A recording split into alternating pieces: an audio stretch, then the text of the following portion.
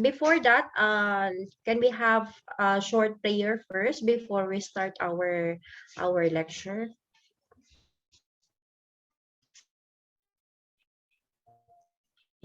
So the one to lead prayer. Let us put ourselves in the presence of the Lord. In the name of the Father, and of the Son, and of the Holy Spirit. Amen. Lord, we thank you for this wonderful day that you have given to us. Thank you, Lord, for giving this day as we are gathered, Lord, through this platform. So as we will be conducting this review, Lord God, for this review is in order for them to achieve a particular purpose, Lord God. Lord, we thank you for all the blessings, for the gift of life, Lord God, that you have continuously giving and showering upon us. Lord, we ask forgiveness for all the wrongdoings, for all the trespasses that you have that we've committed, Lord God. We fervently pray and ask, Lord, that you come into our heart and into our mind, Lord. Be your presence, Lord God. We ask for everything will be understood and everything will be clearly conveyed, Lord God. Lord, use me as an instrument, Lord God, so that the knowledge, Lord God, will flow onto this review, is Lord God. We ask this through Christ our Lord. Amen. Okay, so once again, good morning. And our subject is Introduction to Criminology. Can you hear me clearly?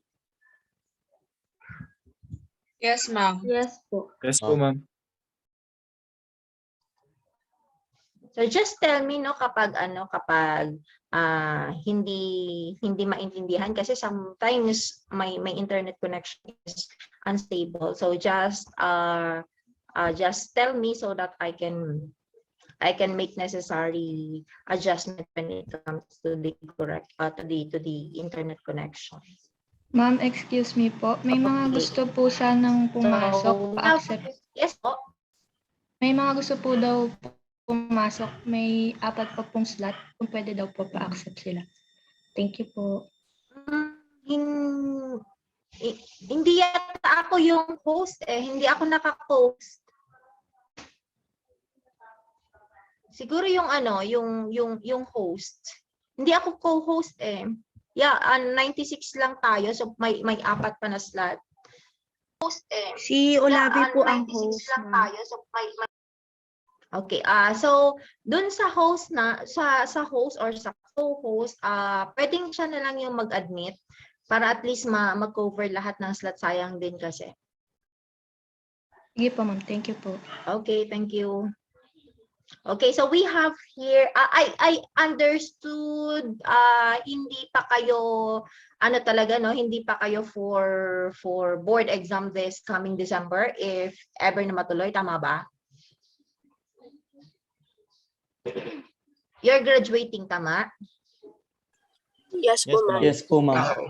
Okay, so anyway, I will just be giving you kayo yung old curriculum, covered pa rin kayo ng old curriculum?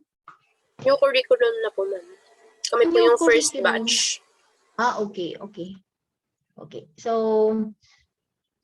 let's start with the subject Introduction to Criminology. So we have here the definition of criminology. As you all know naman na siguro, no, what criminology is all about and where this term criminology came from, no? Etymologically speaking, or the term criminology came from the Latin word crimen, meaning crime, and Greek word logos, which means to study. So if we will going to combine this term, it's basically, when we say criminology, it's the study of crime. Okay, as simple as that. But of course, in 1885, it was Raffaele Garofalo, an Italian law professor, who coined the term criminologia. And in 1887, it was Paul Topinard, a French anthropologist, who used the term criminology in French, that is criminology, no, G-I-E, for the first time. Until such time, of course, the English people borrowed the term criminology from Topinard, and then they put GY instead of IE. That's why we have come up now the term criminology, which basically is stating the study of crime. Okay.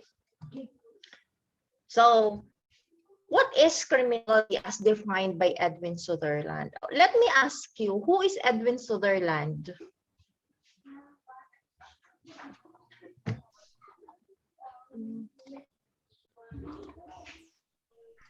The Dean of Modern Criminology.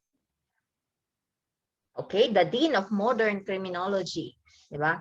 Edwin Sutherland is the Dean of Modern Criminology, and of course, he is one of the famous sociologists. Tama? He is one of the famous sociologists who actually propounded what particular theory? Do you remember what particular theory?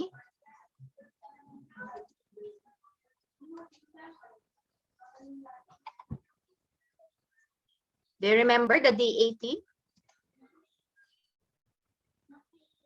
The DAT, or the differential association theory, tama ba? Wherein Edwin Sutherland, as a sociologist, he stated that that crime is learned, natututunan daw through the process of the so-called communication. Diba? Crime is learned through the process of communication, which is of course interaction, and that is basically depending on the frequency of interaction. So how Edwin Sutherland defined criminology? So as he stated, this is the entire body of knowledge regarding crime as a social phenomenon, meaning crime do exist in the society. No, crime do exist in the society. Wait lang, ilipat ko lang yung ano.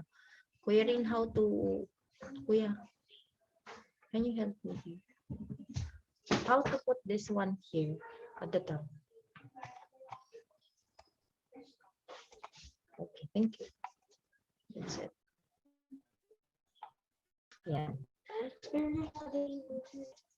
So that is the body of knowledge regarding crime as a social phenomenon, meaning it exists in the society. No, it is a natural phenomenon that exists in the society.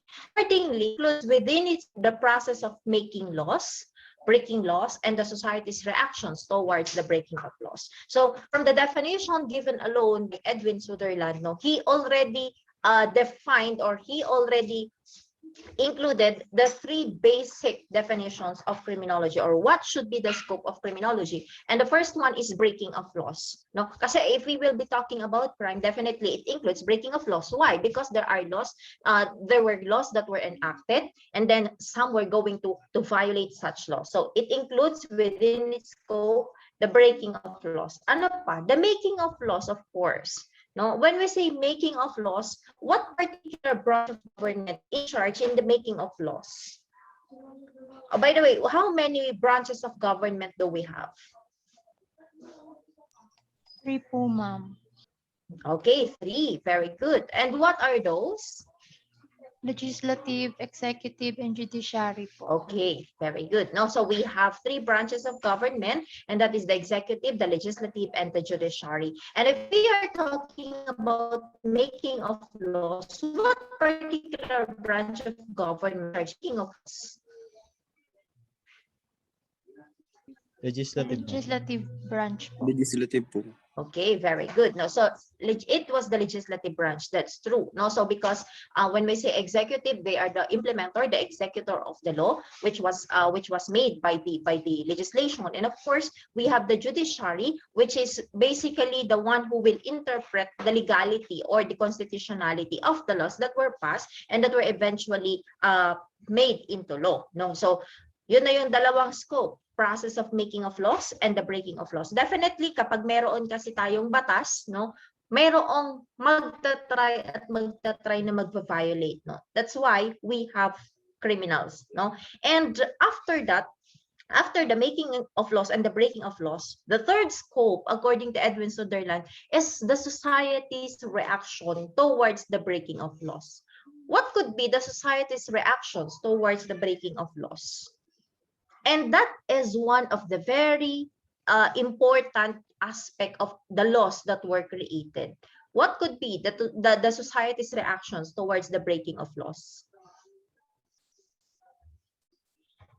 That is the imposition of the so-called punishment or penalty or sanction. We have to take note, no, that law is considered to be futile. It is considered to be useless without the penalty attaching to it. Now, saying, for example, you stated there, Republic Act 8353. What is Republic Act number 8353?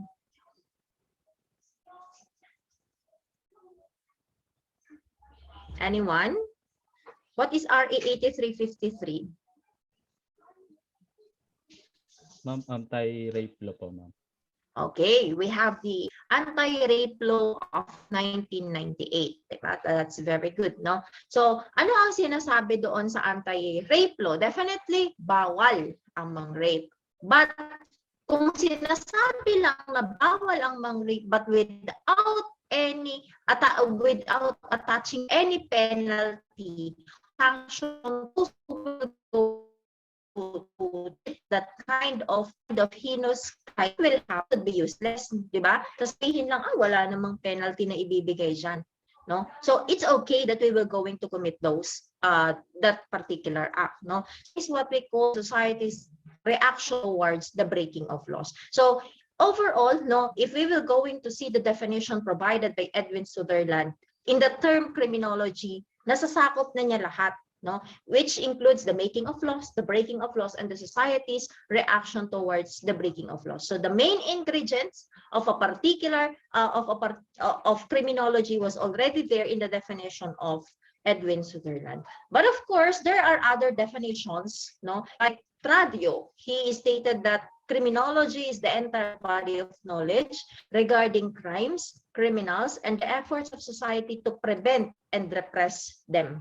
No, entire body of knowledge, meaning it includes here whatever sciences you have to apply the principle of sciences and other natural sciences in order to prevent crime and repress them, which is of course the efforts of society. Okay, next we have here the definition of criminology as provided under Republic Act number 11131. What is RA 11131? So ito na yung magko-cover sa inyo, di ba? RA 11131.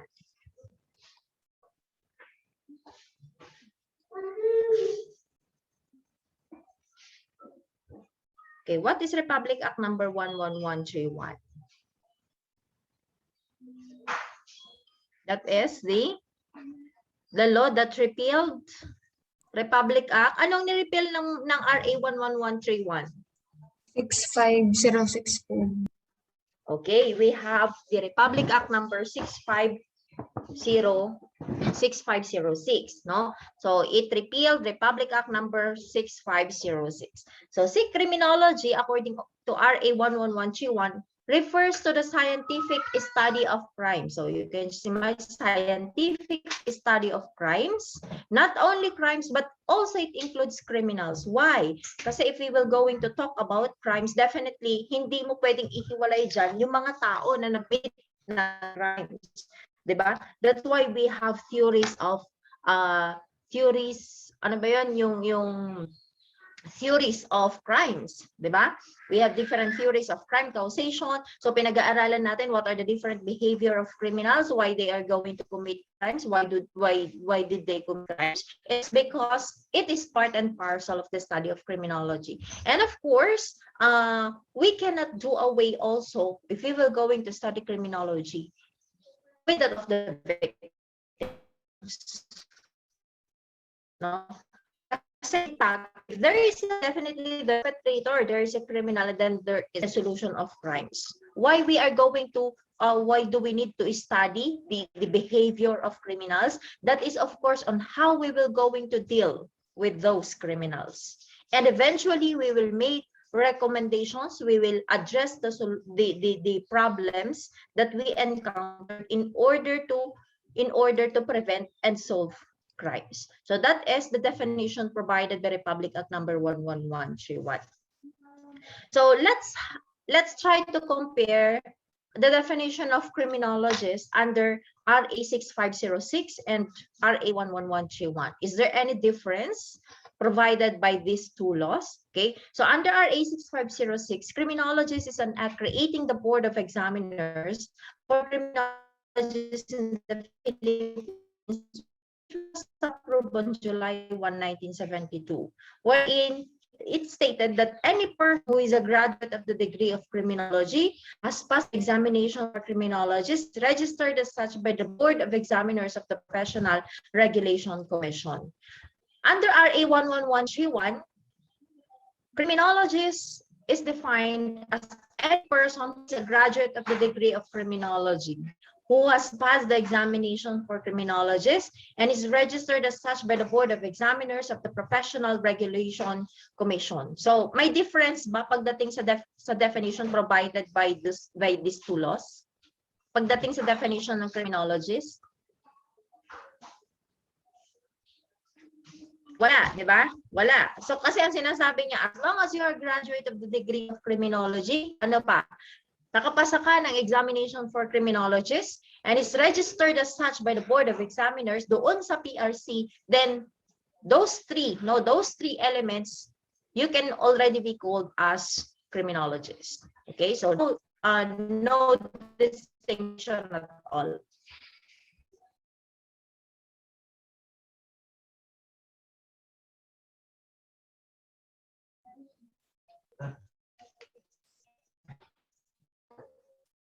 Okay, let's now take RA 11131 or the Philippine Criminology Profession Act of 2018. Okay, so we have here registered criminologist refers to a natural person who holds a valid certificate of registration and updated professional identification card as criminologist issued by the board and the commission. No, so that's the definition of registered criminologist. So as long as you hold the valid certificate of registration, no, and updated professional identification card, which was issued by the board and the commission, then you will be referred to as registered criminologist.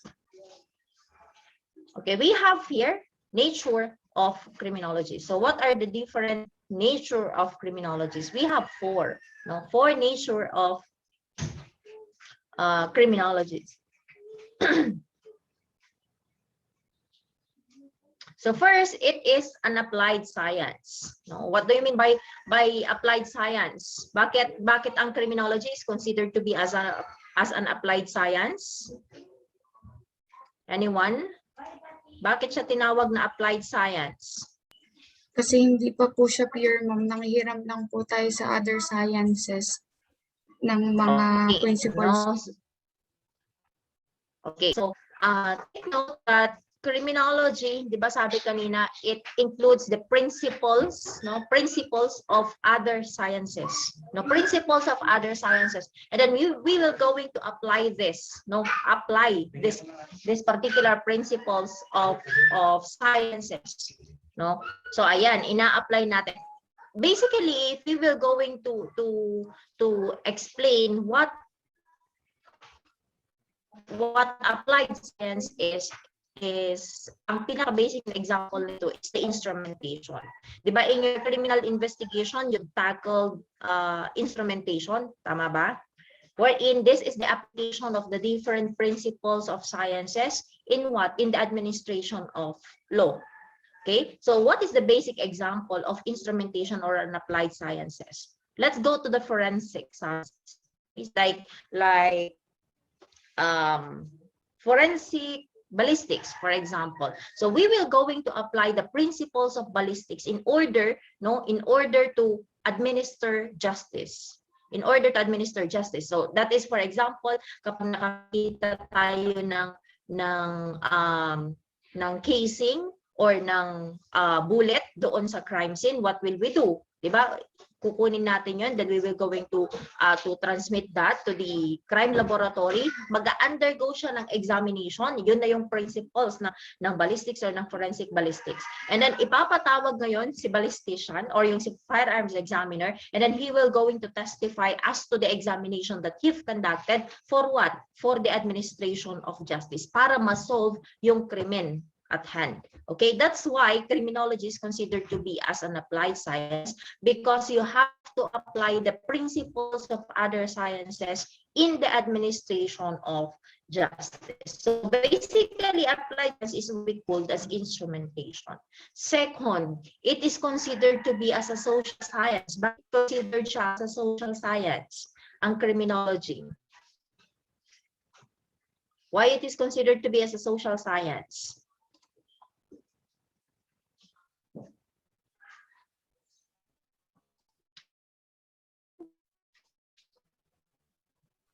Kasi ma'am, it Going back to the studies the definition of society and Edwin human Sutherland. behavior po.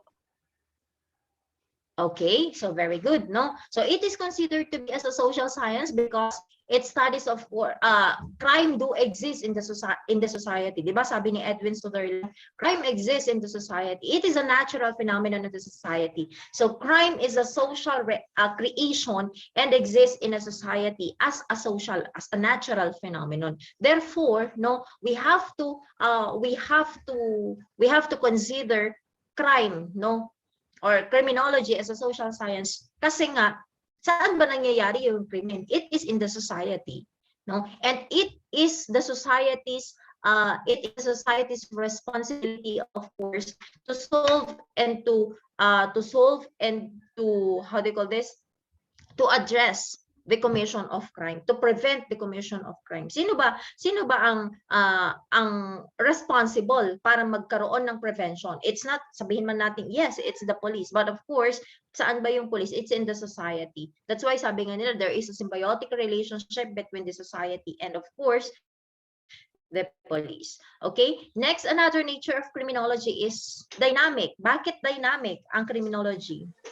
It changes from time to time. Okay, that's good, no? So, dynamic in the sense that criminology must have to change as a social condition changes. So, kailangan magbago yung pag-aaral, no, ng criminology as time goes by, no? So, as the social condition changes, the study of criminology must become dynamic. Ibig sabihin, we must have to keep abreast with the changes in the society. When we say keep abreast, dapat kung nagbabago, nagiging moderno yung tawag nito, yung mga kalaban natin, yung crimes or yung mga criminals, dapat ang police nagiging moderno din. Okay? Ang pag-aaral ng criminology nagiging modern din. Bakit? We have to keep abreast, no? We have to catch up with the changes in the society. Otherwise, maiiwan tayo. What will happen? No? So, hindi natin masosolve yung problem at hand. No? That's why criminology is considered to be dynamic. It must be concomitant with the advancement of the science and the advancement of the society. Yun. No. What is the basic example of criminology being dynamic? Before naman, meron ba tayong tinatawag na cybercrimes? Meron ba? Wala po, Or ma'am. meron ba tayong tinatawag na cyber law? Wala. Wala po, Diba? ma'am. Yes, correct. No, wala. No? Kasi wala pa naman noon, but nung nagkaroon na ng cybercrimes, nakita na ng mga sociologists, ng mga criminologists, ng mga involved pagdating sa prevention and the control of crimes, nakita nila, oops, dumadami yung mga crimes committed through internet, through computer. What shall we do? Hahayaan na lang ba natin na gano'n? So we have to study. That's why even in the PNP, we have our own unit na pagdating sa cybercrime, because we have to keep abreast with the changes in the society. So that is the study, or that is one of the nature of criminology. It should be dynamic. Okay. Another one is criminology must be nationalistic. What do we mean nationalistic? The study of crime, ma'am, must conform to the existing laws of the land po. Halimbawa po nun yung legal maxim po na nullum crimen, nullum pena sine lege po. If there is no law, if there is no crime, if there is no law punishing it. Okay, very good. No, that's good. No, and one nature of criminology is that it should be nationalistic in the sense na as your classmate stated, the study of crime must be in relation with the existing criminal law of the land. No, it should be it must be in relation of the existing laws, rules, and regulations of the land. No, so what particular criminal law exists within a particular territory or country, yun dapat yung pinag-aaralan ng criminology. Kasi it would be useless, it would be futile if you will going to study, say for example, about burglary which was happened in somewhere in America. Meron ba tayong burglary here in the Philippines? None. Diba? It should be nationalistic. Kung ano yung crimes, kung ano yung mga krimen na nangyayari within a particular country, within a particular territory, yun dapat doon nagdedwell yung pag-aaral natin sa criminology. So the question, of course, as to whether an act or as to whether a crime is actually dependent on the criminal law of the state or criminal law of the land. Okay, so that's nationalistic. Now, let's proceed on the scope in the study of criminology. What are the scopes of the study in criminology? So first is the study of the origin and development of criminal law. So we have to take note, in the definitions provided by Edwin Sutherland, there were already 3 scopes which were mentioned by him. Ano nga yung mga 3 scopes na yon? First, we have the make laws. The second one is ano yung pangalawa? Breaking of the laws. The breaking of laws. And the third one Society is reaction towards the breaking of laws. Are you still there? Okay. Tinatanong ko lang din minsan kasi nag-a-appear dito your internet connection is unstable. No? So we have 3 scopes as defined by Edwin Sutherland in his definition in criminology. No? So it's stated there, first one is the making of laws, the breaking of laws, and of course the society's reactions towards the breaking of laws. So ito actually yun, makikita mo in the study or scope in the study of criminology. A study of the origin and development of criminal law. No, so making of laws, that is one. No, so in the study of criminology, we cannot do away with the study of the origin and development of criminal law. Kasi nga pinag-aaralan natin yung crime, so therefore we have to study also how criminal law, how law was developed. Saan ba to nag-originate? Paano ba ginagawa? Okay. Second is the study of the causes of crimes and the development of criminals. Okay. What do you mean is study of the causes of crimes and development of criminals? Before in the how do you call this? In the old curriculum, wala tayo ng tinatawag na theories of crime causation, tama? But under your new curriculum, we have already the theories of crime causation. Bakit? Because in the study of criminology, as is stated, it should be dynamic. It should be concomitant with the advancement of the society. So, dapat pag-aralan natin how criminals developed, no? What are the causes of crimes? In order for what? In order to come up with a particular recommendation, in order to come up with a particular solution, in order to address, of course, no, the crimes in the society, which happened in the society. So the third one is study of the other sciences that examine criminal behavior using scientific method. No, so criminology also includes within its scope the study of other sciences. No? Hindi lang basta pag sinabi mo criminology, you will just going to tackle on what crime is all about. No. On who are criminals, on how criminals are being developed. No. So isinasama din natin dito yung principles of other sciences, as long as, of course, it will going to it has connection, or it has link with the scientific methods on how we will going to prevent and suppress criminality. Like what? So we have here criminal demography. So the criminal demography, that is the study of the relationship between criminality and population. Diba? Meron bang relationship ang criminality and population?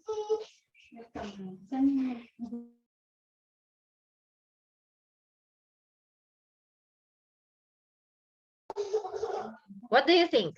Meron bang relationship ang criminality and population?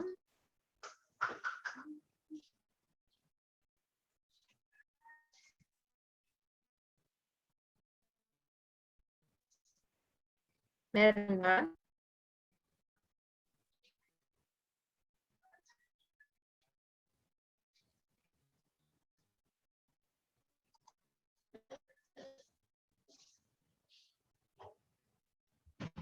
Any response?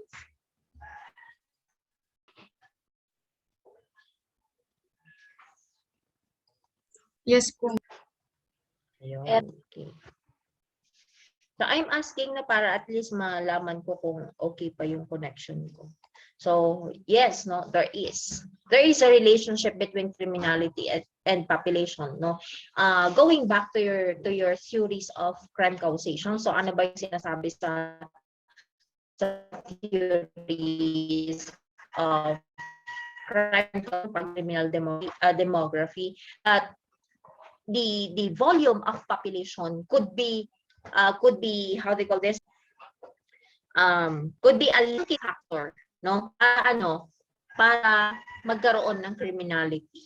Like for example, if we will going to compare urban and rural areas, di ba? Saan ba mas maraming krimen na nangyayari? It's in urban, di ba? So that is one of the study of criminal demography. What's the relationship between criminality and the volume of population, or population? Next, we have criminal ethnology, that is the study of relationship between environment and criminality. So is there any relationship between environment and criminality? Yes, no?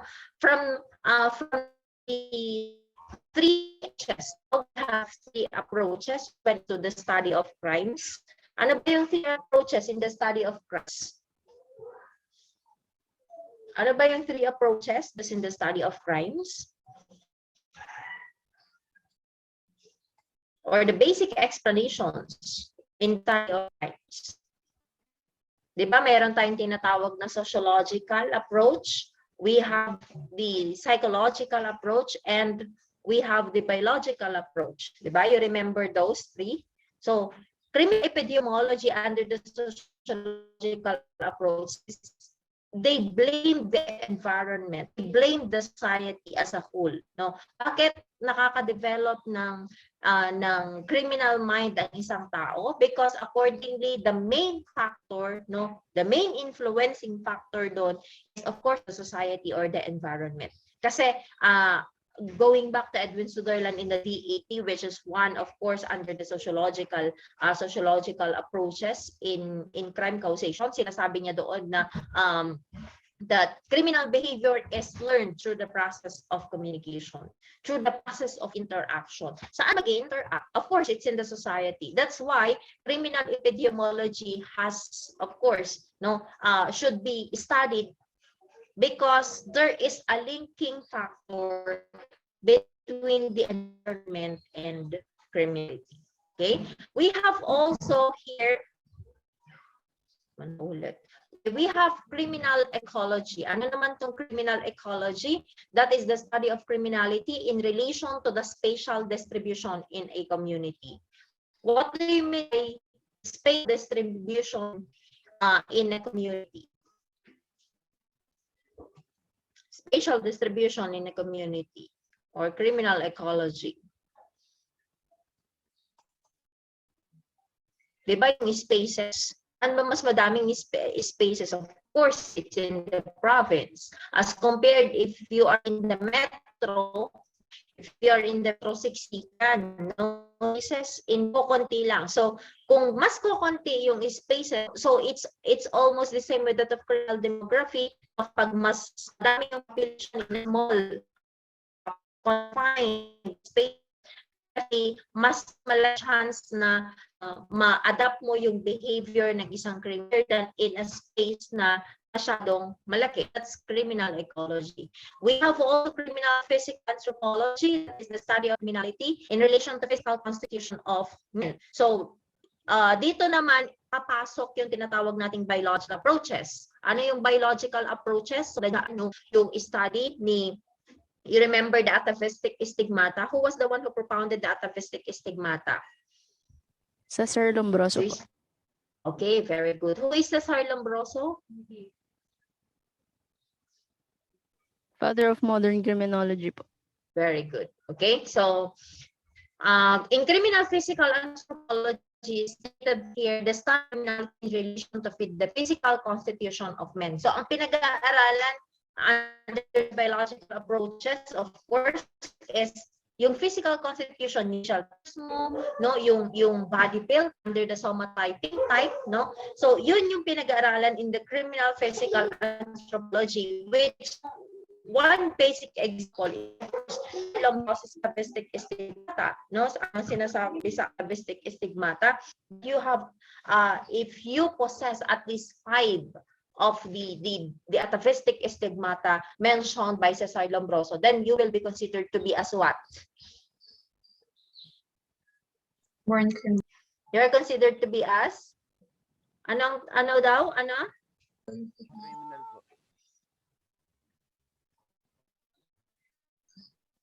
Born Yes, criminal. Miss Cortez, ano yun? Hindi ko pindihan. Okay, very good. No, yan. Marami nakakaala.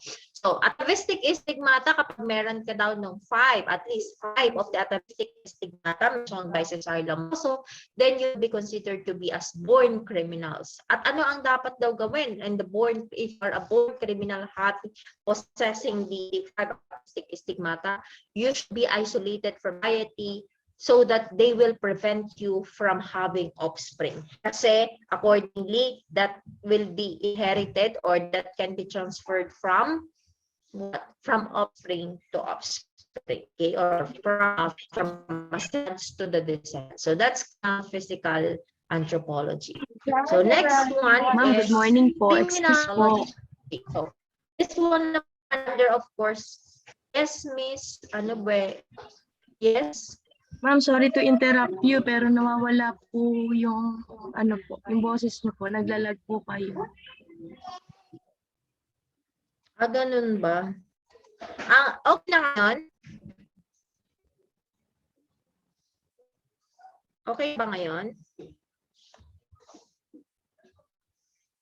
Can you hear me clearly now?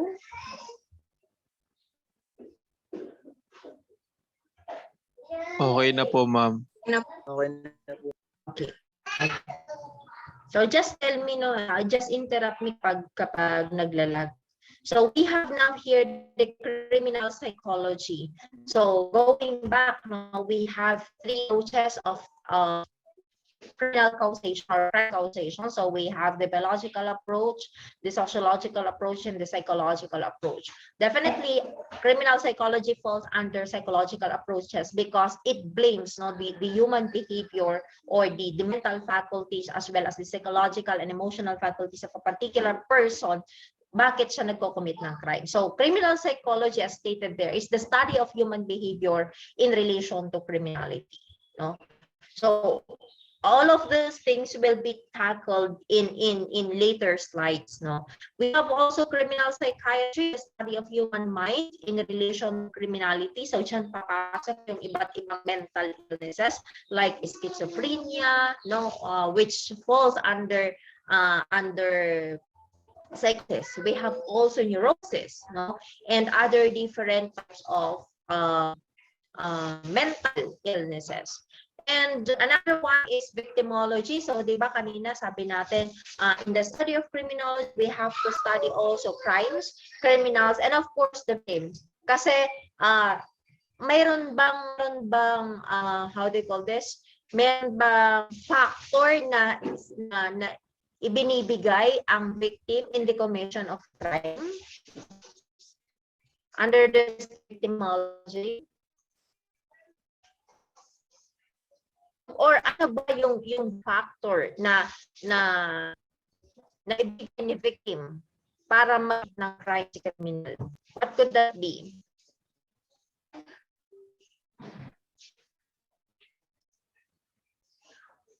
Opportunity po. Okay, very good. Very good, Miss Escleto. No? It's the opportunity. No? Lagi naman doon, it's the opportunity. Because if the victim cannot provide opportunity or block the opportunity, no, definitely crime will not exist. You remember your formula of crime? Ano ba ang nakalagay sa formula of crime? Crime is equal to what? Crime is equal to what is the formula of crime? Opportunity divided by Okay. Divided by instrumentality plus yung opportunity that will be provided by the victim divided by the Resistance to temptation. okay, letter R, di ba? What is the R? Resistant to temptation po. Okay, that is the resistance, of course, by the criminal to the temptation offered by the victim, which is the opportunity. So that is the study of victimology. Now let's proceed on the principal component of criminology. So we have here another principal components of criminology. We have criminal etiology, which is the study of the cause or origin of crime.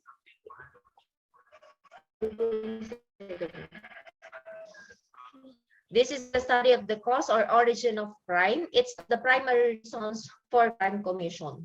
So in criminality, it's the origin. We are talking here about the origin of crime. Paano ba nag-uumpisa or saan ba nag-uumpisa yung crime? Ano ba yung mga dahilan bakit nagko-commit ang isang tao ng krimen? So that's criminal etiology. Second is the sociology of law, which is an attempt at scientific analysis of the condition which the penal or criminal laws has developed. So, diba? Sabi natin, in Edwin Sutherland definition, we always go back to Edwin Sutherland definition because the ingredient of criminology was there, in the definition provided by Edwin Sutherland, yung tatlong scope na sinabi niya, so there should be the so-called the reaction of the society in the making of laws, which is of course the penal law or the criminal law. How these criminal laws develop, how these penal laws develop, what is the process, so yun yung tinatawag nating process of formal or social control. Kasi as I've said, the law is considered to be futile and useless kung walang penalty, kung wala kang ibibigay na ano bang penalty, na punishment, wala kang ibigay na parusa kung saan commit ng crime. So it would be useless if you will just going to lay down kung ano yung hindi dapat gawin ng tao, pero paano kung ginawa niya yun? Paano kung nag-commit siya? Anong ibibigay mo ng penalty? So kung wala yung penal clause na yun, definitely the law will be considered to be as useless and futile. And of course, kahit merong penalty or punishment that will be provided in the law, dapat meron ka din tinatawag that is the study of the control of crimes and the rehabilitation of offender. Going back on the previous studies, ano ba ang sinasabi doon? That Cesar Broso stated that criminals should not be considered as criminal per se, but rather they should be considered to be a sick individual na may sakit na kailangan mong i-rehabilitate and kailangan nila ng reformation. Okay? That's why from the barbaric form of punishment, bakit nagkaroon tayo ng incarceration, and even now, bakit meron tayong tinatawag na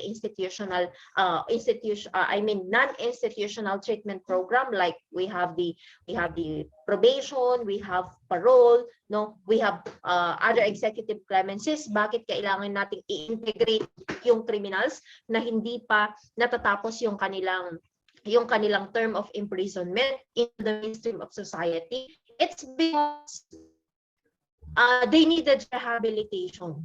No? Kailangan nating i-treat sila yung mga tao na yon. So these are the basic components or the principal components of criminology. And of course, we have also related field, the study of criminology. We have sociology and criminological research. Before, we don't have this criminological research kasi hindi nila nakikita yung kahalagahan ng research when it comes to the study of crimes. No?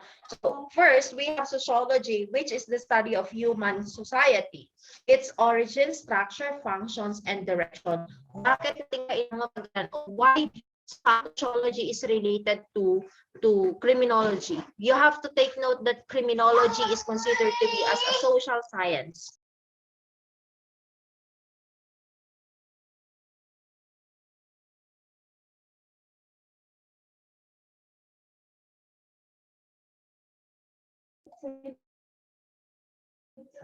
Okay, we have to take note that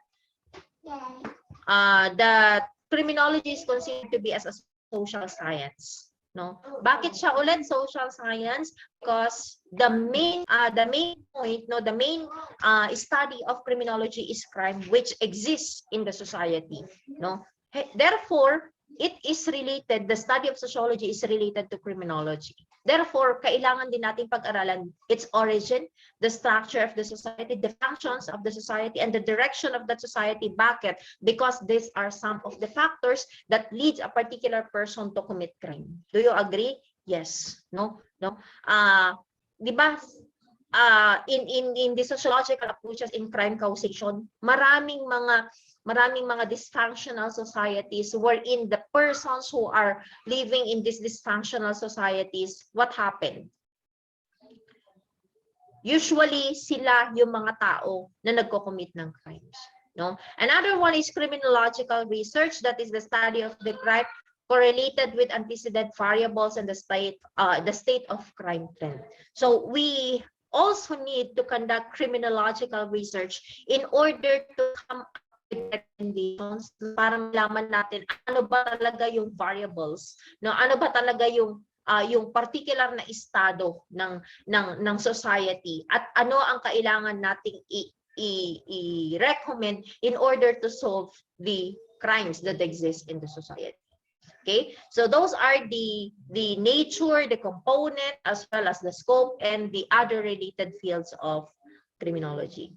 Now the question is criminology a science? No, according to George Wilker, criminology has become a science because it has not yet acquired universal validity. No, however, Edwin Sutherland, no, the Dean of Modern Criminology, hoped that it will become a science in the future since the causes of crimes are almost the same, which may be biological, environmental, or combination of both. That was before. That was the study of Wilker, Sutherland before. The hope of Sutherland actually became in reality. Why? Going back to the definition of RE 11131, diba? It stated there, it is the scientific study of crime and criminality. Diba? Therefore, if we will going to take a look now, criminology is considered now as a science because it's stated there from the very definition, it is considered to be as the scientific study of. Okay. And if we are going to talk about crime, so the definition of which is, it is an act committed or omitted, no, in violation of a public law forbidding or commanding it. So meaning there are two ways on how we're going to commit crimes. What are those? By commission and by omission. When we say commission, ibig sabihin ginawa mo yung isang bagay na ipinagbabawal. Committed, an act committed in violation of public law forbidding it. Okay? Committed. Ibig sabihin, may batas na nagsasabi na may batas na nagbabawal na gawin mo ang bagay na ito, but you did it, no? You did it anyway. So, you committed the crime. Okay? What are the example? Okay, yung example kanina, we have Act 353. No? Sabi diyan, bawal mang-rape. Pero anong ginawa mo? Nang-rape ka. So that is commission.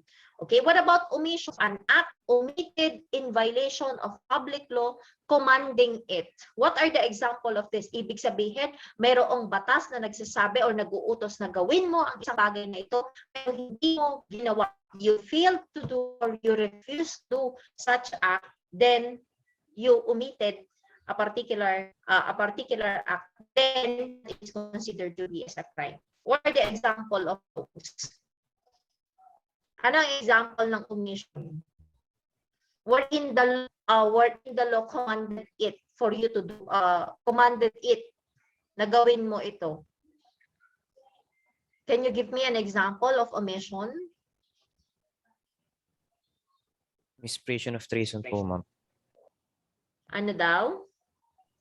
Misprision of treason po. Okay, what is that misprision of treason?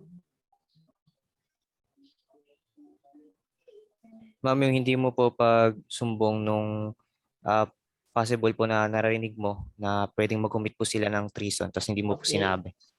Very good. No? Saying, for example, you have a knowledge, no, you have a knowledge that a particular group will going to commit treason, no, and then you feel to report the same to the so may say under our creed, sinasabi niya that if you conspiracy for other people to commit a particular act such as treason, for example, at hindi mo yun ipinagbigay alam sa authorities, then you will be held liable for omission. No, that's one. No, that's one classic example of omission. And of course, another one is yung very basic na example, no, yung say for example you failed to give assistance to a particular person in distress, di ba? Nakakita ka ng tao na alam mo na nangangailangan ng tulong mo, at kapag dinala mo yun or natulungan mo, dinala mo sa hospital, for example, na mabubuhay pa yung tao na yon, but you fail to do that, then you will be held liable for that particular omission. So yun yung two ways, no, for you to commit crime. It's either commission or omission. Okay, are we clear on that? Are we clear? Yes po. Yes po, ma'am. Parang Yes, naglalag. Clear ba yung voice ko sa inyo? Medyo choppy po, ma'am. Kaya nga, kasi hindi ko din kayo naririnig. Okay, so we have here the legal classification of crimes. So according to law violated, we have three legal classification of crimes. We have felony, we have offense, and we have infraction. Okay, so if we are talking about felony, no, this is an act or omission which is punishable by law, which is committed by means of dolo or culpa, and is punishable under the revised penal code. Basic naman to, no, very basic, because ang titig lang dito para mabilis yung maintindihan is what particular law was committed or what particular law was violated, tama ba? So if the law violated was under the revised penal code, or if the crime committed was defined under the revised penal code, how you will going to classify that crime?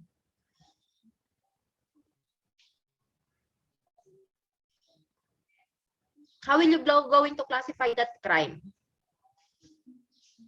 Felony po. Felony, very good, no? So sagot lang kayo para at least nalalaman ko kung okay pa yung signal natin, no?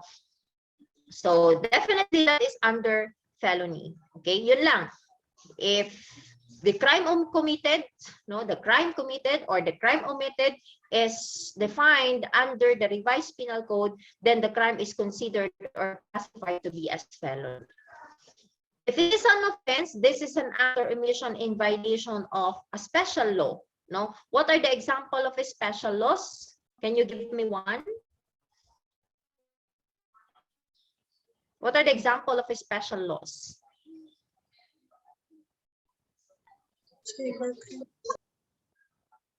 Yes.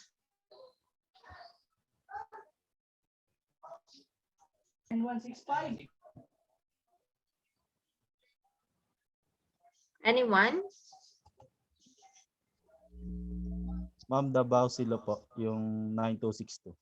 Okay, no? So Vaucilo, no? When we say special laws kasi it could be Republic Acts, no? Republic Acts. So one is the one stated in Palasabas. We have Republic Act number 9262 or the violence against women and their children. No? So that's one Republic Acts. We have Batas Pambansa, we have presidential decrees, we have executive order, and so on and so forth. Those are considered as special laws. Okay. So next we have infraction, which is, of course, if we were going to classify, this is considered to be as the minor of all the crimes committed. No, this is an act or omission in violation of city or municipal ordinances. Okay, ano bang example ng mga city or municipal ordinances?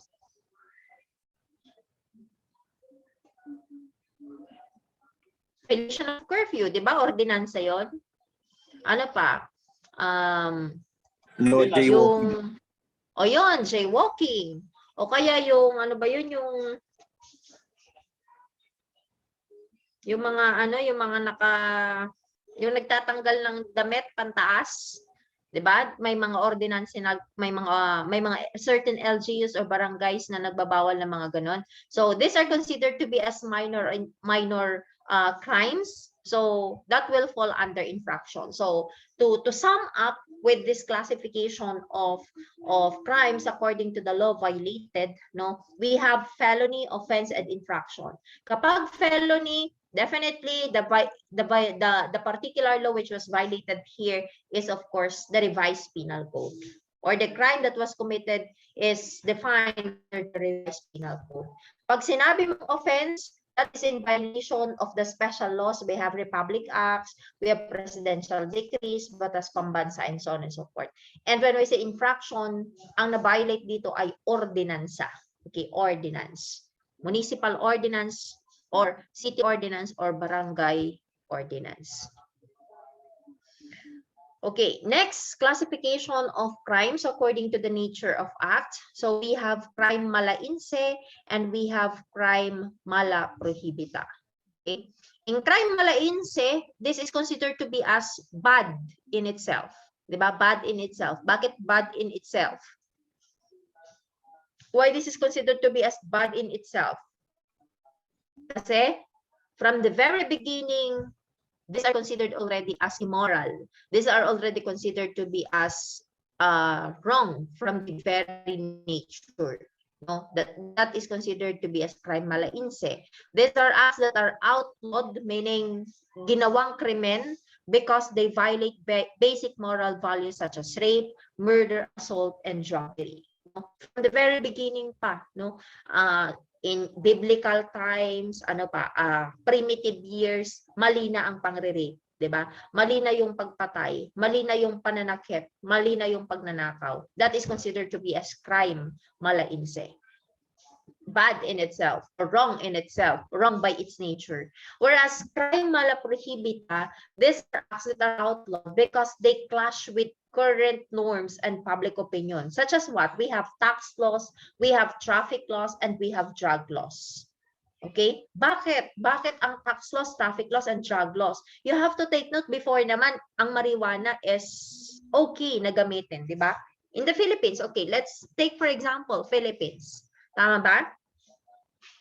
Okay naman na gamitin ang marijuana before. Pero bakit ginawa nilang krimen ang paggamit ng marijuana? Because of some abuses committed by some persons wherein it already clashes with the norms of the society. That's why it's better na gawin na nating krimen ang paggamit ng marijuana. Okay, traffic laws. Before ba mayroon tayong tinatawag na traffic laws? What do you think? Meron ba tayong traffic laws before? Wala po. Are you still po. there? Wala po. Wala. Wala Okay. po. Wala, 'di ba? Kasi paano ka naman magka-traffic laws, 'di ba? Ang mga sasakyan mo noon is mga kariton, ano pa, mga kalabaw Kabayo. lang, 'di ba? Mga ganun lang. So paano 'yun? Kahit nga yung gaganyan lang na kakikitid na mga kalsada, no? Wala namang nagkakaroon ng clashing between one people to another, one person to another person. But ngayon, no, try mo na walang traffic laws. No? Baka maya't maya may nagbabarilan na diyan sa kalsada because of that one. So, crime mala prohibita, these are outlawed only because they clashes already with the current norms and public opinions, no, of the society. That's why they became crimes. Okay, according to the manner of committing crime, what are the classification of crimes according to the manner of its commission? So definitely we have here by means of dolo or deceit, and the other one is by means of culpa or fault. No? So pag sinabi mong by means of dolo or deceit, if the crime is committed with deliberate intent, it is called intentional felonies, 'di ba? What is this particular aggravating circumstance present para ma-qualify ang isang killing into murder? If we will be talking about deliberate intent, what is that aggravating circumstance? Under your criminal law 1, 'di ba? Criminal law 1 'yon. Hindi na pala kasi ang CLJ1 yun na pala is CJS ba yun? So under the criminal law 1, under the criminal law 1, so what particular aggravating circumstance qualifies killing into murder? Ma'am, treachery po. Treachery? No, if we will be talking about deliberate po. intent. Ano? Yes, Mrs. Cleto? Premeditated. Okay, premeditated or what we call evident premeditation. 'Di ba? Ibig sabihin pinagplanuhan mo, there is what we call deliberate intent. No, there is what we call deliberate planning. Itong tao na to papatayin ko. No, that is what we call intentional felonies that will qualify a killing into murder. Okay? That means you committed a crime by means of dolo. Okay, another one, there is what we call freedom or voluntariness. There is what we call intelligence, meaning you are in your sane faculties or sane mental faculties. No, ibig sabihin hindi malinaw yung pag-iisip mo, rational thinker ka that time, and you have that intent, then that qualifies the crime you've committed in dolo or deceit. No, you committed a crime by means of dolo or deceit. What about by means of culpa or fault? So we have here the different elements. So the act or omission of the offender is not malicious, and the injury caused by the offender is unintentional. No, it being simply the incident of another act performed without malice. What are the basic example of this? What are the basic example of crimes which was committed by means of culpa or fault? So sabi dyan, mayroon daw lack of foresight or skill, may negligence, pwedeng may imprudence.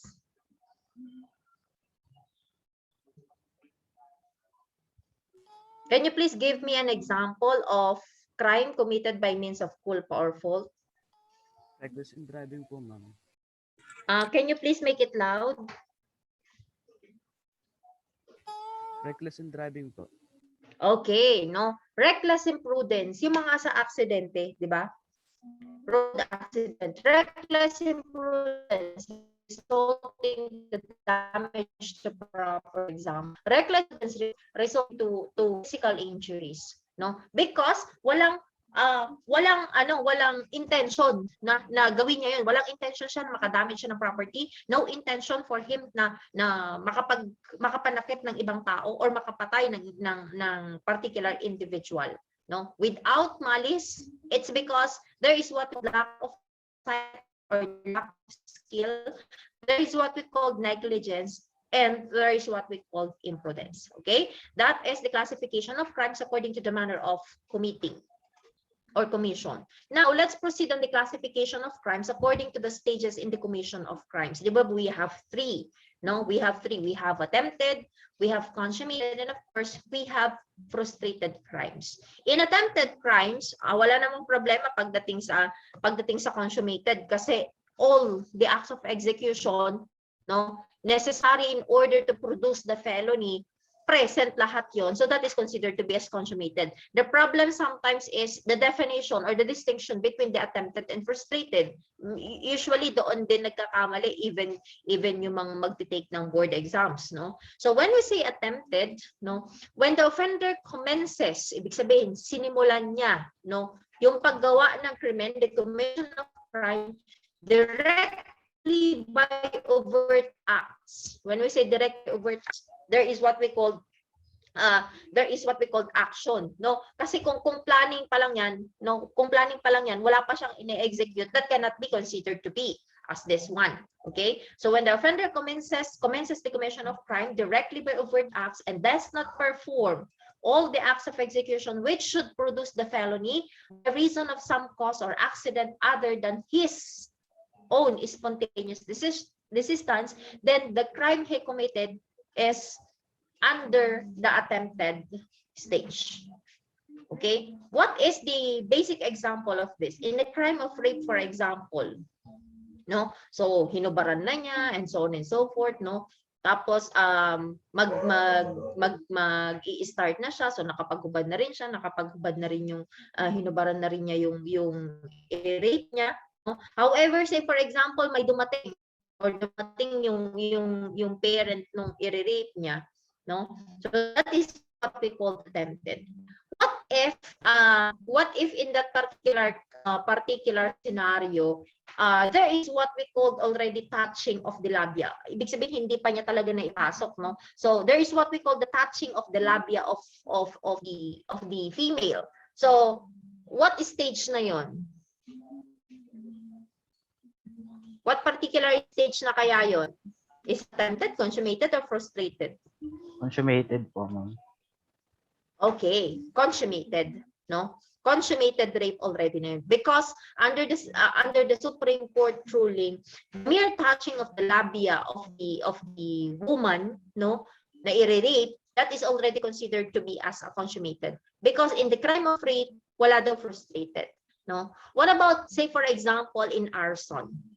So, ginawa nung tao is nag-gather na siya ng mga accelerants, no? And may gas na siya doon, may posporo na siya, nakapag-gather na siya ng mga and then nung sisindihan na niya, dapat lagay niya na yung how do you call this, yung gasolina, no? Yung gasolina, sinaboy niya na ng gasolina. Nung sisindihan na niya yung posporo, biglang may dumating na tao. O, tapos, hoy, ano ginagawa mo dyan? Okay. So, hindi natuloy. So, what particular stage is attempted, considered, frustrated? Attempted po. There is what we call okay, attempted. Bakit? The offender already commences the commission of crime directly by overt acts. Ano yung overt acts na yun? The mere gathering of the accelerants, no, yung paglagay mo ng how do you call this? Ng gasolina, no, naglagay ka na doon. That is already considered to be as direct commission or commission of a crime directly by overt acts. However, he does not perform all the acts of execution which should produce the felony, which should be the arson, because there are reasons other than his own consumption, but rather are some other factors. There are some other reasons that could cause the non-production of such crime. Okay, that's considered attempted. What about, say for example, nasindihan niya na tapos biglang nagkaroon na ng jarring, for example, doon sa nag-start na yung pader, medyo nangitim yung pader. Kaso may dumating na tao tapos sinabuyan agad yon. what is the particular stage in the commission of crime? Nang itim lang ha, ng bahagya, for example, yung pader. Frustrated. Kaso may dumating na tao, sinabuyan niya. Ha? Frustrated What is po, the ma'am. answer? Attempted frustrated. Okay, no? Again, as Supreme Court ruling, crime of rape, crime of arson, wala daw yun mga frustrated stage, no? Under the Supreme Court rulings, no? So the mere jarring, kapag nagkaroon ng itim lang, no, nagkaroon ng chemical reaction, say for example, if we will going to take the science, no, nagkaroon ng chemical reaction ng itim lang kahit konti, that is already consummated, no. Wala daw frustrated pagdating sa arson, even in the arson and in the crime of rape. Bakit? Kasi na siya, nagkaroon na ng action, nagkaroon ng changes, therefore that is already considered to be as consummated. But all other crimes like those, meron ng term na frustrated. Okay, now, clear na yung attempted. Now, let's proceed to consummated. So, sabi natin kanina, when all the elements necessary for its execution and accomplishment are present. Siyempre, na, say for example, in the crime of rape, na penetrate na niya or touch niya yung labia, that is considered to be as consummated. Na-execute niya lahat. No? In the crime of robbery, for example, the taking was already done. No? Nakuha yung gusto niyang kunin, yung nanakawin niya. Next, what about frustrated? When the offender has performed all the acts of execution, which will produce the felony as a consequence, but which nevertheless do not produce it by reason of causes independent of the will of the perpetrator. No? Ibig sabihin, ginawa na lahat ni offender, na kumpleto ni offender, lahat ng acts of execution in order to produce a felony, for example. No? But nevertheless, no, it did not produce said felony. Yung intention niya, say for example, ay hindi nangyari kasi may mga causes which is independent to his will. What are the example of this?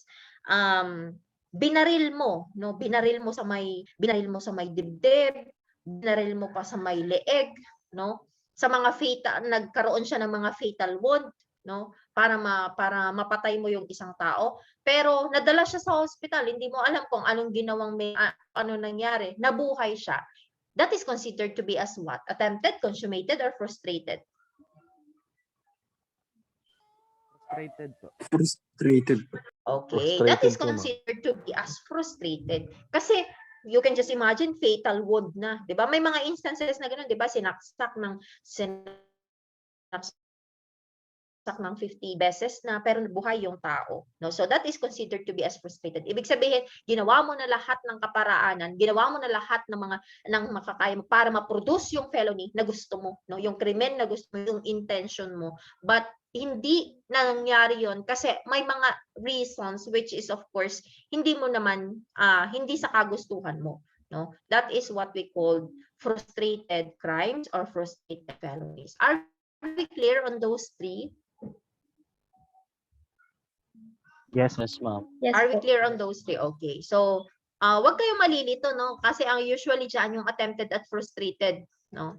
Sa attempted kasi, lang siya, no? He commences the commission of a crime by overt acts. Pero hindi niya natapos. It does not perform all the acts, sabi dyan. But in the frustrated, natapos niya lahat. No, natapos niya lahat, na-execute niya lahat ng kailangan in order to produce the felony. But nevertheless, hindi nag-prosper yung gusto niya mangyari because there are some causes which is independent of his will. Let's proceed with the classification of crimes according to plurality.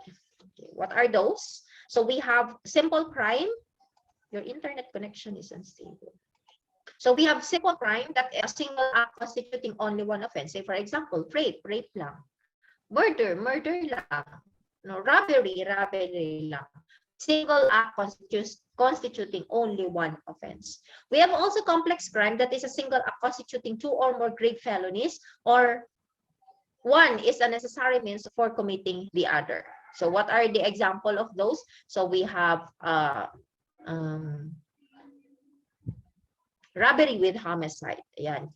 We have also kinds of complex crimes. We have compound crime or delito compuesto. We have complex crime proper or delito complejo. And then we have the special complex crimes. According to gravity, so gaano kalala? So usually dito makikita, 'di ba?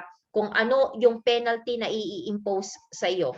Okay? So according to gravity, we have 3 again. We have light felonies, we have less grave felonies, and we have grave felonies. When we say light felonies, those to which the law attaches the penalty of arresto menor or a fine not exceeding 200 pesos. When we say arresto menor, what is the duration of the penalty? What is the duration of penalty if we are talking about arresto menor? 1 day to 1 day to 1 month. 1 day to 1 month. 1 day to? 1 day to? 1 month po. Okay, 1 day to 1 month. That's arresto menor. So, if the range of penalty given to you is from 1 day to 1 month, then that is considered to be as light felonies or a fine not exceeding 200 pesos. Less grave felonies, those to which the law attaches correctional penalties. So when we say correctional penalties, it includes prison correctional or arresto mayor muna, and then prison correctional. What is the duration of arresto mayor?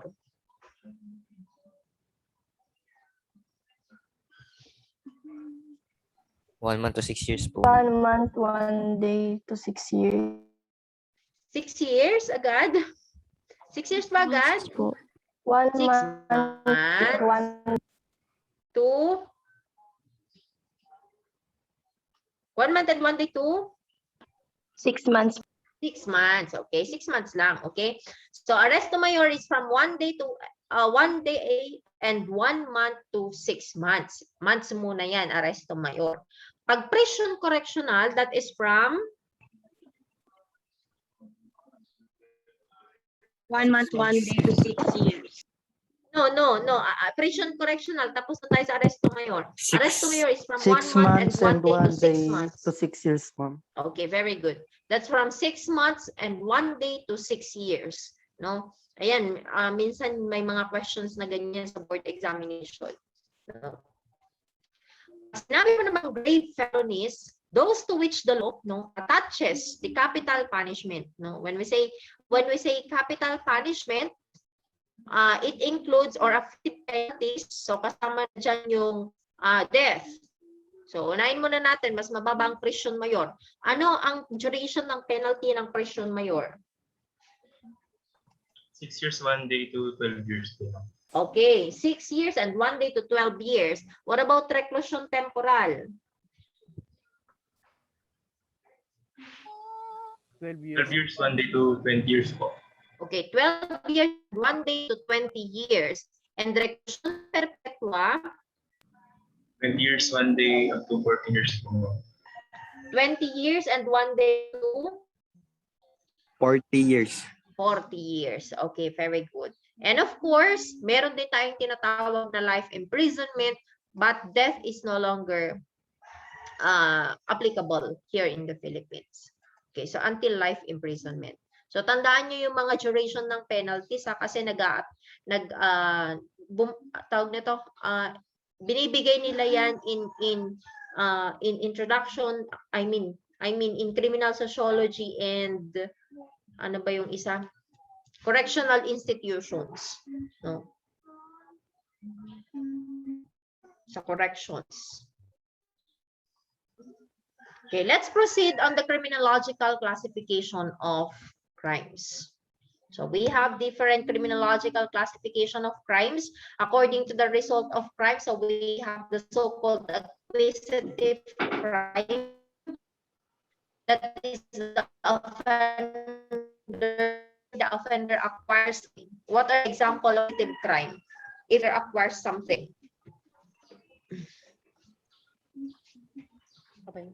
These are crimes daw. Or the, yes?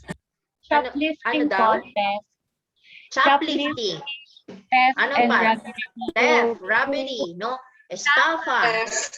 Carjacking, ayan, yung mga acquisitive crime. So as long as the offender acquires something or nakakuha siya ng something, no, something, then that is considered to be as acquisitive from the word itself, acquisition. Di ba? Pag you are going to acquire, nakakakuha ka, no?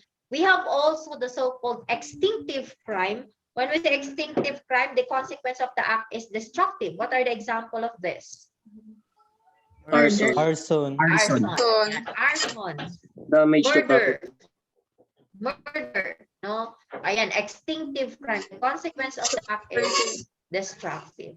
So as long as it involves killings, no, yan. Arson, destruction of properties, no? That's extinctive. From the word extinct, mawawala. No? We have according to the time or period of the commission of the crime. So we have the so-called seasonal crime committed only during a certain period of. What are the example of seasonal crimes?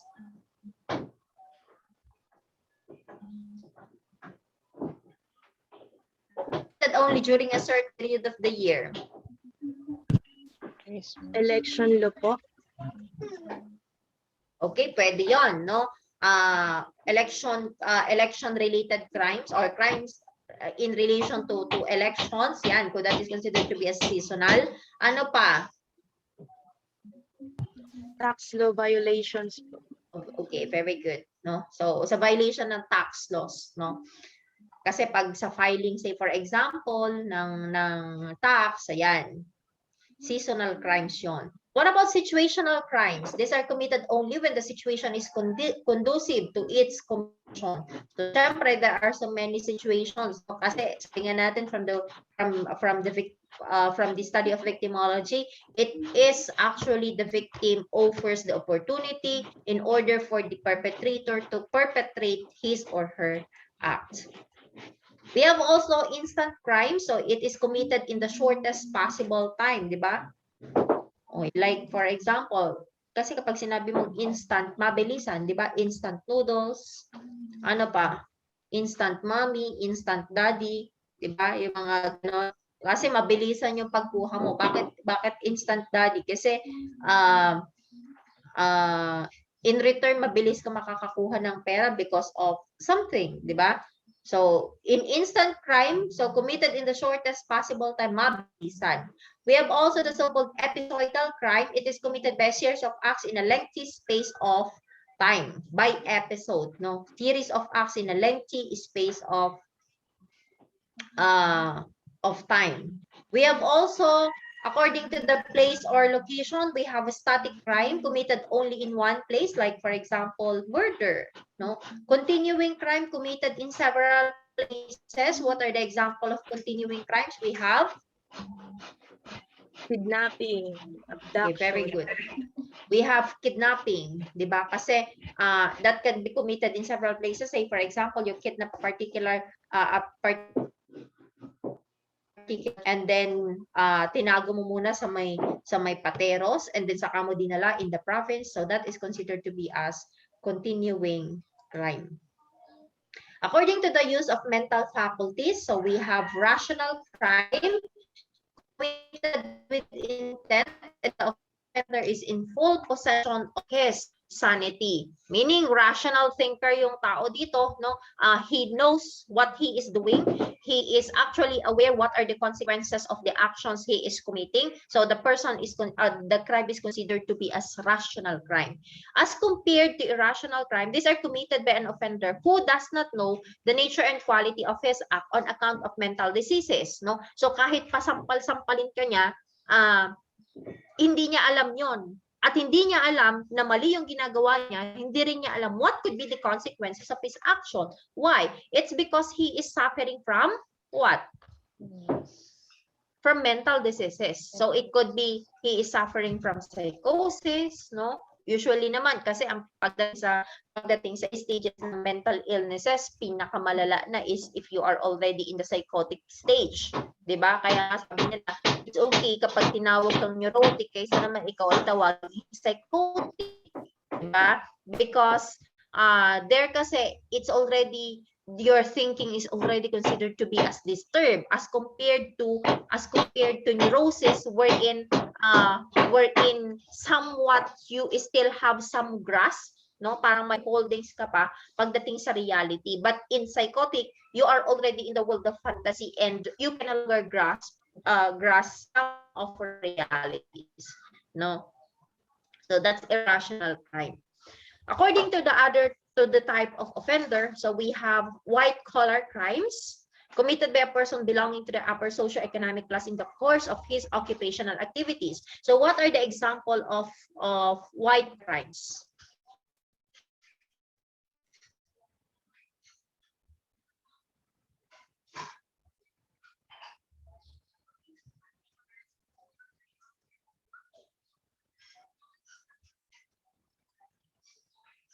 Can you please give me an example? Plunder, ma'am. Okay, plunder. Bakit? Bakit plunder? Kasi ang plunder, ang magko-commit lang yan are those who are in the government offices, 'di ba? Especially those who are how they call this? Occupying the higher echelon of the government, no? Environmental crimes is considered as white crime corporate crimes, no, as long as the offender there is belonging to the upper socioeconomic class of the society, which is of course in the course of his occupational activities, then that is considered to be as white collar crime, as compared to the blue collar crimes, no, committed by ordinary professional criminal to maintain his livelihood. So nandiyan yung mga thieves, no, yung mga robbers, no, that's considered to be as blue collar crime. We have also other types of crimes. We have the bias crimes, as they say, that is violent acts directed toward a particular person or members of a group merely because the targets share a discernible racial, ethnic, religious, or gender characteristics, which is also called as hate crimes. Are you aware of the news, di ba? May mga news na may mga hate crimes na nangyayari somewhere in Western countries. Na nababalitaan nyo ba yon? Most especially during in these pandemic times. Racism.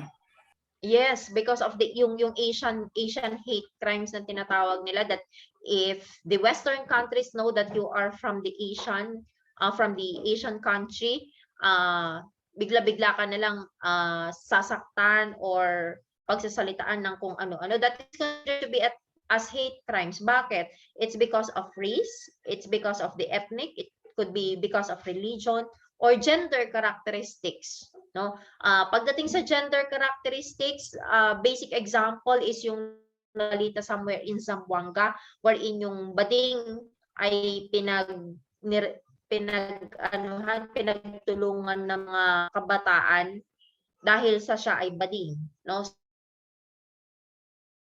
So that is considered to be as two ways by which crimes are, there were two ways rather by which crimes are cleared. Paano mo ba masasabi na ang krimen ay cleared? First one, when at least one person is arrested, charged, and turned over to the court for prosecution, then the crime is considered to be as cleared already. May linaw na. No, saying for example, ang nangyari is a gang rape. Nahuli mo yung isa doon sa lima, no? That's a gang. So it could be 3 or more. So 5, nahuli mo yung isa, and then na-charge mo, na-turn over mo sa korte para sa prosecution, then that is considered to be a clear crime. Second is by exception, means when some element beyond police control precludes the physical arrest of an offender. Identified yung offender but you cannot arrest him. Bakit? Kasi nakalipad na siya sa ibang bansa, then that is considered already as a cleared crimes, no? Those are the two ways on how we will say that a particular crime is a cleared one. Okay, we have also corporate crimes. Corporate crime, as I've said earlier, is an example of a white-collar crime, no? Which involves a legal violation by corporate entities such as price fixing, di ba? Lalo na nung panahon ng pandemic, di ba? Minomonopolize nila yung mga tawag nito, yung mga products, no? Yung mga commodities. So restraint of trade or hazardous waste dumping. So what is the classic example ng hazardous waste dumping? Yung nangyari sa may West Philippine Sea, for example, na nagtatapon, ewan kung sino yung nagtatapon as mentioned by a particular international media network, no, na may nagtatapon ng hazardous waste in the West Philippine Sea, then that is considered to be as a corporate crime. Next, we have crime of reduction. That's crimes that these are crimes that are committed when the offended party experience a loss of some quality relative to his or her present standing, such as when they become victims of robbery or theft. But they may also be victimized if their dignity is stripped from them when they are taunted by racist. Okay, so that's crime of reduction. Reduction in the sense that even the integrity or the dignity of a particular person was stripped off from them. Kumbaga, aside from ninakawan ka na, is parang tinutuya ka pa, something like that, no? So that is considered to be as crime of reduction. Next, we have crimes of repression. These are crimes that are committed when members of a group are prevented from achieving their fullest potential because of, yan, yung para din siyang para din siyang bias crimes. The only thing that happened here is there is what we call prevention from the members of a group, no? Para ma-attain nila yung fullest potential nila kasi sila ay, say for example, sila ay from Asian countries, o kaya sila ay against like what happened sa Afghanistan ngayon, 'di ba? Sexism. Okay, ano bang nangyayari? You remember, if I just don't know if you are aware yung latest na news na nagrally yung mga babae doon sa Afghanistan para i-claim yung equal rights between men and women, kasi nga 'di ba Talibans na ngayon ang nagpapatakbo, no, sa gobyerno ng Afghanistan. Are you aware on that? Yes, ma'am. Yes, ma'am. Okay, 'di ba? So nagrally yung mga babae, anong ginawa ng mga Talibans, no? So yung iba pinaghuli, and some they even inflicted injury to those women, no? So that is considered to be as crimes of repression, no? So you don't want to achieve this particular group of people, no, to achieve their fullest potential because it could be racism, it could because of sexism or some status bias. Next, we have cyber crimes. These are the commission of criminal acts using the instruments of modern technology such as computers or the internet, no? So ayan, cyber crimes. I know you are all aware on what cybercrime is all about. This includes money heist, no? You remember what happened to Maya de Guito case? Alam niyo ba yung case ni Maya de Guito? Yung yung tawag nito, $19 million na nanggaling sa ano ba tong Bangladesh, because my classmate from PhD was from Bangladesh, no? So classmate ko siya nung nangyari yung incidente na yon. So he told me what actually transpired, no? So yung from the Central Bank of Bangladesh, winire yung money, no, papunta sa RCBC Bank somewhere in Makati, if you remember that one. That is considered to be as money heist, which was committed through cybercrime, or through cyber rather, no, or committed through computer.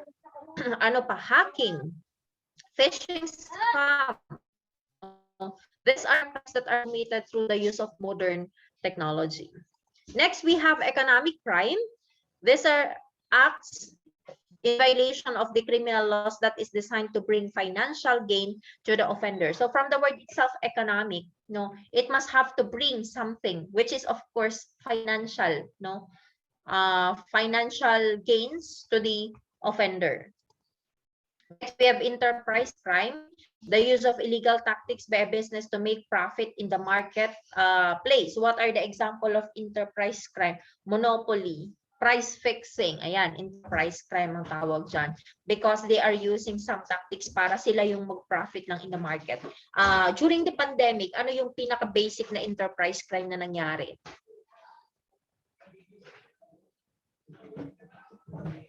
Hoarding po. Hoarding, very good. No, hoarding, ba yung mga basic na basic kailangan natin para ma-achieve natin yung minimum health standard protocol na tinatawag, 'di ba? Like face mask, face shield, alcohol. So ano ang ginawa? Hinord nila para and then ibebenta nila in higher, na only higher kasi parang 5 times ang price mo, no? The highest na price pwede nilang ibigay. No? You can just imagine yung ngayon na 50 pesos na isang box ng mask, magkano ang benta nila before, no? I even bought 500 pesos per box noon, no? And some 1,000 pesos and so on and so forth, no? So you can just imagine how much profit gained because of that pandemic. No. Next, we have expressive crime. That is a crime that has no purpose except to accomplish the behavior at hand, such as shooting someone. No, expressive crime is because the only you have in to express whatever you feel. No, somewhat called to be as hate crimes, because you want to show the behavior of yours. No? Common na nangyayari ang expressive crime somewhere in America. Bakit? Kasi hindi ganun kahigpit yung pag-acquire ng how do you call this? Ng firearms. Tama? Can you hear me properly? Can you hear me loud, clearly? Medyo naglalag po, ma'am. Medyo naglalag. Okay na ba? Okay na? Okay na po, ma'am. Okay. So, ayan. So, di ba sa Amerika, uso yung mga ganun kahit na mga minors pa lang, they can already, how do you call this? Own a particular gun. And then papasok sa mga school and then, sige, tawag nito, they will going to shoot anyone they want to shoot there, di ba? So that is considered to be as expressive crime. Well, also hate crimes. These are acts of violence or intimidation designed to terrorize or frighten people considered undesirable because of their race, religion, ethnic origin, or sexual orientation. So para siyang bias crimes, no? Sorry, yung hate crimes. Because they just want to frighten, they just want to terrorize people, group of people who are considered to be undesirable doon sa isang bansa, for example, no? And we have also inchoate crimes. These are incomplete or contemplated crimes such as criminal solicitation or criminal attempts. From the word itself, inchoate meaning incomplete, no? Incomplete. So, if we were going to compare inchoate crimes with the 3 stages of crimes, as we mentioned a while, no? So, this is always in the attempted stage. Ayan, incomplete or contemplated. Kasi hindi niya na kumpleto. Next is mission hate crimes or hate crimes, no? Violent crimes committed by disturbed individuals who see it as their duty to rid the world of evil, no? Maraming mga ganito. Because there are some individuals who are, of course, suffering from mental illness, especially those who are suffering from schizophrenia, no? 'Di ba sa psychosis, isa sa mga characteristics is that the person is suffering from delusions. Diba? And when we say delusions, there are 2 types of delusions. We have the so-called delusions of grandeur and delusions of persecution. Tama? What do you mean by delusions of grandeur?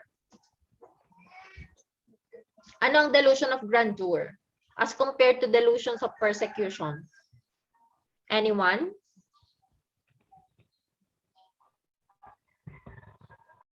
Anyone? Lumalabas yun sa board exam, isa yun sa mga, siguro mga ilang beses nang lumabas yung definitions na, I mean yung distinction ng dalawa na yun. Delusions of grandeur and delusions of persecution. Anyone? Or you can message if you don't like to speak. Delusions of grandeur, or what's the difference between delusions of grandeur and delusions of persecution?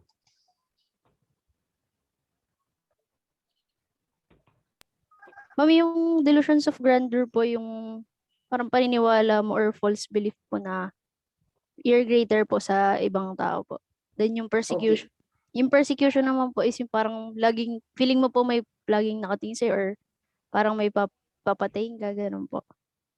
Okay, very good, Miss Escleto, no? Thank you, Mrs. Cleto. So that one, no, that's the difference between the delusions of grandeur and delusions of persecution. In delusions of persecution, kasi if you are suffering from that, no, the person here thinks and feels na yung mga taong nasa paligid niya is somewhat they will going to kill you, no? Parang kasi ang punto niya is yung para siyang si Jesus Christ, no? Para siyang si Jesus Christ or yung mga prophet, no? And of course, kapag sinabi mong delusions of grandeur, that means you are believing that you have a special mission in life. Say for example, your mission is to propagate the word of God, no? Something like that. Dahil ikaw ay binigyan ng mission na ganon, under the persecution, under the delusions of persecution naman, feeling mo yung mga tao na nasa paligid mo, like the prophet before, no, papatayin ka, huhulihin ka, something like that. So that is what we call delusions of grandeur and persecution, which is under the mission hate crimes, violent crimes committed by disturbed individuals who sees it as their duty to rid the world of evil. Next, we have organizational crimes, crimes that involves large corporations and their efforts to control the marketplace and earn huge profits through unlawful bidding, unfair advertising, monopolistic practices, or other illegal means. So, organizational crimes is also considered to be as white-collar crimes, no? Kasi ang nagko-commit nito are those persons belonging in the higher echelon of the society or in the upper socio-economic class. No, they just want to gain more profit, no, but of course their ways is not considered to be as good because they will do that unlawful bidding, no, unfair advertising, monopolistic practices, and other illegal means. Next, we have also organized crimes. So illegal activities of people or organization whose alleged purpose is profit through illegitimate business enterprise. So it is almost the same with that of the organizational crimes. And we have public order crimes. These are acts that are considered illegal because they threaten general well-being of society and challenge its accepted moral principles. What are the examples of this? We have prostitution, drug use, and sale of pornography are considered public order crimes. But if you were going to take a look on the examples, prostitution, drug use, alcoholism, gambling, ayan kasi under yan ang public order crimes. These are considered what? Victimless crime po. Ano? Victimless crime po. Ayun, very good, no? Victimless crime. Bakit siya tinawag na victimless crime? It's not because wala naman talaga, it's not because walang victim, dahil may victim naman talaga. However, the offender and the victim is one, no? Kaya din siya tinawag na victimless in the sense that the offender was actually the one who is considered to be as the victim there. Okay. Next, we have reactive hate crimes. Perpetrators believe they are taking a defensive stand against outsiders who they believe threaten their community or way of life. So, ang reactive hate crimes naman, Ito yung they are belonging in a particular tribe, they are belonging in a particular society, and if they think na may mga papasok which will going to meddle or interfere in their natural way of life, what will happen? They will going to kill that particular person or that group of persons. If you parang classic na example nito is yung how do you call this, yung the colony before, 'di ba, si Lapu-Lapu. O bakit niya pinatay yung sila Magellan and his companion? It's because they think that they will going to disturb the way of life of Mactan, no? The way of life of Visayas, the way of life of the Philippines. That's why they just retaliated, no? That is considered to be as reactive hate crime. We have also retaliatory hate crime. That's offense committed in response to a hate crime, real or perceived. When we say real or perceived, pwedeng totoo na mayroong how do you call this? Parang aggression na gagawin sa'yo, or it could be perception mo lang na mayroong aggression. But what you will going to do is to retaliate on that hate crimes. That is retaliatory hate crime. Next is statutory crimes. These are crimes defined by legislative bodies in response to changing social conditions, public opinion, and custom. So what are considered to be as statutory crimes? Ano example ng statutory crimes?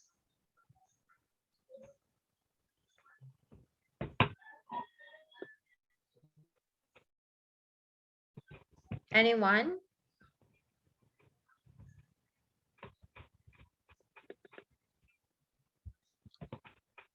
Statutory.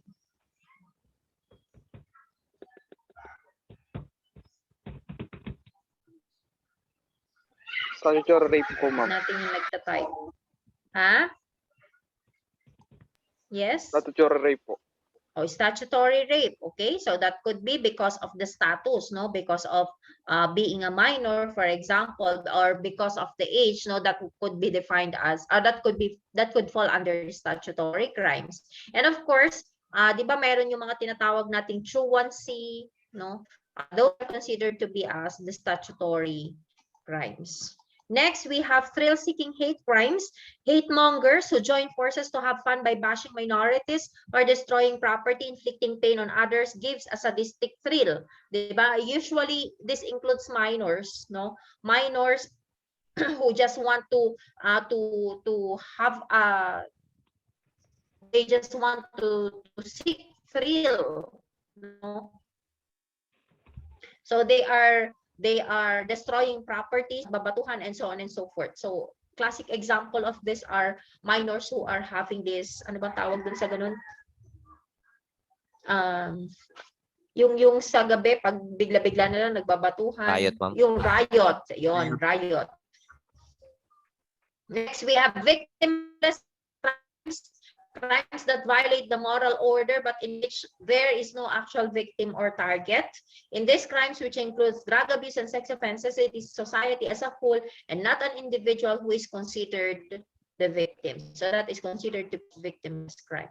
And white-collar crimes, illegal acts that capitalize on a person's status in the marketplace. It may involve theft, embezzlement, fraud, market manipulations, restraint of trade, and false advertising. Ayan, white-collar crimes ang tawag. And there are other terms referring to crimes. We have for the crime of rape, we have acquaintance rape, forcible sex in which offender and the victim are acquainted with one another, no? Meaning magkakilala sila, di ba? Acquainted with one another. So we have also aggravated rape, rape involving multiple offenders, weapons, and victims injuries. This includes multi-offender. So for example, aggravated rape could be under niyan is a gang rape. No, we have date rape, forcible sex during the courting relationship, yung nagliligawan pa lang sila, tapos ni-rape na, for example, yung babae, that is considered to be as date rape. And then gang rape, forcible sex involving group of people. Marital rape, forcible sex between people who are legally married to each other. No? So, ayan, marital rape, may mga instances na ganyan yung nauuso. I mean, before wala namang tinatawag na marital rape, no? But because of course, as is stated, criminology should be concomitant with the advancement of the society, changes in the society, no? So, nagkaroon na rin ng ganyan. So, serial rape, multiple rapes committed by one person over time. So, ano ba ang example ng mga serial rape? Pwedeng tuwing in a particular specific time of a year, a specific time of a month, no? So, ganun, by episode siya. And then statutory rape, sexual relations between an underage minor female and an adult male. Yeah, statutory rape. For the crime of killing, we have homicide, the killing of human being another. We have parricide, the act of killing one's own father, mother, spouse, or child. We have infanticide, killing of an infant less than 3 days old. Sororicide is killing one's own sister. Fratricide is killing one's own brother. And matricide is killing a mother by her own child. We have also patricide, the killing of a father by his own child. Uxoricide, the act of one who murders his wife or murdering his wife. Eldercide, the murder of a senior citizen. We have abortion or aborticide, an act of destroying or killing a fetus. Suicide is taking of one's own life voluntarily and intentionally. We have regicide, the killing of murder or a king. So from the word regicide, no? So we have baticide, the killing of a prophet. Euthanasia is mercy killing or the act or practice of painlessly putting to death a person suffering from incurable and distressing diseases. In some countries, no, euthanasia already considered to be as legal, but you have to take note that not all legal is considered moral, no, hindi lahat, no, like how do you call this? Abortion, di ba? In some countries, abortion is considered to be as legal, but that is not moral at all. We have also involuntary manslaughter, homicide that occurs as a result of acts that are negligent and without regard for the harm they may cause others, such as driving while under the influence of liquor or drugs, also known as negligent manslaughter. So, yung mga reckless imprudence and so on and so forth. No? We have also voluntary manslaughter, a homicide committed in the heat of passion or during a sudden quarrel, although intent may be present, pero yung malice is not, no? This manslaughter is applicable in the Western countries kasi ang tawag sa kanila pagdating sa mga murder. Sa atin kasi pag involuntary manslaughter, so diyan papasok yung mga reckless imprudence, no? Sa voluntary manslaughter, so diyan papasok yung homicide, no? Sa kanila, it's manslaughter they are referring to. We have also mass murder, the killing of a large number of people in a single incident by an offender who typically does not seek concealment or escape. So maramihan. Murder is the unlawful killing of a human being with malicious intent. So by definition, under our criminal law, when we say murder, definitely it is a killing of a person with the presence of aggravating circumstances. Like yung sinabi kanina, treachery, evident premeditation, no, by means of inundation, shipwreck, ayan. So murder, magpo-fall yan sa murder. The killing will be considered to be as murder. We have also serial murder, the killing of a large number of people over time by an offender who seeks to escape detection, di ba? Mayroong particular na movie with regards to that serial murder, yung how to call this, over time, or for example every 3 months kapag medyo cold na yung investigation sa previous murder niya, is gagawin niya ulit yon. And of course there is somewhat pattern, no, na ginagawa pagdating sa killing. Say for example, it could be killing through strangulation, tapos lalagyan niya, say for example, ng marks yung pinapatay niya, or kukunan niya ng something like relo, nawawala yung relo nung pinatay niya, nagawa yung, how they call it, remembrance, no? So that is what we call serial murder. Next, again, property. We have acquaintance robbery. That is a robbery focusing their thefts on people they know. No, ano bang example ng acquaintance robbery? Mga kaibigan, di ba? So, yung kaibigan mo po ka doon. So, ang always victim niya is mga kakilala niya, acquaintance robbery. Arson is the intentional or negligent burning of a home, structure, or vehicle for criminal purpose such as profit. Usually naman, the main reason why people committed arson is because of profit. Di ba? Profit, insurance fraud, ayan, kung naka-insure yung isang establishment at medyo hindi na yun kumikita, he just want to get the insurance, yung insurance nun, then they will going to burn the structure or they will going to burn the business. So that is considered to be as arson. By classification, there is what we call arson for profit under the criminological classifications. No, people looking to collect insurance money but who are afraid or unafraid to set the fire themselves hire professional arsonists. So that's arson for profit. Next, we have arson by fraud. So a business owner burns his or her property or hires someone to do it to escape financial problems. No? For example, magkakandak ng investigation concerning tax kasi pwedeng sinabing nag-tax evade tong tao na to, tong particular na businessman na ito. So what they will going to do, they will going to put the business into fire in order to escape financial problems o kaya to escape investigation from the prosecution or from the BIR, for example, here in the Philippines. Next, we have burglary, that is breaking into and entering a home or structure for the purpose of committing a felony. So again, burglary is common word that is applicable in Western countries, especially in the United States. No, burglary, breaking into and entering a home or structure for the purpose of committing a felony. And of course, we have carjacking. That is a theft of a car by force or threat of force. We have churning, a white-collar crime in which a stockbroker makes repeated trades to fraudulently increase his or her commission. No? Churning, ang tawag. We have also commercial theft, business theft that is part of the criminal law. Without such laws, the free enterprise system would not exist. We have grand larceny, money of proper substantial values, punished as felon's own use, the property of another by means other than the force or threats of the victim, or forcibly breaking into a person's home or workplace, or simply what we call as theft. No, that's larceny. So there is another type of larceny in other country. We have the petty larceny. Yung small amount lang yung kinukuha. Say for example, he is just needing money to help his baby, for example. So as a small could do, that is what we call as petty larceny.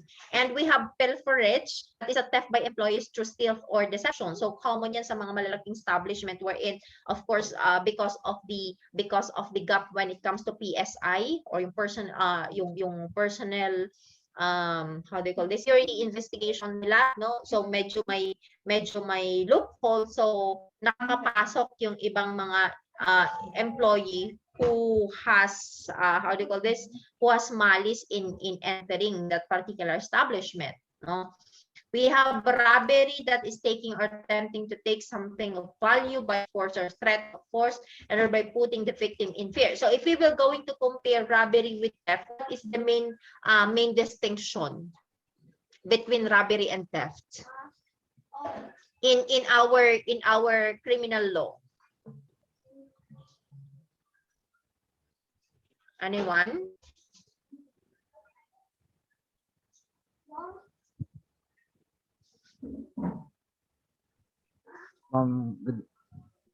Yes, Mr. Karingal. Difference po nung robbery sa theft po is parehas po silang taking a property po. Ang difference lang po niya is ano po, sa robbery po gumagamit po ng violence or intimidation po. While sa theft po is really without without threat or force po. Okay, very good. Thank you, Mr. Karingal. No, so that's the main distinction. Sa robbery kasi, there is what we call threat or intimidation. No, mayroong destruction of property. Whereas in robbery, whereas in theft, there's none. No, so though there is what we call both taking of personal property kasi hindi mo naman tandaan natin, no, robbery and theft, mayroon kasing instance na gano'n that falls under true or false, no, true or false maybe yon.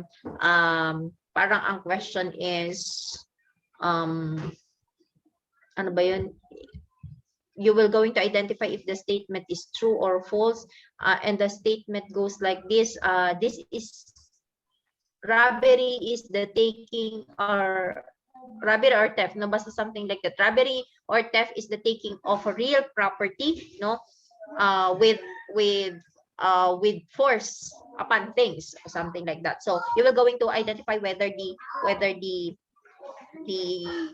statement is true. So always in robbery or theft, it is personal property that will be taken, no, kasi hindi mo naman makukuha, hindi mo naman mailalabas si, for example, ang real property, bahay, for example, ano pa, lote, hindi mo naman yan makukuha, no.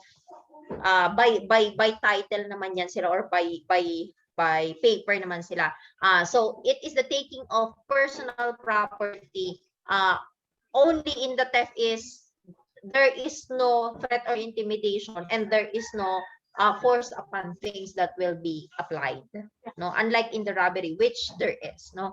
Next, we have shoplifting is the taking of goods from retail store. Okay, so any questions with regards to crime?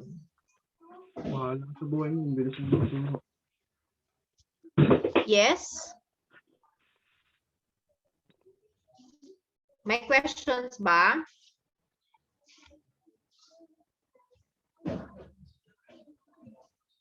Do you have questions? None. Wala na po, ma'am. Are we clear? Okay, so let's proceed Yes, now on. So after taking on, or after taking up crimes and the basics of criminology, let's now proceed on criminal, or who is a criminal, no? So on the table, you can see there two definitions for criminals, no, kasi always naman dyan we will be taking, if we want to define criminal, or who criminal is, or who criminals are, we always have two definitions there. We have the so-called legal definition, and the second one is criminological definition, no. Pag sinabi mong legal definition, that is of course found, the one found in how do you call this, in criminal law, no, in criminal law. So legal definition of criminal: a criminal is any person who has been found to have committed a wrongful act in the course of the standard judicial process, meaning there are certain elements that must be concurred in order for you to consider a person to be criminal. Okay? Hindi agad-agad sasabihin mo na yung tao na nag-commit ng crime is a criminal, because kailangan mong tignan yung elemento ba na sinasabi doon ay present, kasi kung hindi, you cannot consider him as a criminal. Diba? Pero kung nandoon yung mga elemento na yun, then you can call him criminal. So, what are those elements? So, sabi dyan, he has found to have committed a wrongful act. Okay? Paano mo ma-found that he committed a wrongful act? In the course of a standard judicial process, meaning there is what we call a decision coming from a competent court. Coming from a competent court. Now, the question is how we will say, no, how we can say that that the person is that the court rather is a competent one. Paano natin masasabi na ang isang korte ay competent?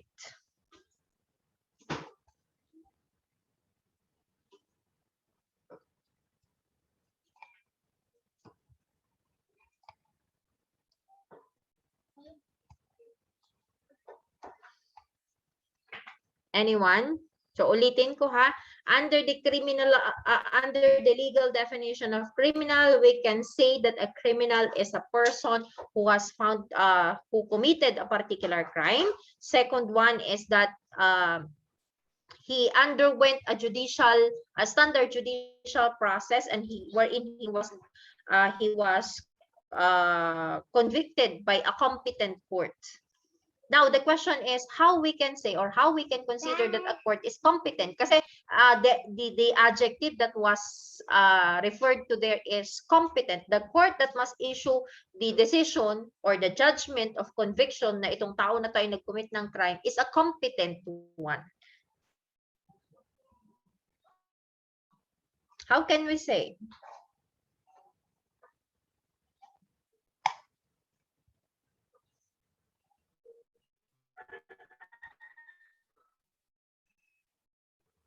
So, one.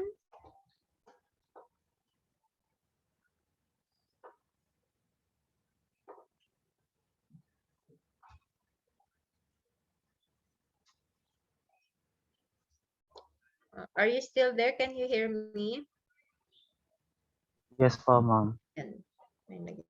In jurisdiction po ng court. Okay, very good, Miss ano to? Miss or Mr. Bayot? Mr.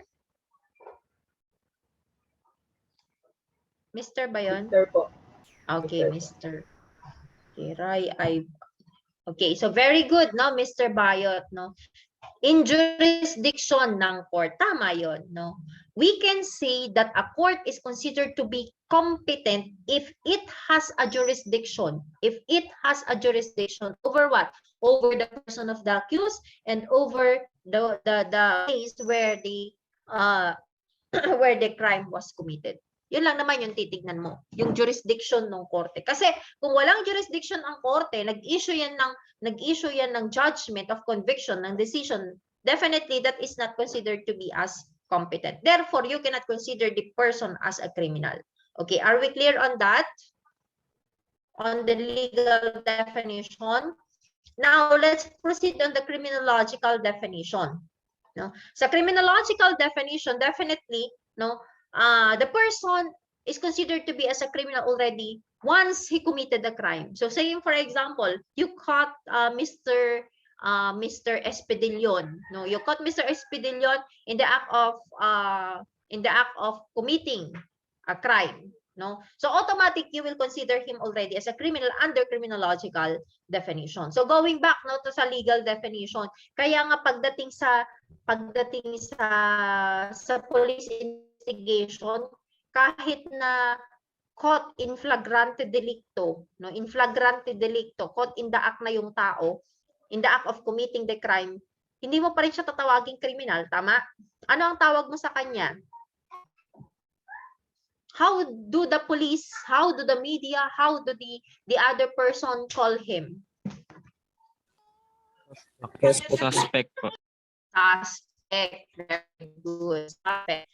Yun, after ng investigation, nagkaroon na nag-file na ng complaint sa prosecution. Ano na ang tawag sa kanya pagdating sa prosecution? Respondent. Respondent. Very good, Miss Regondula, no? Pag nasa court na siya, undergoing trial, he will be called now what? Accused. Accused. Okay, very good. At least alam, no? Accused na yung tawag. Okay? Okay, so we are already clear on the legal definition and criminological definition of criminal. Now, let's proceed on the general classification of criminals.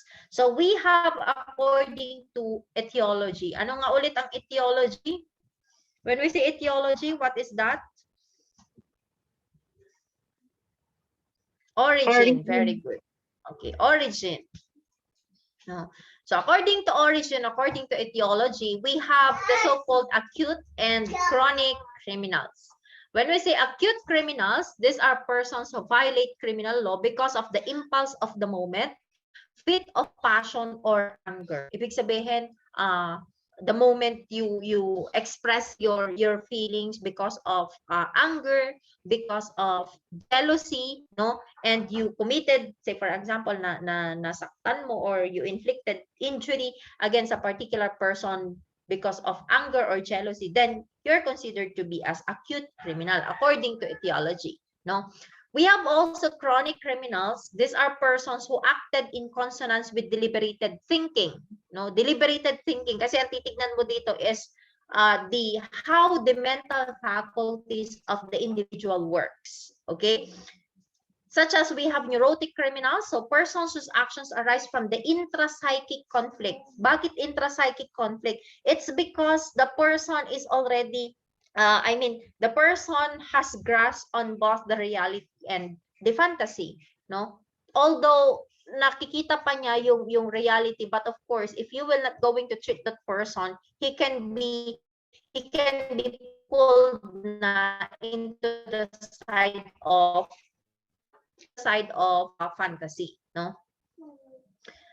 Ayan. So next we have intrapsychic conflict between the social and antisocial components of his personality. We have also normal criminals, persons whose psychic organization resembles that of a normal individual, except that he identifies himself with criminal prototype. Now, persons whose psychic organization, the intrapsychic organization resembles that of a normal individual. So, akala natin normal, no? But of course, there is what we call there is somewhat conflict within his psychic organization. No, that's normal criminals under the chronic type. According to the type of offender, we have ordinary criminals, that is the lowest form of criminal career. So, kung sa structure yung titignan mo, meron kasi tayong tinatawag na organized, we have the professional, and we have the ordinary criminal. Siyempre, pag sinabi mong ordinary criminals, yan yung pinakababa. No? Kung i-compare mo doon sa structure ng society, we have the upper echelon, the middle class, and of course, the lower class. No? So, ordinary criminals are the ones who are considered to be as the lowest form of criminal career. They engage only in conventional crimes which require limited skill. What are the example of this? Yung mga street crimes, nagko-commit ng street crimes like snatching, no? Snatching, ayan, mga ordinary criminals. Petty theft, no? Ordinary criminals yon. We have also organized criminals. These criminals possesses some skills and know-how which enable them to commit crimes and evade detections. Kasi sa organized criminals, they have already structures. No? Alam niyo naman siguro yung organization or yung structure ng organized crimes, no? They have some structures. They have the so-called enforcer, and merong tinatawag na ano ba yun? Enforcer. We have the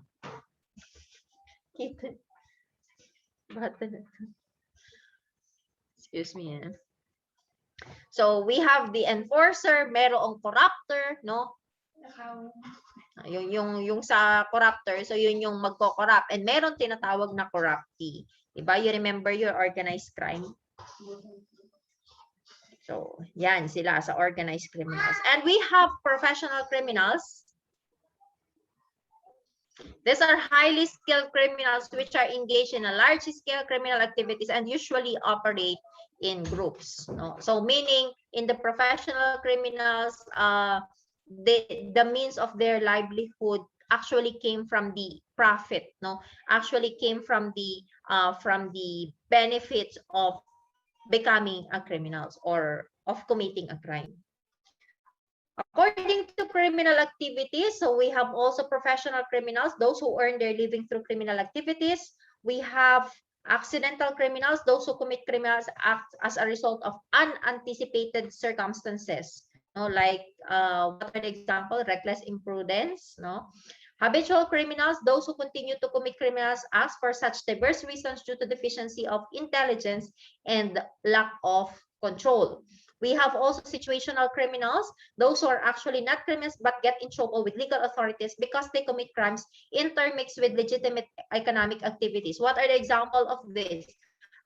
Those who who get in trouble with the authorities because they make crimes intermixed with legitimate economic activities. Ito yung mga businessmen, no, na yung iba is expired na yung license, license to, ano bang tawag yun? License to operate doon sa mga business nila, no? And they are not renewing it, no? So yan, considered to be as falling under the tag. We have also career criminal who repeatedly violates law and organizes his or her neighbors, no? So common yan sa somewhere in metro, ano pa? No, yung isang compound for example, tapos magkakapitbayan sila, and then they saw that the profit of the that this particular criminal act is somewhat profitable, no? So ano ang gagawin? He will going to encourage the entire compound in order to engage themselves also in that particular criminal act. Ayan, career criminals ang tawag. We have also professional criminals, who the offenders who make a significant portion of their income for crime. We have professional fence, an individual who earns his or her living solely by buying and retailing stolen merchandise. Diba? We know fencing. Saan ba kalimitan may mga professional mga fence dito? Yung mga SM. You know SM? Or GSM rather? Diba? Sometimes we are patronizing those products, yung GSM. Alam niyo ba yung GSM?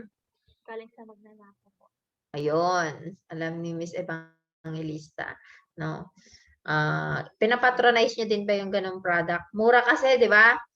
Sino ang guilty dito? Walang guilty? O mga mapepera yung mga taga school kay Cavite State yun ba?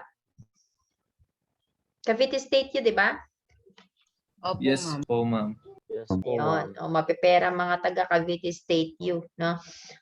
Sometimes kasi yung iba is they are patronizing those products from the GSM, no? Alam na nilang GSM galing sa magnanakaw yun, but still they are going to patronize, or they will going to buy. Bakit?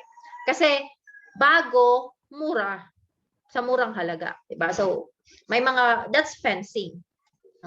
Next, reasoning criminal law violating behavior occurs when an offender decides to risk breaking the law after considering both personal factors such as need for money, revenge, thrills, and entertainment, and situational factors such as how well a target is protected and the efficiency of the local police force. No, in your theories of causation, I know you already tackled this type, no? Under the so-called rational choice theory. Have you remember your rational choice theory? Naalala niyo pa ba si RCT? Rational choice theory is actually emanated from the theory of ano ba to? Of free will, di ba? So, ano ang sinasabi sa rational choice theory? It's almost the same with that of the principles involved in reasoning criminals. No, ang isang tao daw, no, nag-engage siya into law-violating behavior or criminality, no, after considering all factors. Ano yung factors na yon? So sabi dyan, when an offender decides to risk breaking the law after considering both personal factors such as need for money, revenge, thrills, and entertainment. No, ayan. So, kailangan ko to. So, ito yung kailangan ko money. Kailangan ko may pambili ng pagkain. Kasi, nangangalam na yung sikmura ko, something like that. But you have also considered situational factors. Like what? Yung opportunity, how protected yung ano mo, yung how do you call this, yung target mo, and of course the efficiency of the local police, as well as of course yung consequences kapag ikaw ay nahuli. Okay, after considering those types and you saw na mas malaki yung chance na mahuhuli ako kasi laging nagroronda yung mga police, no? And then you inhibited yourself from committing such act, that is considered to be as your rational choice. No, that is considered as that falls under the rational choice theory. Excuse me for a while, I will just plug the charger.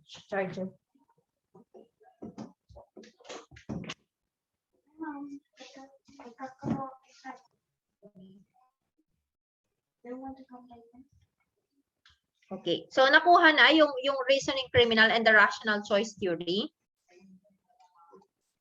Naintindihan ba?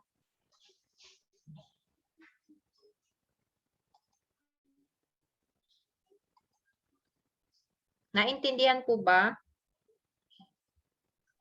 Yes po, ma'am. Okay, so it's already 10:30. Can we have a 10-minute break? Yes, ma'am. Thank you, ma'am. Okay, Apo, so ma'am. 10 minutes, Yes po. let's back at 10:40.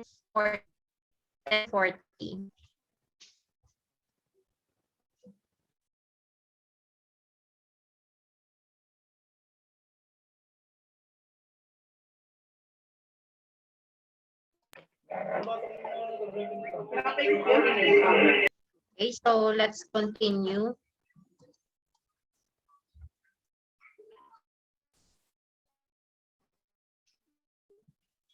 Okay, so we're also with criminal now. Introduction to the study of criminal law, no? So which is one of the no, in this of criminology, the origin of and development of criminal law. So we have here the development or how criminal law we know now developed, no? Did it start with in the Philippines na ba right away, or there is what we call the history on that? Okay, so we have here the prehistoric crime and punishment on the primitive tribes, wherein punishment may be in the form of ostracism and expulsion. So before, during the primitive years, adultery may be punished by the husband, who may kill the adulterer and his own offending wife, no? But anyway, until yun naman, no, in the killings, no, if saying for example a husband or a husband, for example, caught his wife and her paramour, no, in the act of sexual intercourse at napatay niya, for example, that will fall under the exceptional circumstances, wherein the penalty anyway that could not be considered to be as penalty but rather a penalty that will be inflicted to the husband is destierro, di ba? You are all aware on that, no, because that will fall under the exceptional circumstances. But as I've said, that will not be considered as a penalty but rather a protection against also from the relatives of the wife as well as the relatives of the wife's paramour, kasi baka siya din naman yung patayin, so something like that. No, so it carried, no. So we have also crime may be avenged by the victim himself or by the victim's families, and of course during the primitive years. But can you hear me? Putol po, ma'am. Putol. So medyo unstable kasi ang pag-mute. Okay, ngayon okay na, clear na. Okay, so going back, no, so during the primitive years, we are all aware also of the so-called ordeals, different ordeals, diba? Trial by ordeals. We have ordeal by rice chewing, no, by means of boiling hot water, no, by oil, and so on and so forth, no. Those are considered to be as barbaric form of punishment, of course, barbaric form of identifying persons which was later on developed and later on totally extinguished, no? Kasi hindi nga naman nararapat because sino ba naman yung hindi, for example, in the ordeal by means of hot water, sino ba naman ang hindi masasaktan? Whether you are guilty, you are the real perpetrator or not, masasaktan at masasaktan ka whenever they will ask you to soak your hand on the pot of a boiling water. Diba? So, yan. So we have also early quotes, Hammurabi, where Hammurabi was considered to be as the first codifier of laws. Take note of that. Hammurabi was considered to be as the first codifier of laws. So when I say codifiers, yung unang nagbigay ng gumawa ng mga codes or ng mga batas. Next, we have Code of Hammurabi provides the first comprehensive view of laws in the early days. You can just imagine during that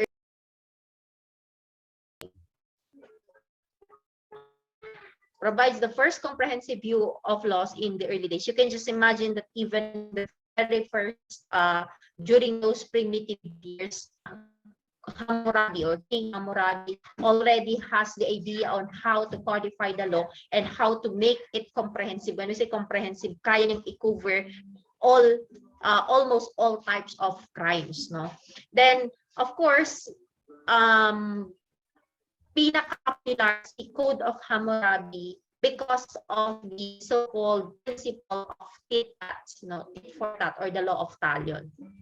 It stated that an eye for an eye and a tooth for a tooth, which appears throughout the code. Meaning, when this law of talon or law of talion is incorporated in the Code of Hammurabi, this is very harsh. No, very harsh, very barbaric, because what you use, say for example, in the commission of crime, same na parts ng katawan ang tanggal sa'yo. So say for example, if you kill the particular person, you will be killed. If you rob a particular person, you should also be robbed. So something like that. So what are the different highlights of the Code of Hammurabi? So first one is compensation to the victim robbery authorities of the city in which the robbery occurred if the thief was not caught. No? So saying, for example, robbery occurred and the government or the authorities of the city failed to catch, no, the robbers, and it will be the authority or the government, no, the government who will be the one to compensate the victim, no? So kumbaga, ikaw gobyerno ka, hindi mo nahuli yung magnanakaw, so ikaw ang magko-compensate, ikaw ang magbibigay ng compensation doon sa biktima ng robbery. Second one, the killer is answerable not to the family of the victim but to the king. Why? Because almost of the crimes that were mentioned in the Code of Hammurabi is considered to be as crimes, no, crimes against the king. No? Because before there were only two types of crimes: crimes against person and the crimes against king. No. Next is death was the penalty for robbery, theft, false witness, building a house that falls on its water. So you can just imagine how barbaric it is. No?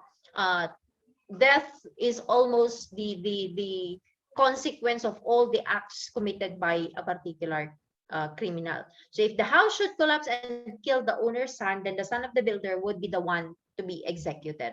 A son who struck his father would suffer the amputation of a hand. Diba? Sabi ko sa inyo kanina.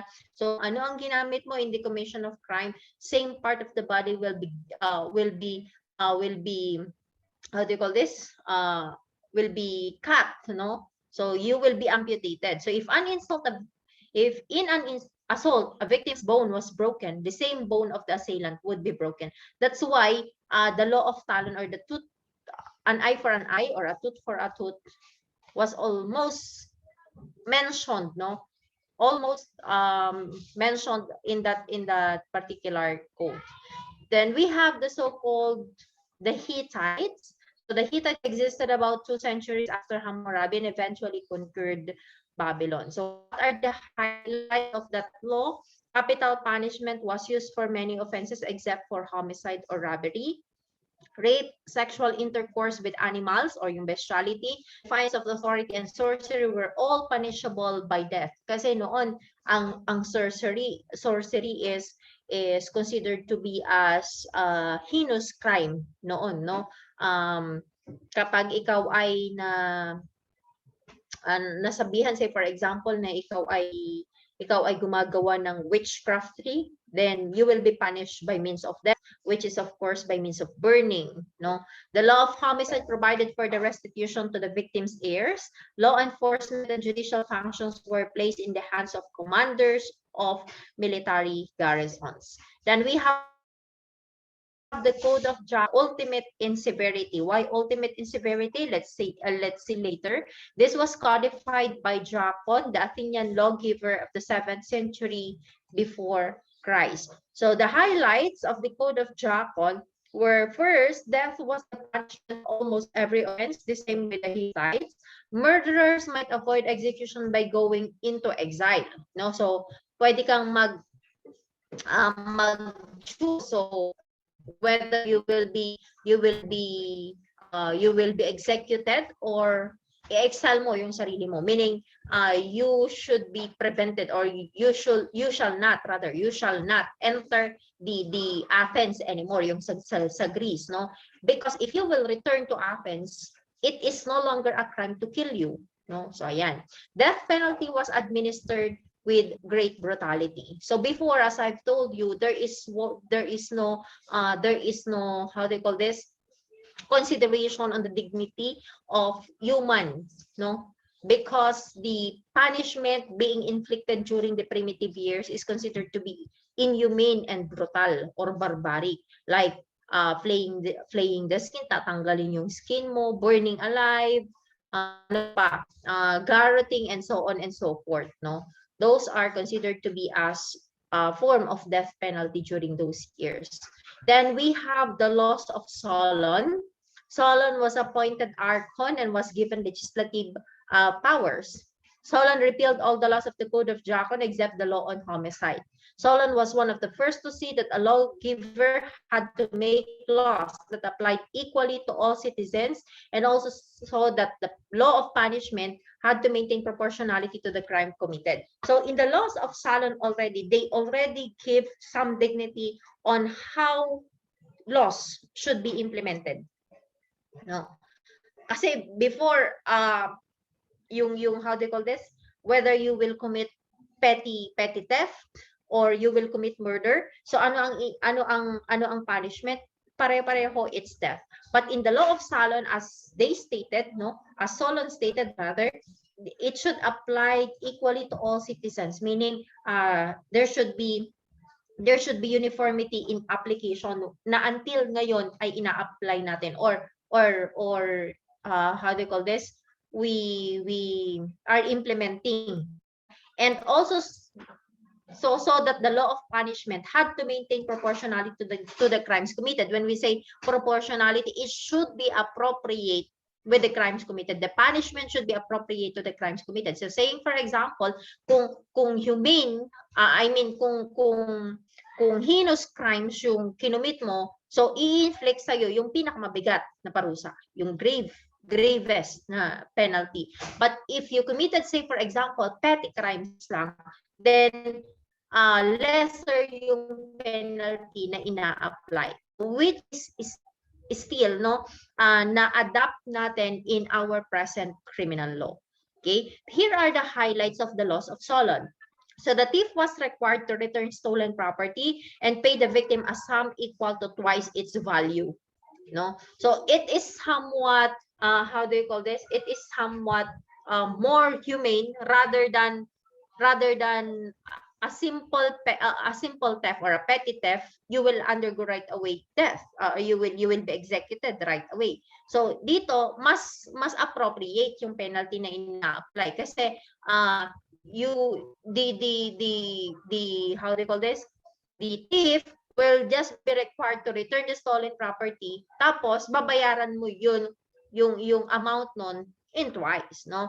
So for the crime of temple robbery, the penalty was death. So yan bakit even naman in our present criminal law, di ba? Kapag ikaw ay nagnakaw sa simbahan, that is already considered to be as an aggravating circumstance. Tama ba? Tama ba? Mga place of worship, pag ikaw nagnakaw doon, that is that considered to be as an aggravating circumstance. Pina-qualify niya ba yung theft or yung robbery na nangyari? 'Di ba tama?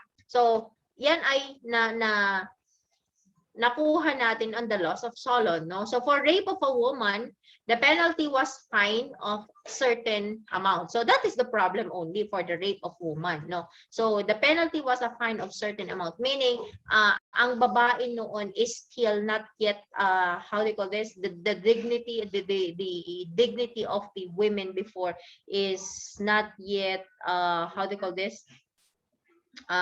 Given due consideration, no? Next, we have the early codes. We have Rome's tables, wherein Roman law began with the 12 tables, which were written in the middle of the 6th century. The 12 tables were the foundation of all laws in Rome and written in the tablets of bronze.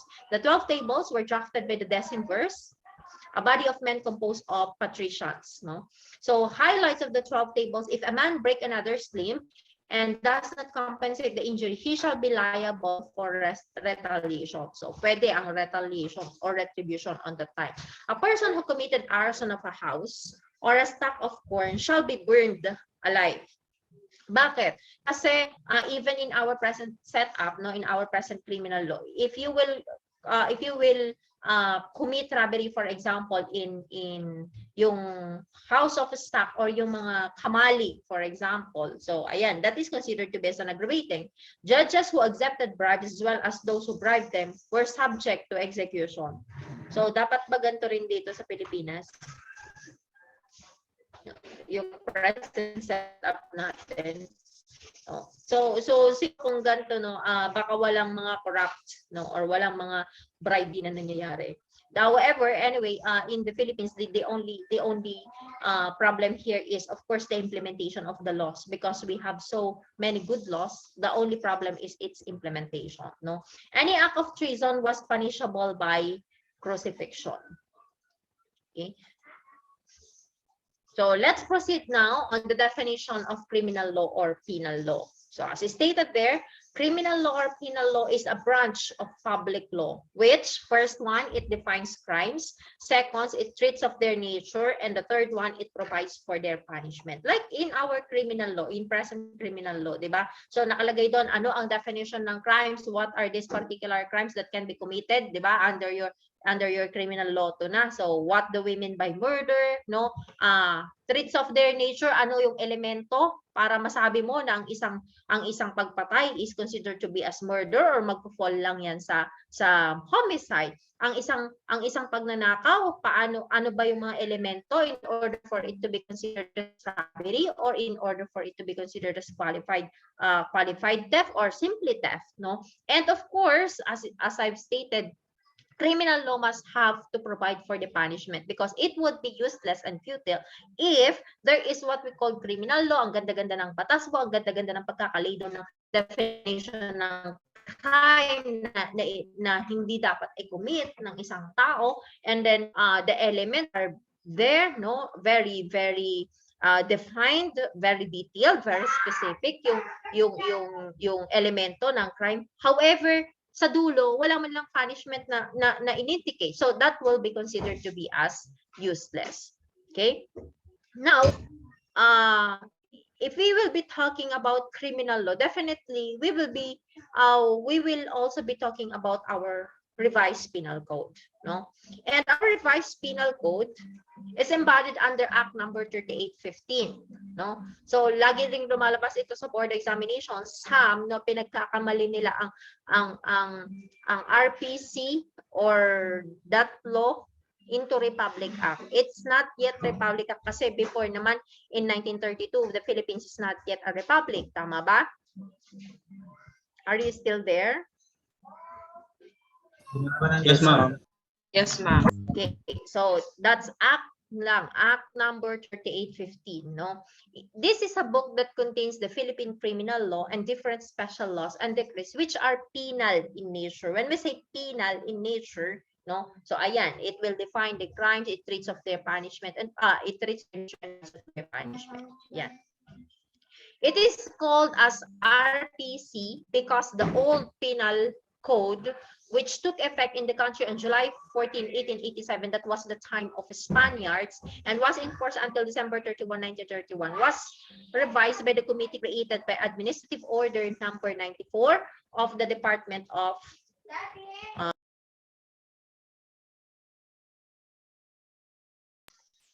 created by Administrative Order number 94 of the DOJ, dated October 18, 1927, composed of Anacleto Diaz as chairman, Alex Reyes and Mariano de Hoya as members. So the RPC was approved on December 8, 1930 and took effect on January 1 of 1932. So tandaan nyo, it is 3815 and January 1, 1932.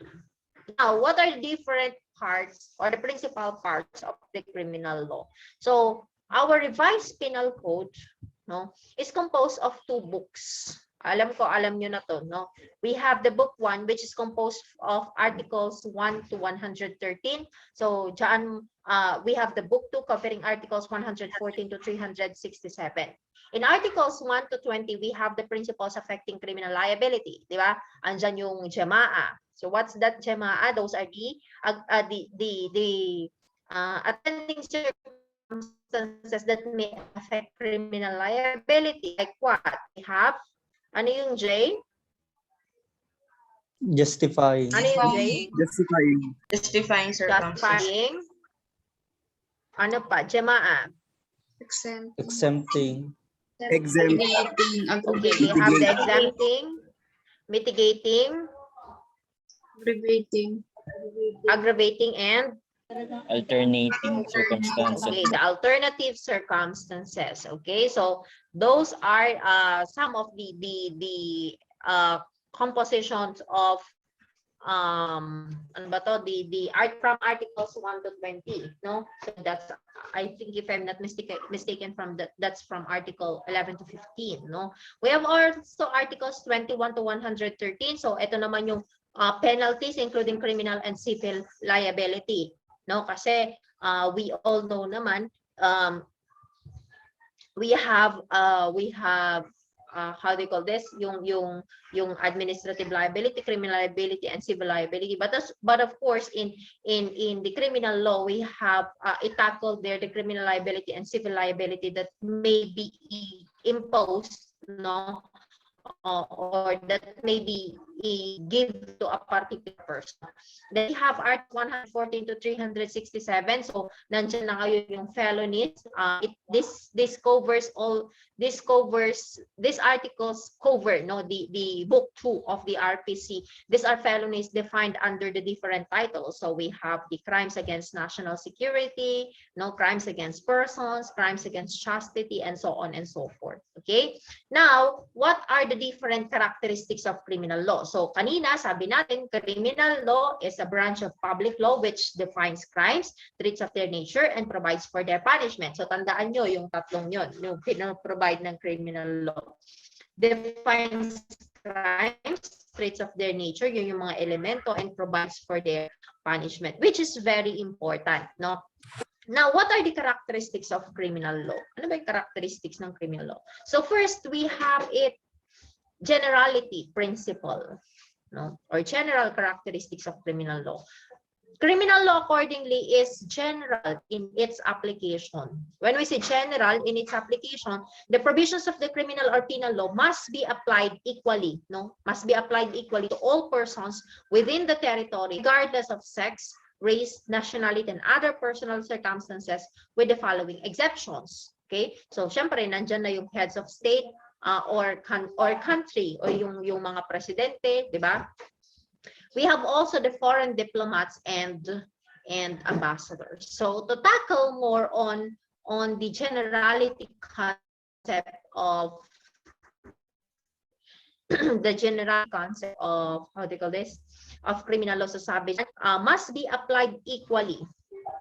So meaning all criminal laws or the criminal law in the Philippines must be applied to all persons within the territory, ikaw man ay regardless of sex, no, race, nationality, and other personal circumstances. Maliban na lang, sabi niya, syempre, if it is the general rule, there are always exceptions. Head of the state, saying for example, si President Joe Biden, no, nag-commit ng crime here in the Philippines, could he be held liable, or could he be prosecuted here in the Philippines under the criminal law?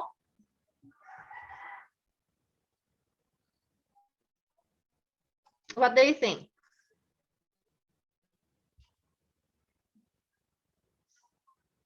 Could he be held liable under our present criminal law? No po, ma'am. No, di ba? Hindi. Kasi mayroong specific provisions on that. Why? No? Bakit? Bakit hindi siya pwedeng i-prosecute dito? It's because it's the law says. Ganun ba yan? It's because the law says, no. Yun ba yun?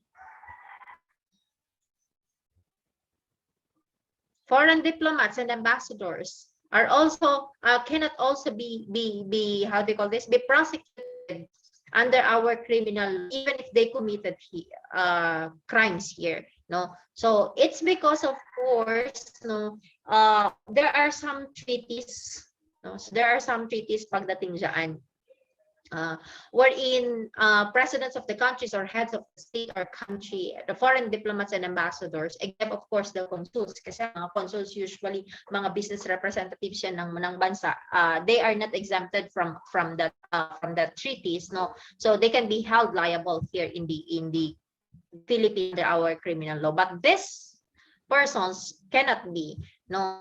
Same true if, saying for example, our president, no, so committed how do you call this, crimes in other countries, he cannot be prosecuted there, no, kasi nga there are treaties between states that says no. Okay, next is territoriality principle or territoriality characteristics. Sabi dyan, criminal law is territorial in character. When we say territorial in character, the revised penal code and other laws are applicable within the Philippine territorial jurisdiction. Just what? So we have the Philippine archipelago, all the islands that comprising the Philippines. Kasi archipelagic country ang Pilipinas, no? So as long as you committed how do you call this, crimes within that territory, then you will be held. You will be prosecuted under our criminal law. We have atmosphere water, all bodies of water that connect all the islands such as water, bays, and streams. No, that's why very important. So isa nga sa elemento pagdating sa isang estado, sa isang malayong estado, is mayroon siyang sariling teritoryo. No, kanya-kanyang teritoryo yan na hindi ka pwedeng lumagpas doon. Otherwise, kapag nag-commit ka ng krimen doon, you will be prosecuted in that particular country under the criminal law existing in that particular country, or under the criminal law of that state, no.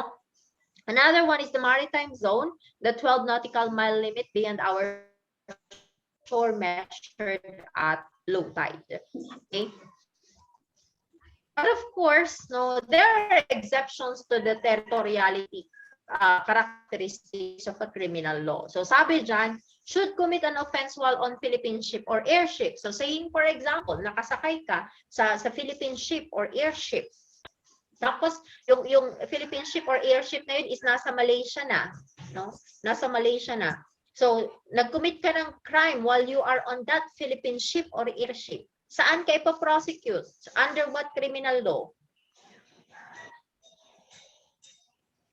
Nasa Malaysia na yung yung Philippine ship or yung airship.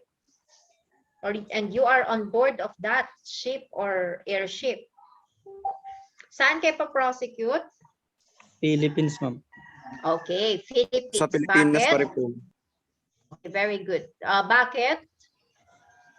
Doon sa Philippine ship po, ma'am, naganap yung crime. Okay, which is Extension considered po to kasi be ng as what? territory ng Pilipinas yung mga ano. Exactly, Mr. Alvarez, no? It's Philippine ship or airship, Philippine ship or airship is considered to be as an extension territory of the Philippines. Okay? So, as long as hindi ka pa naka-embark, no? Hindi ka pa naka-embark doon sa Philippine ship or airship and you committed crime there, then you will be liable under our criminal law. Second, should forge or counterfeit any coin or currency note of the Philippine Islands or obligations and securities issued by the government of the Philippines, no? Saying for example, you went to Denmark, it's in Europe, no? You went to Denmark, bringing with you, say for example, Philippine currencies, no, Philippine coins, tapos doon ka nag-mutilate ng mga coins, doon ka nag-counterfeit ng Philippine coins and securities issued by the Philippine government, you will be held liable under our present criminal law.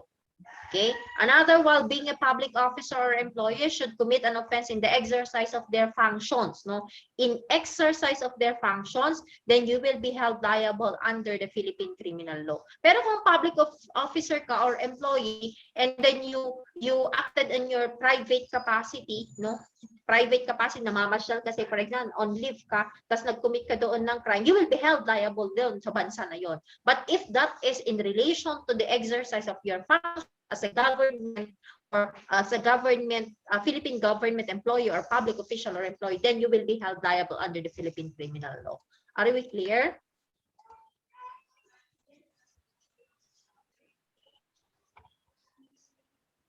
Yes, Clear ma'am. ba tayo doon? Okay. Yes. Next is another exemption, should commit any act of the crimes against national security and law of nations. No? Very, very clear ang criminal law natin. So sinasabi niya, pag ikaw nag-commit ng crimes against national security and law of nations, kahit pa nasa ibang bansa ka, you will be held liable in the country, in under the Philippine criminal law. No? It's because what you've committed is against the national security of the Philippines. The third one is prospective or prospectivity or prospectivity characteristics. So ano naman to prospectivity? Sinasabi natin na ano ba yun? The application of the law must be forward, di ba? Dapat pa forward yan, hindi backward. So saying for example, sinasabi na bawal mag-spit, bawal dumura ngayong araw na ito. So nag-take effect yung batas na nagsasabi na bawal dumura. Kahapon dumura ka sa kalsada, can you be held liable? Under the Philippine? Okay, the answer is no, di ba? The answer is no. Bakit?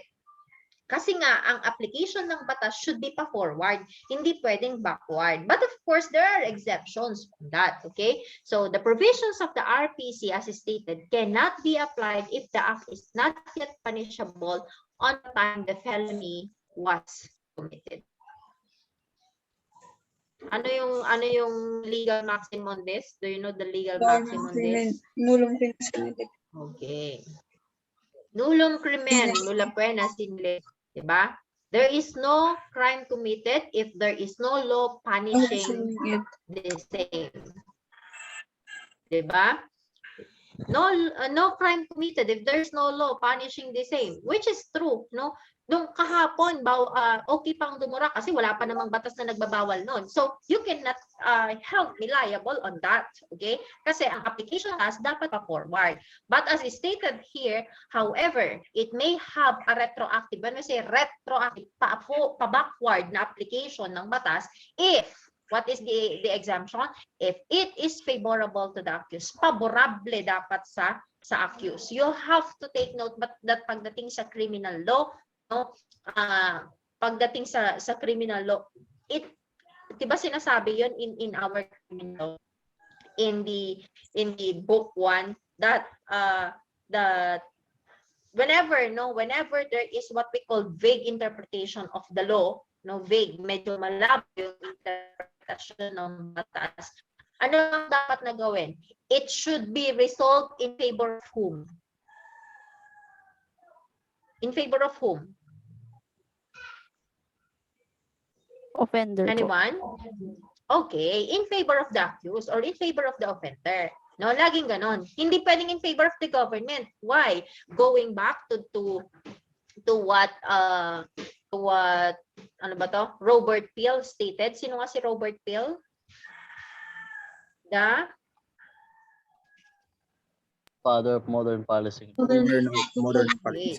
The father of modern policing system. Diba? Ano ang sinasabi niya? It is better to let 10 criminals free rather than putting behind bar one innocent person. Diba? Kaya nga pagdating sa quantum of evidence, when it comes to criminal law, ano ang kailangan mong i-prove? What is the quantum of evidence in the criminal law or in criminal cases rather? Proof beyond reasonable doubt po. Okay, very good, Mrs. Cleto, no? So that should be proof beyond reasonable doubt. Patunayan mo ng walang bahid pag-aalinlangan, walang bahid pagdududa na si Mr. Lontok, say for example, ang ng rape, no? Ng rape doon sa biktima, something like that, no? So it should be proof beyond reasonable doubt. Kasi kung may katiting na pag-aalinlangan, that should be resolved in favor of the accused. Okay? Pagdating sa administrative case, ano ang quantum of proof or quantum of evidence na kailangan?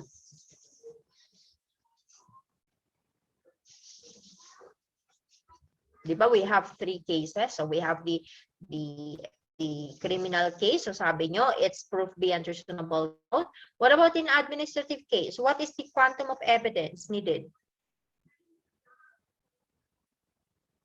In your evidence. Diba natakal yun sa evidence?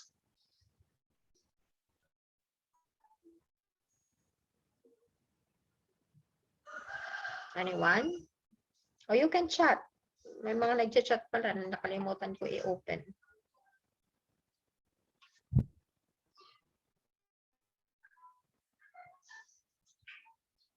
Okay, very good. No, it's substantial evidence, as Mr. Karingal said. What about in civil case? What about in civil case? Pag sinabi substantial evidence, it's the documents. Defense should be substantiated by evidence, no? Okay, tama. Very good, Ms. Espleto and Miss Jenima. Okay, so it is what we call preponderance of evidence, no? Preponderance of evidence pagdating sa civil case. Yan. Ba't nalipat to? So, ayan. So, however, it may have retroactive effect if it is favorable to the accused who is not a habitual delinquent, no? So, in the prospectivity principle, there is what we call exception to the rule. That is, it can be applied retroactively if it is favorable to the accused. But of course, there is exception to the general rule. Ano yung exception to the exception? Kahit pa yan favorable sa'yo, kung ikaw naman is a habitual delinquent, no, paulit-ulit lang, recidivist ka na, no? So, hindi pwedeng i-apply sa'yo kahit favorable yan. So, what is the classic example of this? You remember, Republic Act number 8294 and PD 1866. What is PD 1866? What is PD 1866? Law on possession of firearms. Illegal firearms. No, the possession ng firearms, di ba? So ano ang sinasabi doon sa PD 1866 under the law on profession on the possession of firearms or the illegal possession of firearms, di ba? It did not qualify there. So sabi niya ito mga baril na to kapag walang license, you can be held for illegal possession of firearms. Pero hindi niya qualify. Yung firearms ba na ipopossess mo dapat for you to be held under PD 1866 is high powered ba yon? or low-powered yung firearms. So, hindi niya qualify, no? What particular firearms ang dapat na i-possess. Okay? So, sino ba to si Robin Padilla, no? Robin Padilla was convicted under PD 1866. Since it did not qualify, medyo harsh kasi yung PD 1866, no, pagdating sa application, no. Hindi niya qualify na ang mga ipopossess mo dapat is ganito para maging high powered, para ikaw ay ang penalty na ma-impose sa'yo is more than 6 years. Diba, tandaan nyo, if it is more than 6 years, ang penalty na i-impose, probationable ba yun or hindi? None, ma'am. Okay, hindi siya probationable. So, yun nangyari kay Robin Padilla. So, hindi siya na-qualify for probation. It's because, no, more than 6 years yung inimpose sa kanya na penalty. Okay? So, what happened then? When Ramon Revilla, sino ba yung may agimat? Senior yun, di ba? Tama ba? Yes po, ma'am. Ha? Senior yung may agimat, di ba? Yes, ma'am. Yes, ma'am. Yon.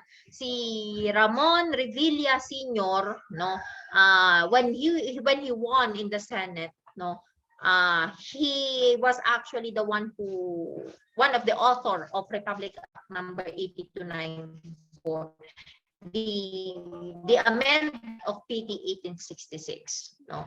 Kaya nga tinawag yun na Revilla Law. Sometimes tinatawag nilang Padilla Law kasi ang una na nagkaroon ng unang na benefit, no, na benefit ng batas na yun was Robin Padilla, no. So campaign manager yata siya noon ni Ramon Revilla Sr. So he authored Republic Act number 8294 wherein it already qualified there. Sinasabi niya, ito mga baril na to, dapat ito yung mga high-powered, ito yung mga low-powered. Pag low-powered yung firearm mo, then you will be less than 6 years yon, so probationable. Low-powered yung kay Robin Padilla noon, na-commit niya under PD 1866. So, favorable ba? Hindi. Ang 8294 kay Robin Padilla? Favorable. Favorable. That's why 8294 was applied to Robin Padilla. Okay, ayan. So that is what we call the retroactive effect of the law or the criminal law. However, halimbawa, kung habitual delinquent naman yan si Robin Padilla, so kahit pa favorable yan, hindi pwedeng i-apply sa kanya. Okay, that is prospectivity. Naintindihan po? Yes po, ma'am. Okay, let's proceed on number 4. Other characteristics of criminal law is it is specific and definite. Specific and definite, meaning criminal law must give a strict definition of a specific act which constitutes an offense. Law must give a strict definition of a specific act which, ulit lang. No, law must give a strict definition of a specific act which must constitutes an offense. Where there is doubt, as stated, no, so nabanggit ko rin kanina to, where there is doubt as to whether a definition embodied in the RPC applies to the accused or not, the judge is obligated, I think this is under Article 4, no? The judge is obligated to decide the case in favor of the accused. Always in favor of the accused. Whenever there is doubt, you have to resolve that in favor of the accused. So criminal law must be construed liberally in favor of the accused and strictly against the state. When we say liberally, you have to apply that freely. So kung ano yung pwede mong i-apply para medyo, pero para maging liberal, yung construction mo ng batas, like for example, you have there the GMAA, no, the mitigating circumstances, the exempting circumstances, and so on and so forth. So you have to apply that. But, sabi dyan, criminal law must be construed strictly naman against the state. So it's because we have to hold on the saying of Robert Peel, who stated that it is better, no, to let free 10 criminals rather than putting behind bar 1 innocent person. Okay. Next one is criminal law must be uniform in application. Diba? Uniform in application. This was actually under the law of sino? Solon, 'di ba? Sinabi niya na doon, na inintroduce niya na yung uniformity ng application ng batas. So an act described as a crime is a crime, no matter who committed it, wherever committed in the Philippines, and whenever committed. Very, very nice to hear and very nice to read. Tama ba? But pagdating sa application, I just don't know if you will agree on that. Do you agree on that pagdating sa application? What do you think?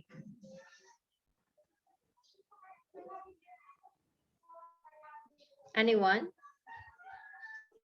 Anyone who can give comment on that?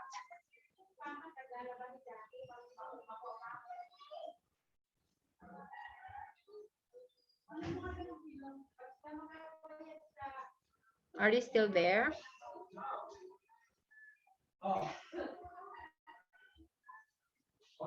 Yes, ma'am. Hindi po nasusunod uniform in application po. Okay. So that's a uniform in application. Kaya lang ang problema no yung implementation niya, 'di ba? Kasi sabi diyan, an act described as a crime is a crime no matter who committed it. 'Di ba? So kung magnanakaw ka, you should be punished, 'di ba? Kaya lang maraming magnanakaw sa mas mataas na position pero hindi napapunish, tama ba?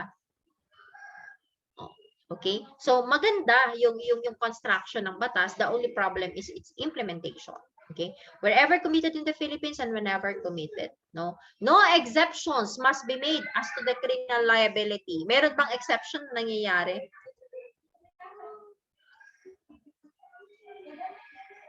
Meron ba? Okay, I leave that to you, no? So the definition of crimes together with the corresponding punishment must be uniformly construed. Ibig sabihin, pantay-pantay, no, yung construction mo. So although there may be a difference in the enforcement of a given specific provision of the penal law. Okay?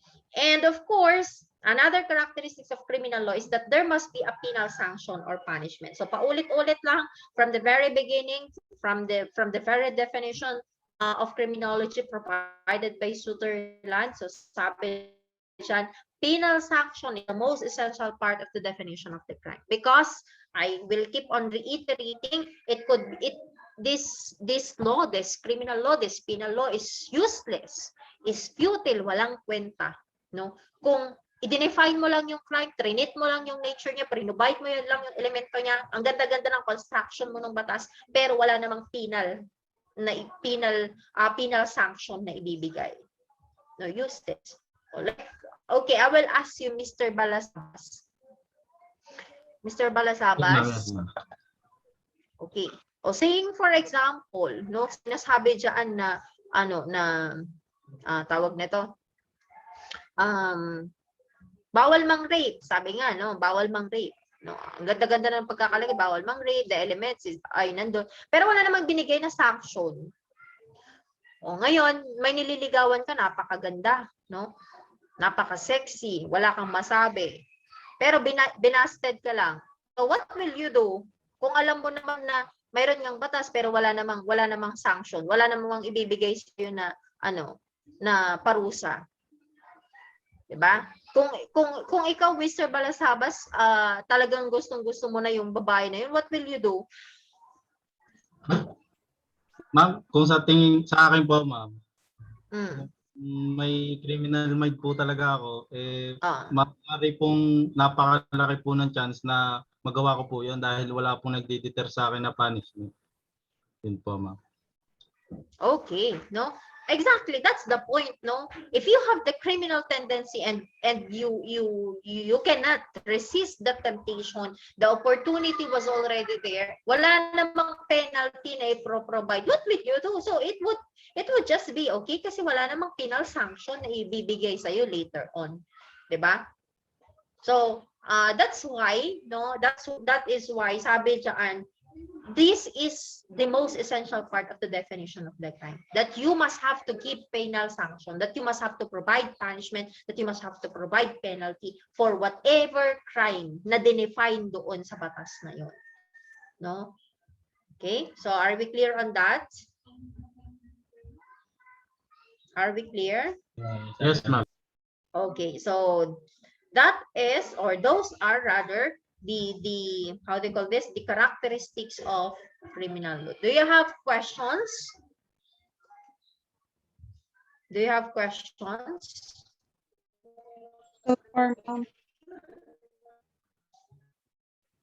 Okay, and so far. Okay, are we clear so far?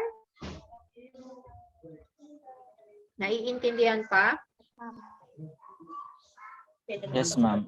Yes.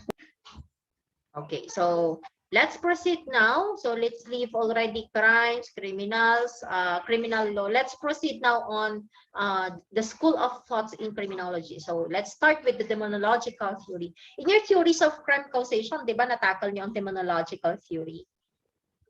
Di ba? Demonological theory, this is one of the most, this is one of the how they call this, the main explanation during the primitive years, no, nung hindi pa uso yung scientific methods of crime prevention, hindi pa nauso yung how they call this, yung application ng science. Ano ang pinaka-main na explanation bakit nagko-commit ang isang tao ng krimen? Di ba laging sinasabi, na-possession. Di ba? Possession ng ibang ng evil spirits. So, before, no, during the primitive years, they have the so-called demonological theory. What's this demonological theory? It asserts that a person commits wrongful acts due to the fact that he was possessed by demons or evil. Laging sinasabi, kaya nakapatayan kasi kasi merong evil spirit na nananahan sa bahay nila, na possess siya, and so on and so forth. So that's the logical explanation of criminality during the early period. But of course, no, as time passed by, medyo nagbabago, nagiging open ng tao na hindi pala sa lahat ng pagkakataon or hindi yun yung nagiging explanation bakit nagko-commit ang tao ng crimes, no? Then pumasok ngayon yung schools of thought in criminology. Okay? So when we say schools of thought in criminology, no, it refers to a group of beliefs. School of thought refers to a group of beliefs. Ibig sabihin, grupo ito ng paniniwala ng mga ideya na sinusuportahan ng mga specific theory. That's why under the schools of thought in criminology, there are certain theories under that. Like what? Classical criminology, for example. Ano ang mga theories under the classical criminology? Oh, by the way, what are the three main school of thoughts in criminology? Three main schools of thought.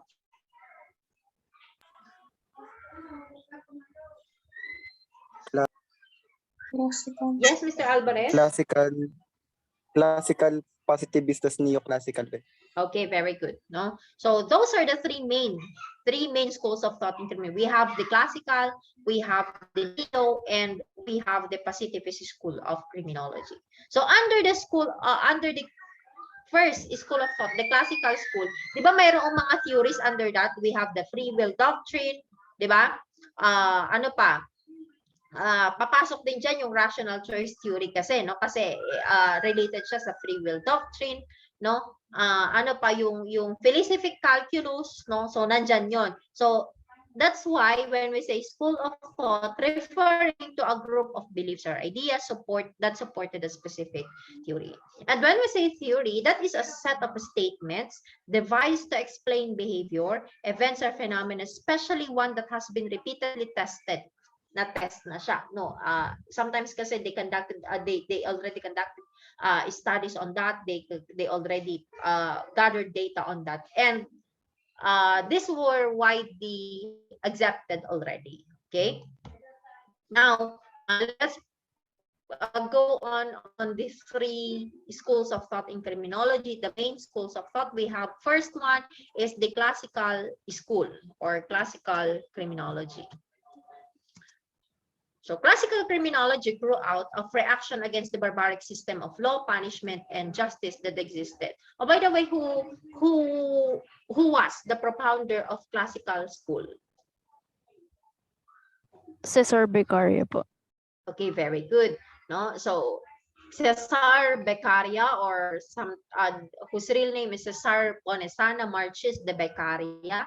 No, so Beccaria was a sociologist, no, as well as a reformist, no. So nakita niya kasi yung barbaric na sistema ng batas nung primitive years, no, as well as the punishment na death agad yung ini-inflict, and then they have their different types of punishment like ostracism, ano pa, yung nag-undergo ng ordeals and so on and so forth. That's why he, in order to react on that, no, how do you call this? He crafted this particular idea, no, yung classical school.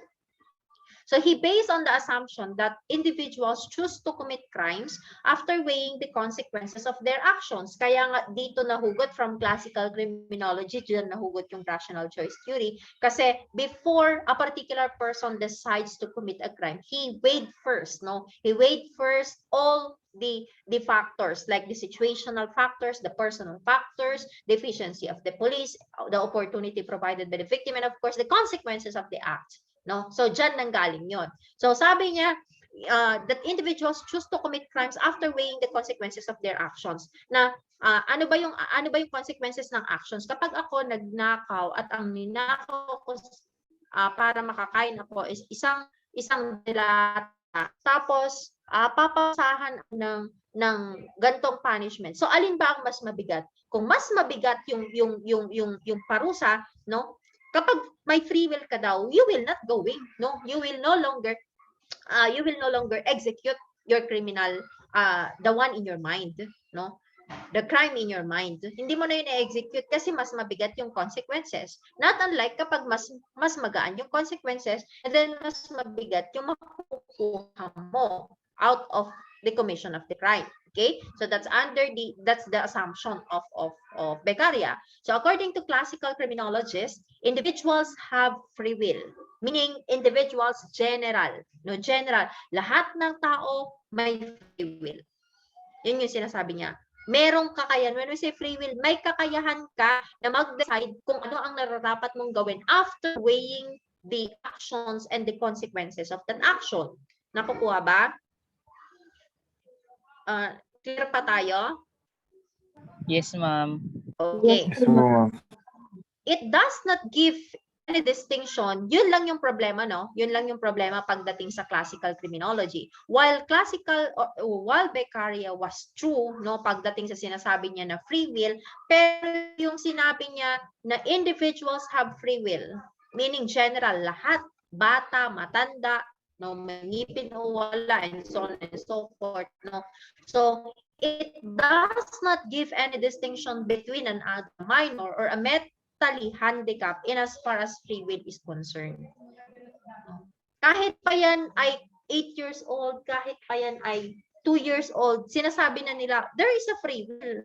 No? So, kung ikaw ay 5 years old at nakapatay ka, for example, sasabihin, there is a free will. No? So he did not give distinction on that. So here are the founders of the classical school. No? So Cesar Marchis de Beccaria, or simply Cesar Beccaria, he published a book entitled On Crimes and Punishment, 1764. He presented coherent and comprehensive design for an enlightened criminal justice system that was to serve the people. No, kasi nakita nga niya from the first slide, classical school of criminology grew out of reaction against the barbaric system of law, punishment, and justice that existed. That's why in his book, no, he already stipulated and mentioned therein the comprehensive, no, comprehensive meaning malawakan, coherent, no, meaning tawag nito when we say coherent, dugtong-dugtong siya na design para ma-enlighten or mabago yung criminal justice system, no? So it contains almost all modern penal reforms, but its greatest contribution was the foundation it laid for subsequent changes in criminal legislation, no? Kaya nga tinawag si Cesar Beccaria na reformist kasi he reformed from the typical barbaric and inhumane form of punishing offenders until such time na ma-reform yung justice system na yon and the criminal legislation that were all thanks to Beccaria. Okay. His book was influential in the reforms of penal code in France, Russia, Prussia, and it influenced the first 10 amendments to the U.S. Constitution. Yeah. So Beccaria believed that people want to achieve pleasure and avoid pain.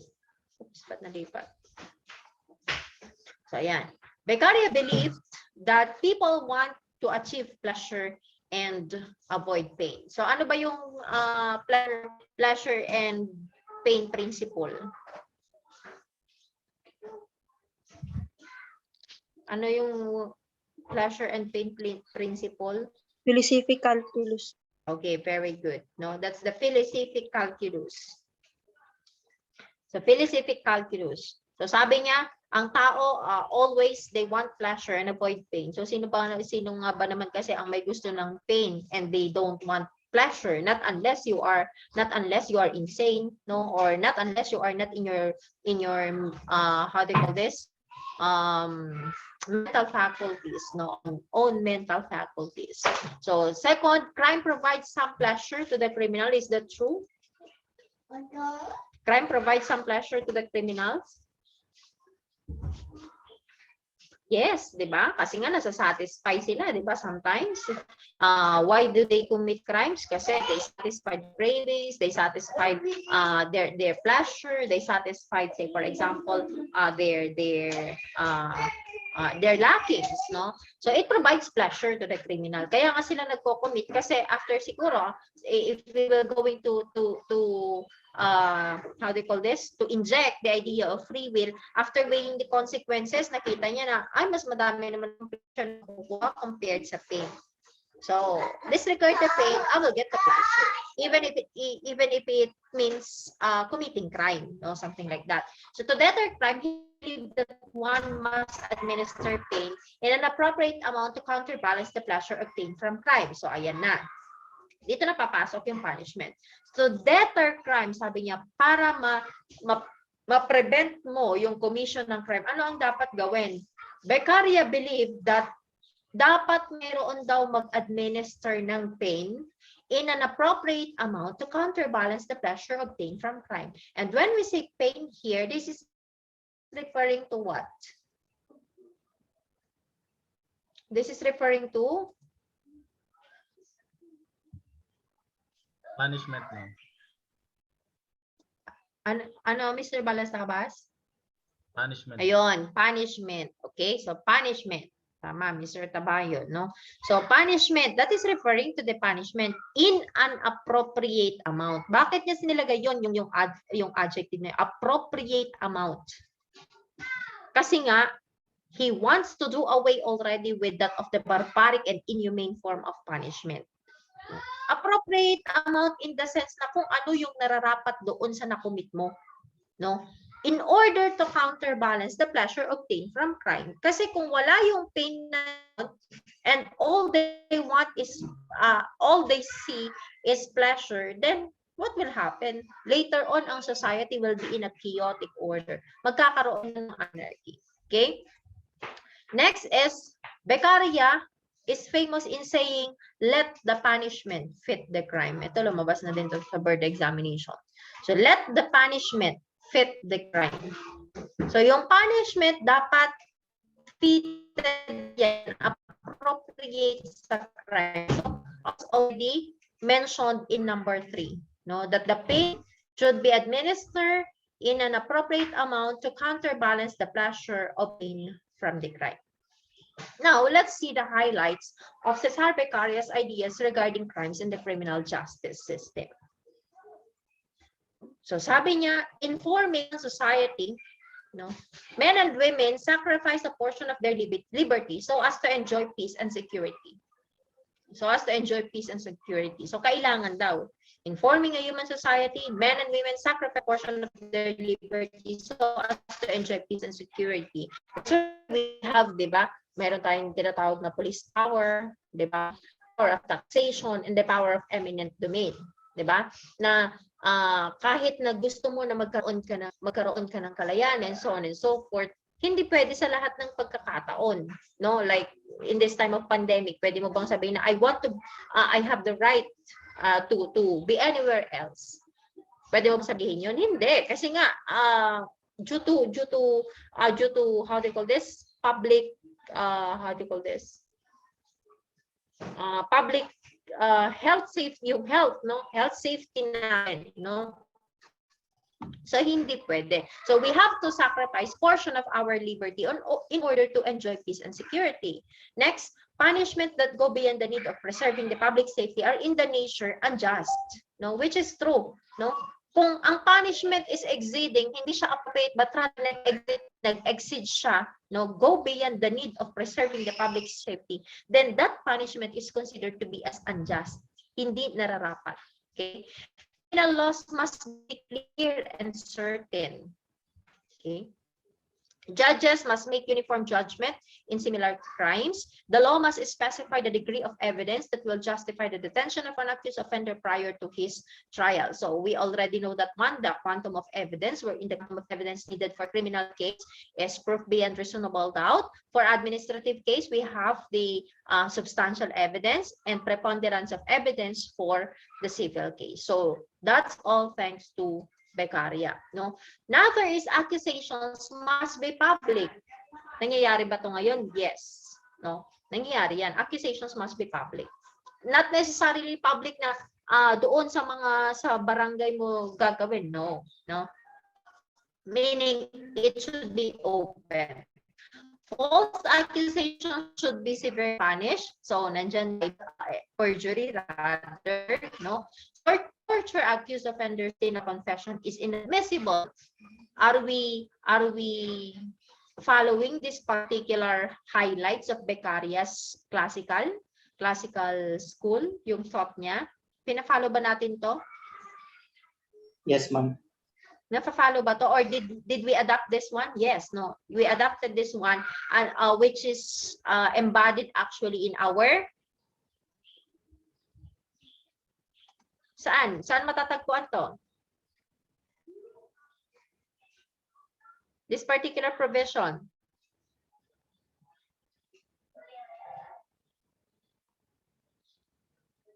Saan natin matatagpuan? No torture. To obtain confession. Matatagpuan sa Constitution, di ba? Ayun, okay? Thank you, Mr. Iglesias and Mr. Tamayo. That's correct, no? Article 3 Bill of Rights in our Philippine Constitution. Nandun yun na kapag nag-obtain ka ng confession, but that confession was obtained through torture, that will be considered inadmissible as evidence. Next, the promptitude. When I say promptitude, the right away, no? Right away. Yung swiftness. The promptitude of punishment is one of the most effective curbs on crime, which is true. Kasi kung nangyari yung krimen ngayong 2020, tapos ibibigay mo yung punishment on the 2030 pa, no? There's no promptitude on the punishment no? That is no longer an effective curb on crime. So the aim of punishment can only be to prevent the criminal from committing new crimes against his countrymen, and to keep others from doing likewise. So punishments, therefore, and the method of inflicting them should loosen in due proportion crime, so as to make the most lasting impression on the minds of men, which is correct. No? Aim of punishment can only be to prevent criminal from committing new crimes against his countrymen, which is the main objective of giving punishment. No, it will serve as a deterrence kasi, no? Saying for example, Mr. Binay committed a crime, tapos nakita say for example ni Mr. Balasabas how Mr. Binay suffered from after the punishment inflicted to Mr. Binay. You, Mr. Balasabas, are you going to imitate that one? No, it will serve as a deterrence to Mr. Balasabas and to other people, para hindi sila for them not to commit the same offense committed by Mr. Binay. No? Ayan. Punishments, therefore, and the method of inflicting them should be chosen in due proportion, however, of course. Next, capital punishment is inefficacious and its place should be substituted life imprisonment. Diba? There are so many arguments on that. There are so many debates on that whether capital punishment, kasi pag sinabing capital punishment, it's the death, no? Death, taking the life of the criminal, taking the life of the perpetrator, no? So there are so many arguments and debates whether capital punishment or death as punishment is efficient, is effective or not, no? But according to Cesar Beccaria in his classical school, sabi niya it's inefficacious, no? Ineffective. And it should be substituted by life imprisonment instead, no? That's why maraming mga bansa na ang tumutol sa death penalty, except of course Saudi Arabia, Indonesia, and some other Muslim countries, no? Next, it is better to prevent crimes than to punish them. That is the chief purpose of all good legislation, which is true, di ba? We have the saying, it is better to what? It's better to prevent, di ba? Or prevention is better than Cure. Cure, di ba? Prevention is better than cure. Kasi going back to the concepts in policing, di ba? Ano ba yung concept natin sa policing? We have the modern concept, the old concept. Pag sa old concept, what is the yardstick of the efficiency of the police? Number of arrested person. Okay, very good, Mr. Binay. Yes, no. The yardstick or the measurement of the efficiency and effectiveness of the police under the old concept is the number of arrests. The number of arrests. But under the modern concept, it's no longer, no. It's the opposite, no. Wherein the yardstick or the measurement of the efficiency of the police is no longer the arrest, but rather the absence of crime. Kaya nga maraming mga instances, di ba, na kapag consecutive na crime reporting, yung police station mo or yung particular AOR mo is ang taas-taas ng crime rate, asahan mo, i-relieve ka sa pwesto. Because you are considered ineffective, you are considered inefficient. No? Because, sabi nga, prevention is better than cure, and the efficiency and effectiveness now of the police will be measured through the absence of crime and no longer the number of your arrests. Okay.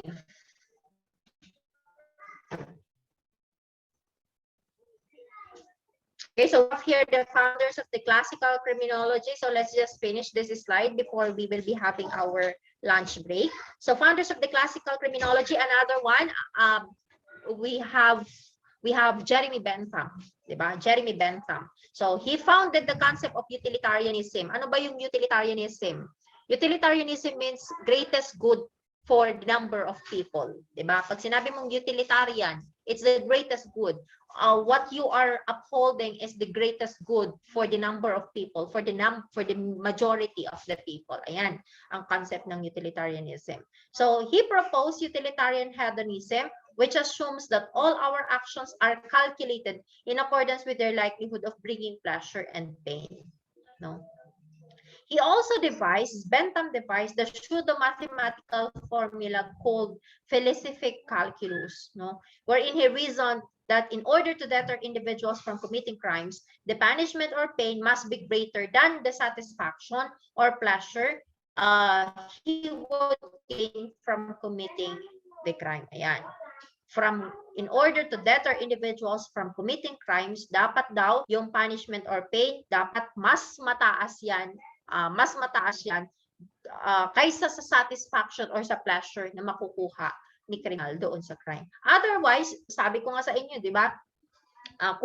Kung mas mabigat yung makukuha niya na pleasure, paano mas mabigat ito?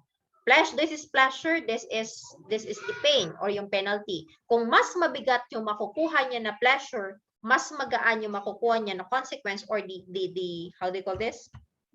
The pain or the punishment, then he will go through with the crime, no? He will commit the crime. Not unlike kung babalik na rin natin, mas mabigat yung punishment, no? Compared doon sa pleasure na makukuha niya, then he might be desisting, no? Or he might be inhibiting himself from committing the crime. Kasi nga, ay, magdudusa ako ng 6 na taon, ang nanakawin ko lang is 1 kilong bigas. See? No? So that is what we call the philosophic calculus under Jeremy Bentham. Any questions? Any questions? So it's already 11:59. Let's take our lunch. Not unless you have some questions. Let's ask first. I will ask first whether you have questions or violent reactions or any clarifications with the slides or with the matters that we've already discussed. Meron ba? Meron questions or clarifications? Para later on, wala nang questions, then proceed na tayo with the next. Do you have questions or clarifications? Ma'am, excuse me po. Yes, Mr. Espedillo. Ma'am, ipapasa nyo din po sa amin yung PowerPoint po niya. Yeah, I can give you the how do you call this? Yung PowerPoint presentation. Thank you, ma'am. Siguro isi-send ko na lang siguro kay Sir Eusebio. Kasi siya yung may contact sa akin. Tapos siya na lang mag-disseminate sa inyo. Is that okay? Yes, ma'am. Okay, so do you have any questions other than that or clarifications?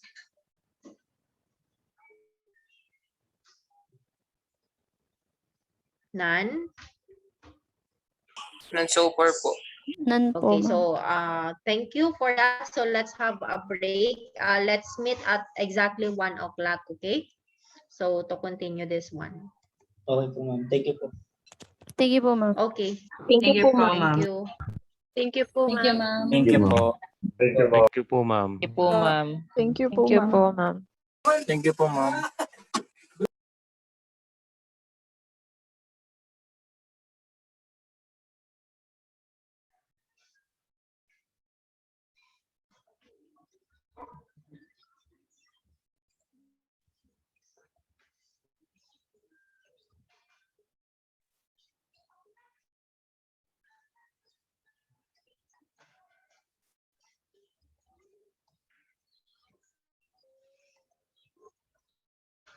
Okay, so we're done already with Jeremy Bentham. Let's continue with utilitarianism. Oops, but no.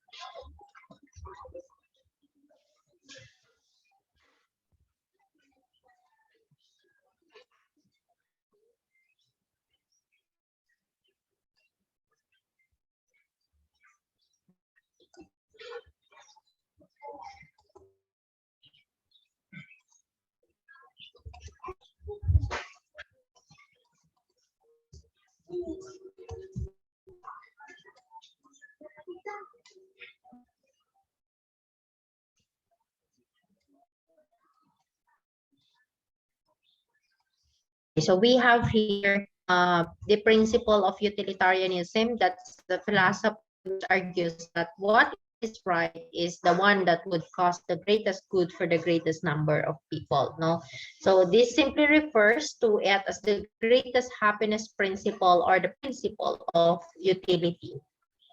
So from this principle, Bentham formulated the philosophic calculus, which was already discussed a while, no, wherein this is a pseudo-mathematical calculation. You have to consider first the the how do you call this, the pleasure, no, that you have the consequences of the flesh.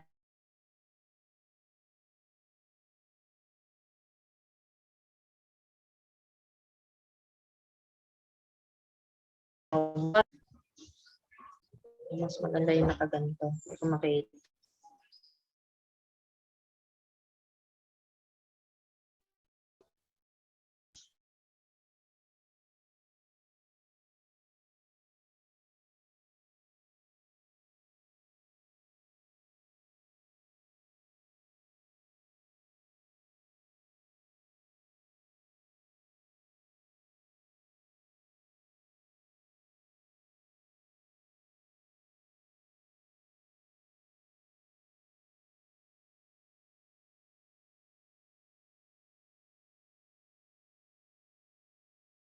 Kilig.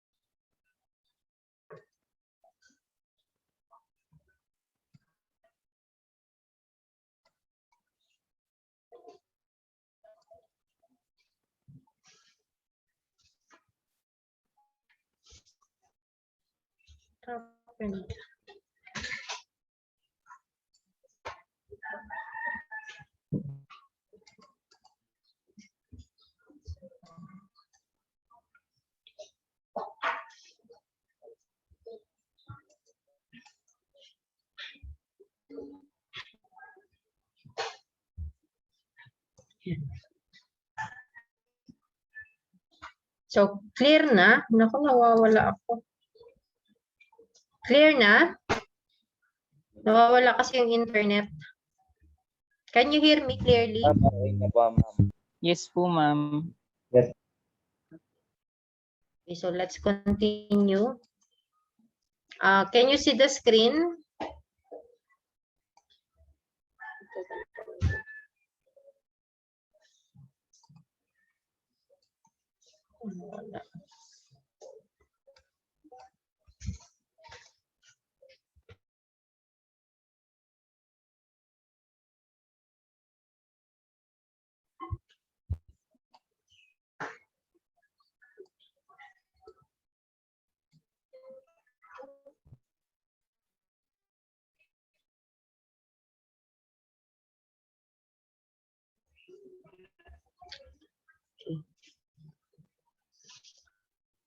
So as I've stated a while, no, I keep on reiterating you that one of the theory that was actually crafted out of that classical school of criminology under the doctrine of free will, the rational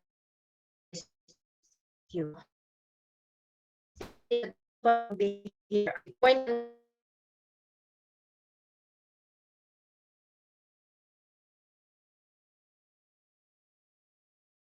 motive, no, the intention of the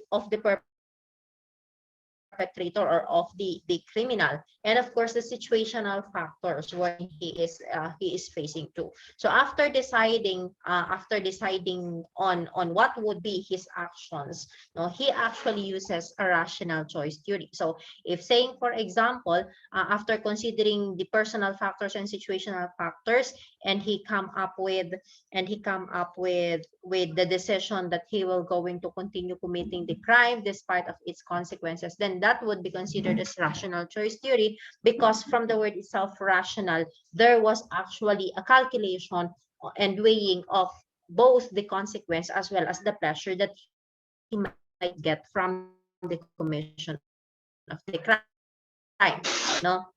And of course, the rational choice in choosing the crime No, we have to consider also the so-called offense specific and offender specific, or it would be offense specific or offender specific. No, in the offense specific, it means that the offenders will react selectively to the characteristics of a particular offense. So what is the example of how do you call this, of the offense specific? That means he will going to choose what particular crime he will going to commit. No, that's offense specific. He will be the one who will choose or select what particular offense he will going to choose, or what particular victim he will going to victimize. Ayan ang offense specific. Whereas in offender specific, it means that criminals does not simply engage in random acts of antisocial behavior. Why? Because he must have to consider also his skills, no? His talent pagdating sa same, for example, if he will commit robbery, no? So may talent ba siya sa pag-akyat, say for example, no? The skills, no? He must have to consider everything. The capability of the offender. Ayan ang offender specific. And of course, there are three essential elements in the decision making as to commit or not to commit crime. No? Ano ba yung essential elements para makapag-decide ang isang tao na magko-commit pa ba ako ng crime or hindi na? Okay? So we have the type of crime, no? Yan na yung pagiging offense specific. So saying for example, how do you call this? He wants to satisfy his hunger, no? So he wants to satisfy his hunger and the family's hunger, say for example. So anong particular na crime ang makakapag-benefit sa kanya para ma-satisfy yung hunger niya, no?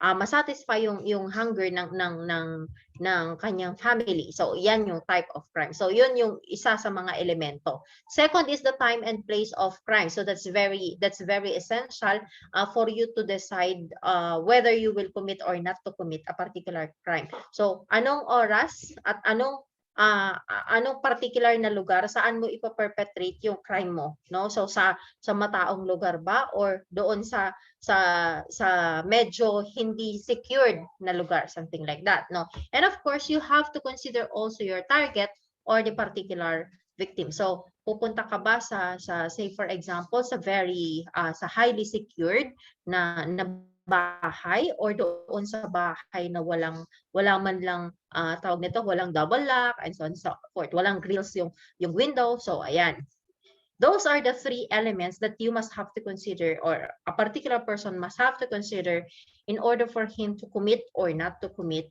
crime. So second school of thought in criminology is the neoclassical school, no? You have to take note that this neoclassical, from the word itself, neoclassical, no?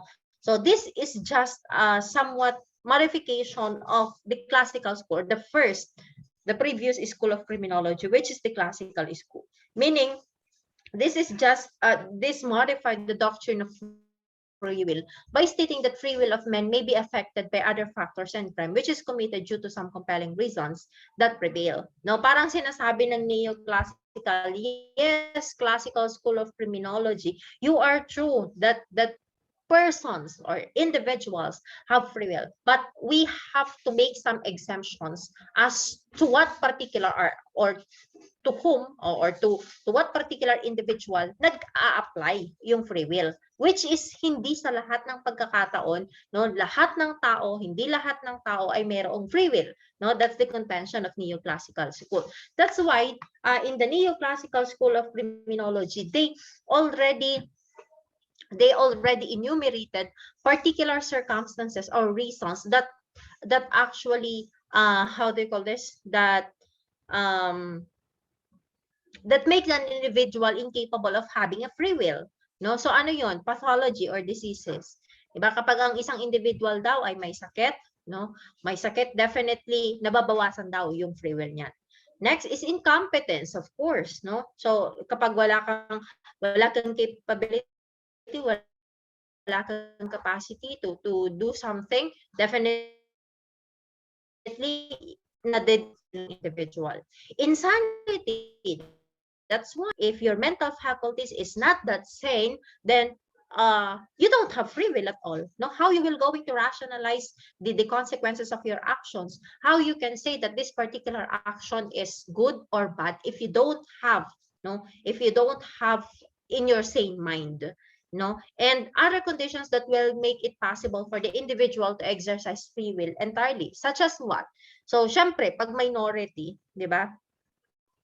Pag bata, walang free will yan, or either meron man diminish yung free will niya. Hindi siya considered, or hindi mo siya pwedeng i-compare sa free will ng isang full-grown adult, full-grown adult, kasi magkaiba yung the development of the brain, the development of his or her mental faculties ay iba sa how the mental faculties of the full-grown adult works. Okay?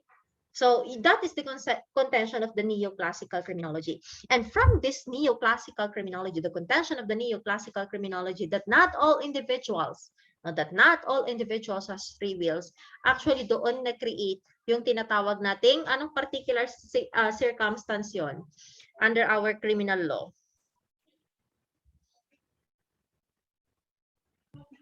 Mitigating or exempting circumstances. Okay, so we have there the mitigating, the exempting and the mitigating circumstance. Now, very good. Okay, so doon actually nanggaling, sa neoclassical nanggaling yung mga yon. Okay, so third one, so yun lang naman yung pinaka-main na contention ng neoclassical school. No, it grow actually from that of the classical school. It just introduced some modifications as to the doctrine of free will. Na sinasabi niya, yes, tama ka, classical school, but we have to also to, how do you call this, to give some considerations on this particular compelling reasons. And the third main school of thought in criminology is, of course, the positivist school of criminology. So positivist theories were the first to claim the importance of looking at individual difference among criminals. That's why I've told you, diba? Positivist school of criminology, most especially Cesar Lombroso, the father of modern criminology. So ano ang sinasabi niya? That we don't have to consider, or we don't need to consider these individuals, these criminals to be as criminals or criminal per se, but rather we should consider these individuals as sick individuals that needed treatment and rehabilitation. That's why he was considered to be as the father of modern criminology, because of that contention. No, positivist criminology focus on the three main causations or three main approaches in the study of crimes, diba? So ano yung mga three main approaches na yun? We have the biological, psychological, and sociological. Bakit? Later on makikita natin in the holy three. Do you remember the holy three of criminology? Sometimes they call it unholy three of criminology. So mayroon silang iba't ibang perceptions, no, pagdating sa positivist criminology. Like for example, in Cesar Lombroso, he tackled on the biological aspect, no, biological approach in crime causation. Bakit? Kasi nga sinasabi niya, it's the atavistic stigmata.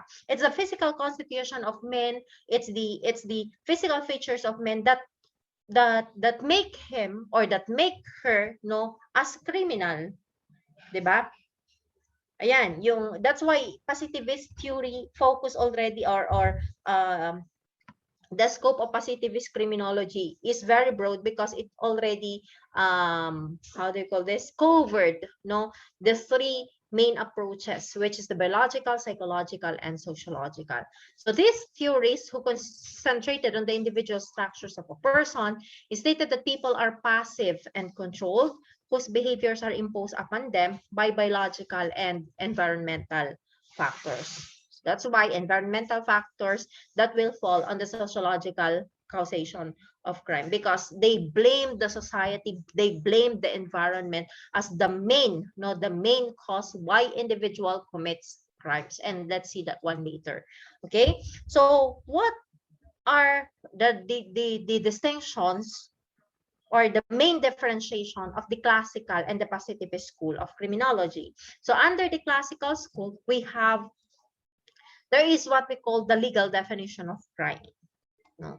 Whereas in positivist school, no to legal definition. No? In the classical school, there is what we call punishment fit the crime. Diba? Sino ang nagsabi nun? Let the punishment fit the crime. Who stated that one? Beccaria po. Beccaria po. Okay, so we have Cesar Beccaria. Sabi niya, let the punishment fit the crime. No? But in positivist school, punishment should fit the criminal. No? So iba, it should be the criminal ang nagiging batayan ng pagbibigay mo ng punishment. In the classical school, there's what we call the doctrine of free will. No? In positivist school, it's the doctrine of determinism.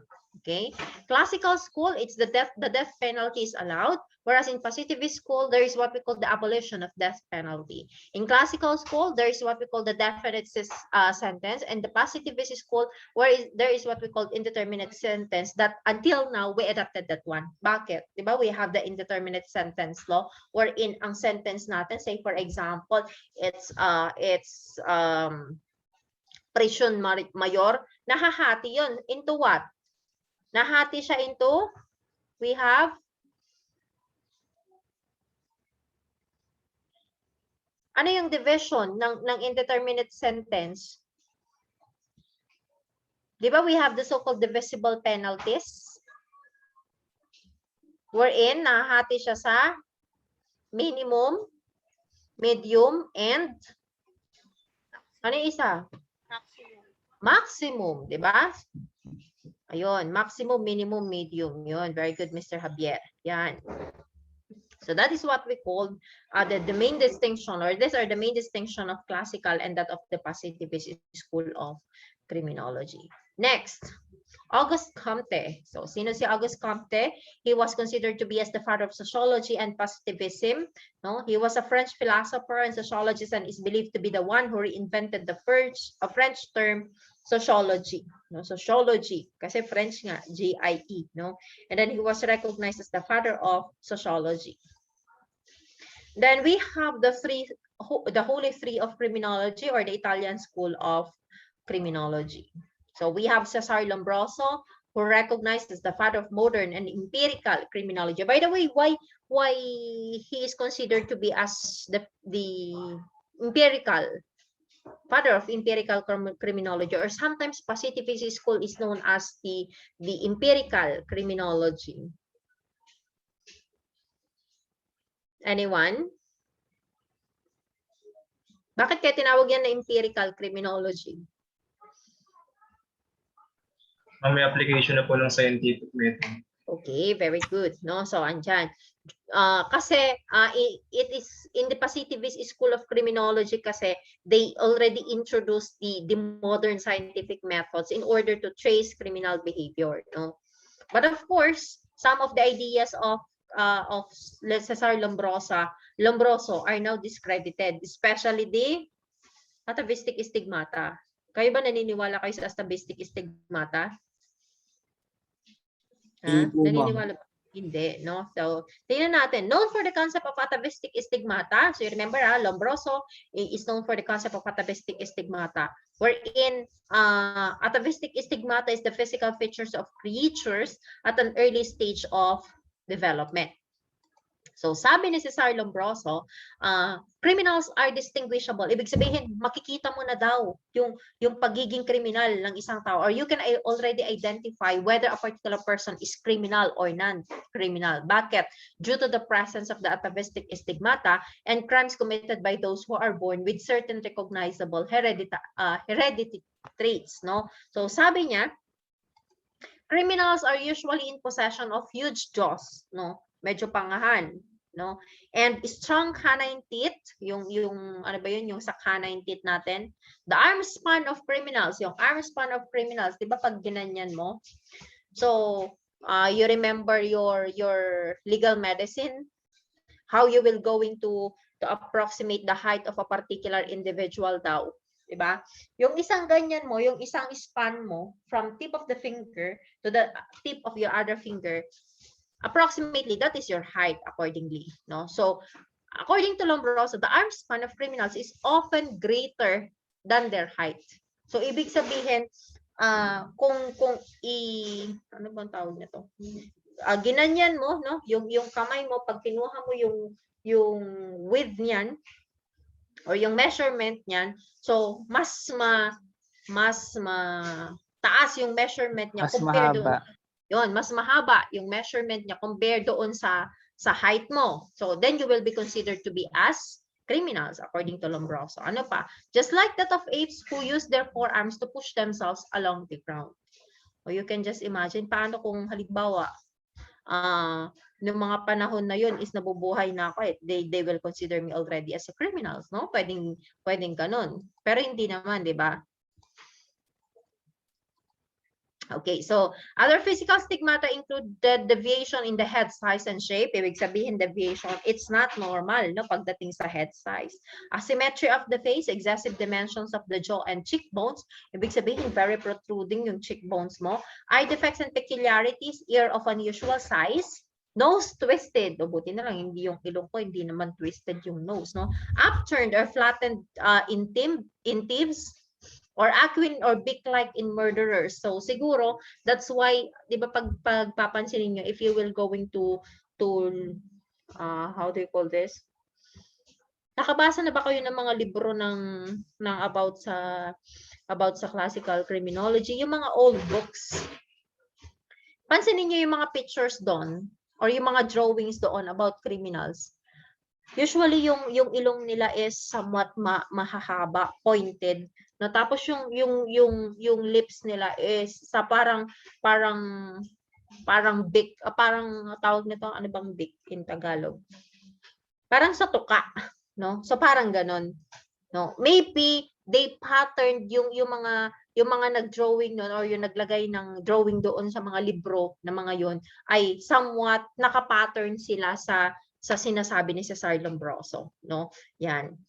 Fleshy lips. Ano bang fleshy lips? Parang sa mga negro, ganun ba yon? Fleshy lips. Swollen and protruding and pouches in the cheek like those of animal's toes.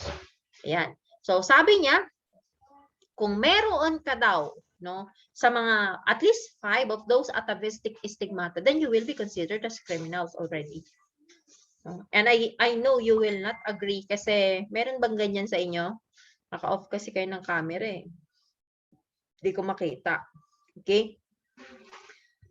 So next, we have Lombroso's work supported the idea that the criminal was a biologically. O ayan, si Mr. Binay. O hindi naman si Mr. Binay. O ba't bigla ka nag-off, Mr. Binay? Pwede naman pala mag-on. O. Ba't nakasombrero ka? May ba dyan? Malamig po, ma'am. Akala ko ano ba yun? Yung parang napapanot. Di ba usually kapag napapanot pag yung mga mahilig mag-sombrero? Okay, so we have Lombroso's work supported the idea that the criminal was a biologically and physically inferior person. No, physically and biologically inferior person. And we have here the 3 classes of criminals according to Lombroso. So we have born criminals, ayan na. Individuals with at least 5 atavistic stigmata. Kung meron kang at least 5 atavistic stigmata, kung nabubuhay ka nung panahon ni Lombroso, ikukulong ka na. You will be isolated, di ba? Why? Sabi nga, because he recommended that they should be isolated and they should not be free in the environment na magro-roam. Bakit? Kasi pwede daw sila magkaroon ng offspring, and that offspring, of course, mai-inherit niya yung heredity mo, no? Heredity mo, having those atavistic stigmata. That's why nagkakaroon daw ng mga tinatawag nating born criminals. Okay, but of course, this one was already discredited. Okay. Next, we have insane criminals. Those who are not criminals by birth, they become criminals as a result of some brain defects which interfere with the ability to distinguish between right and wrong. Ito, totoo naman to, no? Insane criminals, because even now we have those persons, no? They committed crimes. Bakit? It's because the mental faculties of that particular individual is not working, no, or they are suffering from mental illness which inhibit them para makapag-isip ng maayos, and that they can be able to distinguish what is right from what is wrong. And the third one is the criminaloids, those with makeup of an ambiguous group that includes habitual criminals, criminals by passions, and other diverse types, no? So ibig sabihin, they have only three: the born criminals, the insane criminals, and all other types of criminals. Nagpo-fall na yan sa pagiging criminaloids. Nakuha yung tatlo? Are we clear on those three classification of criminals according to Lombroso? Yes po, ma'am. Yes Okay, po, next ma'am. we have Enrico Ferri. Enrico Ferri, second of the Holy Three. Enrico Ferri focuses study on the influences of psychological factors and sociological factors such as economics on crimes, going back sa Positivist School of Criminology. That is the only school of criminology that tackled the three approaches in criminology, three approaches in crime causation. Ano nga yung tatlong approaches na yun? Main approaches. First one is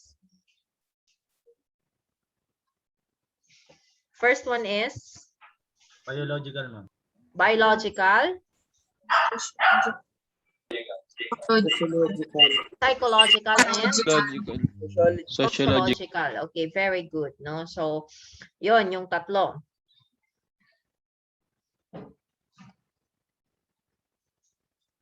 Yan.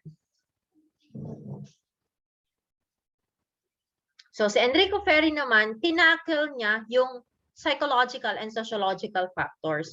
So, he believed that criminals could not be held morally responsible. So, you cannot hold them down, the criminal morally responsible, because they did not choose to commit crimes, but rather were driven to commit crimes by condition of their lives. Do you agree? Do you agree? Do you agree on this? They were driven to commit crimes by conditions in their lives. I personally, I agree with this one, no? Kasi tanungin mo, pag may mahuli, pag nanonood kayo ng TV, pag may nahuli na 'di ba, nauso yung prostitution kahit na nung pandemic, kahit nagkaroon ng pandemic, ano ang dahilan, no? It's because of poverty. Ano pa? Pagdating kapag may nahuling mga illegal drug trades, no, involved in the illegal drug trade, anong dahilan? It's because of poverty. Pag may nahuling nagnanakaw, it's because of poverty, because of the conditions of their lives, no? So ayan. So Enrico Ferri believed that criminals could not be held morally responsible because they did not choose to commit crimes. But of course, this particular sentence, they did not choose to commit crime, is somewhat vague, no? I agree with this one. Some of the criminals were driven to commit crimes by conditions of their lives, but it's not because they did not choose to commit crimes. They choose to commit crimes, 'di ba? Pinili nila 'yon. They have other methods, no? They have other measures, they have other ways, but for them, they choose what they think is how the fastest way in order to satisfy their cravings, satisfy their hunger, no? In order for them to at some point change the conditions of their lives. Ayan, kay Enrico Ferri. And the last one, we have Rafael Garofalo. He treated the roots of the criminal's behavior not to physical features, but to their psychology equivalent, which he referred to as moral anomalies. So Rafael Garofalo focused naman on the psychological approaches, no? So ulitin ko, it was Cesar Lombroso who focused on the biological side. Ferri focused on both of the psychological and sociological factors, and Rafael Garofalo is on the psychological approach, no? He referred this as moral anomalies. It's because of the moral, no? He rejected the doctrine of free will. Kasi paano ka nga naman magkakaroon ng free will if at some point you are suffering from mental illness, Diba? You are suffering from mental disorders. Siyempre, wala ka ng free will. Kaya nga sabi ni Neoclassical School, diba? Neoclassical School, tama ka, free will, tama ka, Classical School of Criminology. Pero, you should have to consider also certain compelling reasons, like insanity, for example. What if a particular individual is suffering from mental disorder or from mental illness? Can he calculate pa his actions? No more, no? So ayan yung contention ni Rafael Garofalo, as well as the neoclassical. Okay? So we have here the types of criminals by Garofalo. We have murderers who satisfied from vengeance or revenge, no? We have violent criminals who commit very serious crimes, deficient criminals who commit crime against property, and lascivious criminals who commit crimes against chastity. Now, we have here the different approaches under the positivist criminology or the theories of crime causation. So, as I've told you, no, those three were the biological, sociological, and the psychological theories. Okay, so biological theories, of course, these are composed of different theories, no, which tackled or which blamed biology or heredity, no, as the main factors why individual commits crimes. No? So this refers to the set of theories that point to physiological, meaning physical is the physical features. No, the physiological, it means the outer, it's the body, and other natural factor as the causes for the commission of crimes or certain individuals. So the existence of criminal traits associates an individual's evil disposition to physical disfigurement or impairment, no? So tinitignan nila, it's because ba yung disfigured yung mukha mo, or disfigured yung physical feature mo, or yung physique mo, no? 'Di ba? Yung sa somatotyping, it's the physique, yung body feature mo, you will be considered already as criminal because you are like that, no? So yun yung contention ng biological theories. Then we have the theory of evolution by Charles Darwin. This is very popular naman, di ba? So, ano ang sinasabi niya dyan? That humans, like other animals, are parasite, that man is an organism having an animalistic behavior that is dependent on the other animals for survival. Di ba? Kaya nga sabi ni Charles Darwin, saan daw nagmula ang tao? Until the very end ng kanyang buhay. So sinasabi ni Charles Darwin that men came from, saan daw galing? Apes. No? Came from apes. Do you agree? Hindi po. Akala ko may nag-agree dyan. Okay? No, ma'am. So it's not true, no? So ikaw ba naman tatanggapin mo na ikaw ay galing sa unggoy, no? So humans, like other animals, are parasite. Bakit parasite? Because you are dependent from from other person, no? You just relied dun sa ibang tao, no? And as an organism having an animalistic behavior, 'di ba? Sabi nga, ayan yung survival of the fittest, as they say, no? Then we have here physiognomy. So ito na yung mga theories, no, or doctrines and principles under the biological theory. So una is the theory of evolution, which supported the biological theory. Second is physiognomy. So ano tong physiognomy? So this is the study of the facial features and the relation to human behavior. Meron ba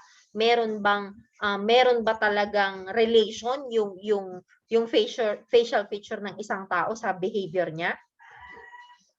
No? Porque ba, say for example, pangit yung tao, pangit na rin yung behavior niya, or maganda yung tao, maganda na rin yung behavior niya. We cannot say that one, no? There is no how they call it, conclusive evidence na ganun yung nangyayari, no? But of course that is the main concept or the study of physiognomy. So we have Giambattista della Porta, who is considered to be as the founder of human physiognomy. Please take note of Giambattista della Porta kasi lumalabas to sa board exam, no? The founder of human physiognomy.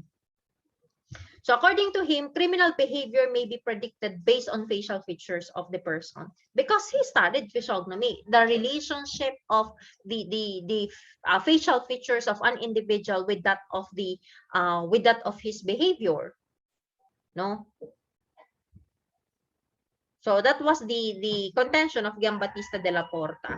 Then we have Johann Caspar Lavater, a Swiss theologian who believed that people's true characters and inclinations could be read from their facial features. No, siguro yung mga ang tawag nito, yung mga manghuhula, 'di ba? Yung mga manghuhula pag nakita kasi for example, sasabihin nila, ganto ka, ganto, ganto, ganto. 'Di ba? So maybe that could be linked to physiognomy, no? He supported the belief of Della Porta. He believed that a person's character is revealed through his facial characteristics. Then we have phrenology, criminology, or cranioscopy. So ano naman to? Cranioscopy is a method to study the personality and development of mental and moral faculties based on the external shape of the skull. No, the relationship of the skull, yung facial or yung external shape ng skull mo, no, with that of your personality and the development of your mental and moral faculties. Meron bang relationship? Meron bang linkage, meron bang connection yung shape ng skull mo sa development ng mental and moral faculties mo? That's the study of cranioscopy. So saying for example, kapag sinabi ba na medyo flat yung skull mo, 'di ba? Merong ganun yung flat yung skull or mas malaki yung dimension ng head, definitely mas malaki yung dimension ng skull mo, ibig sabihin ba nun is criminal ka or you have a criminal tendency. So that's the study of cranioscopy. No, cranioscopy, take note, was later renamed as phrenology. No, phrenology, which is the study now that deals with the relationship between the skull and human behavior.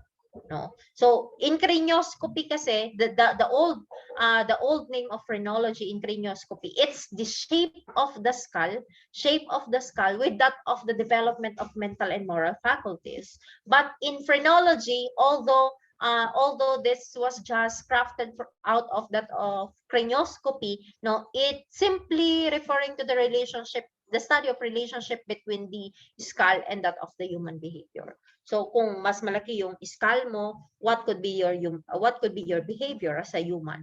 Kung mas maliit yung skull mo, what could be your behavior as a human? So that is now the study of phrenology. Okay, so who are the persons behind cranioscopy or craniology? So we have Franz Joseph Gall. So Franz Joseph Gall, a renowned neuroanatomist and physiologist, and a pioneer in the study of the localization of mental functions in the brain. Okay, he developed cranioscopy, which was later renamed as phrenology. Okay, so Franz Joseph Gall, take note. Franz Joseph Gall developed cranioscopy na tinawag na ngayong phrenology. Okay, next we have Johann Caspar Spurzheim, a German phrenologist who was the assistant of Gall. He was the man most responsible for popularizing and spreading phrenology to a wider audience. Then Charles Goring. Charles Goring studied phrenology or craniology, which deals with the study of the external formation of the skull, indicating the conformation of the brain and development of its various parts, which is directly related to the behavior of the criminal. So you can just imagine they already concluded, no? They already concluded that that the external formation of the skull has somewhat how do you call this? A somewhat relationship, no? Mayroong relationship doon sa behavior ng isang criminal, no? He believed that criminal characteristics were inherited, no? That's why nga biological, no? Charles Goring supported biological approaches kasi sinasabi niya na criminal characteristics can be inherited.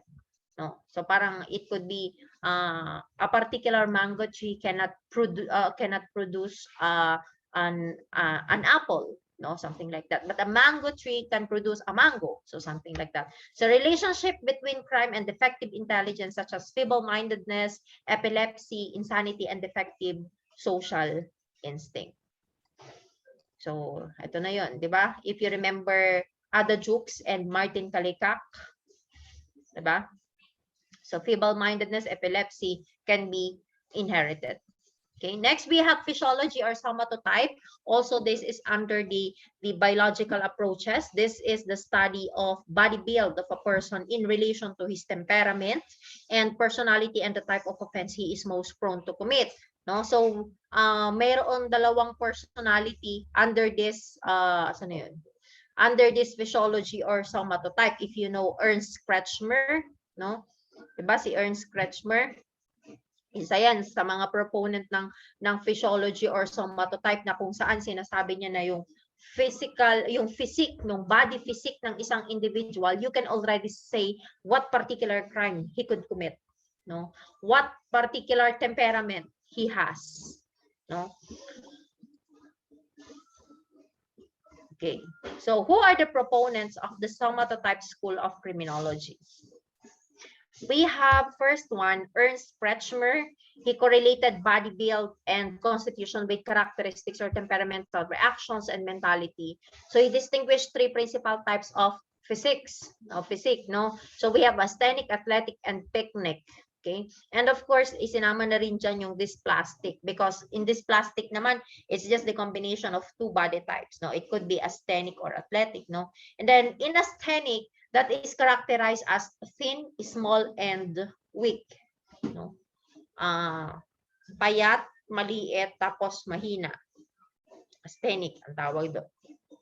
And then we have athletic, that's muscular and strong. No? If you will correlate with this, with William Sheldon's somatotype.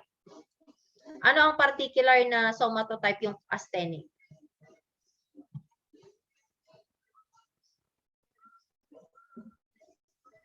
Ectomorph.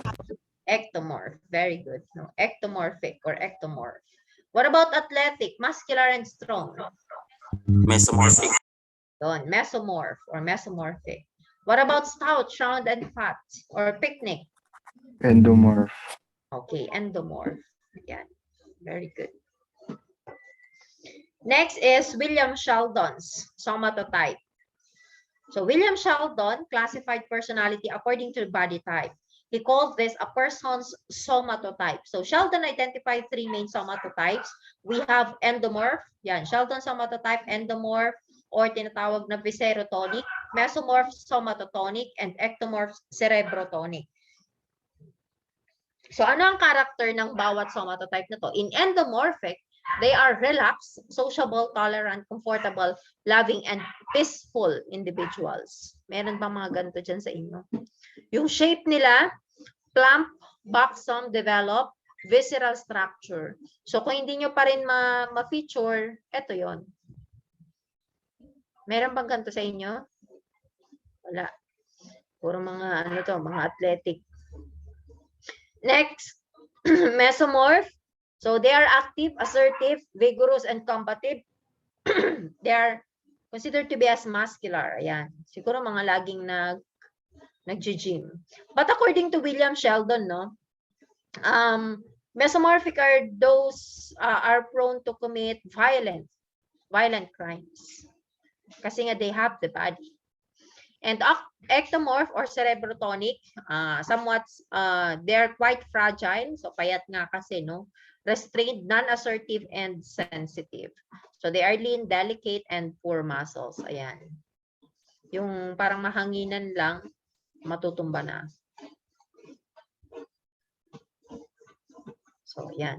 Endomorphic, relatively large, digestive, viscera, round body, short, tapering limbs, bones, smooth, velvety skin. They're viscerotonic, generally relaxed and comfortable, small persons, loves luxury, and essentially extrovert. They are, how they call this, easy-go-lucky individuals. In mesomorphic, ayan, with relative predominance of muscles, bones, and motor organs of the body with large face and hands. And rhomotonic, they are rhomotonic rather, active, dynamic, walks, talks, and gestures assertively and behaves aggressively. And of course, William Sheldon's third somatotype is ectomorphic, relative predominance of skin and its appendages, which includes the nervous system. It has fragile and delicate bones with droopy shoulders, small face, and sharp nose, and fine hair.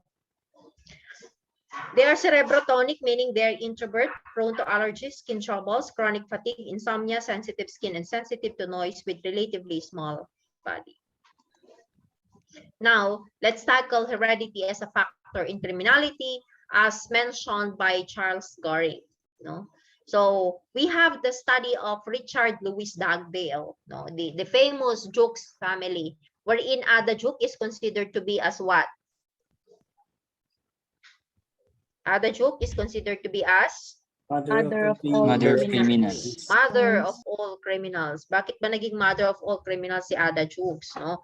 So Richard Louis Dugdale conducted a study of the Jukes family by researching their family tree as far back 200 years. So he discovered that most of the descendants of the Jukes were criminals. No? When he traced the genealogy of, when Dugdale traced the genealogy of Ada, nakita niya na there were 280 paupers, there were 60 thieves,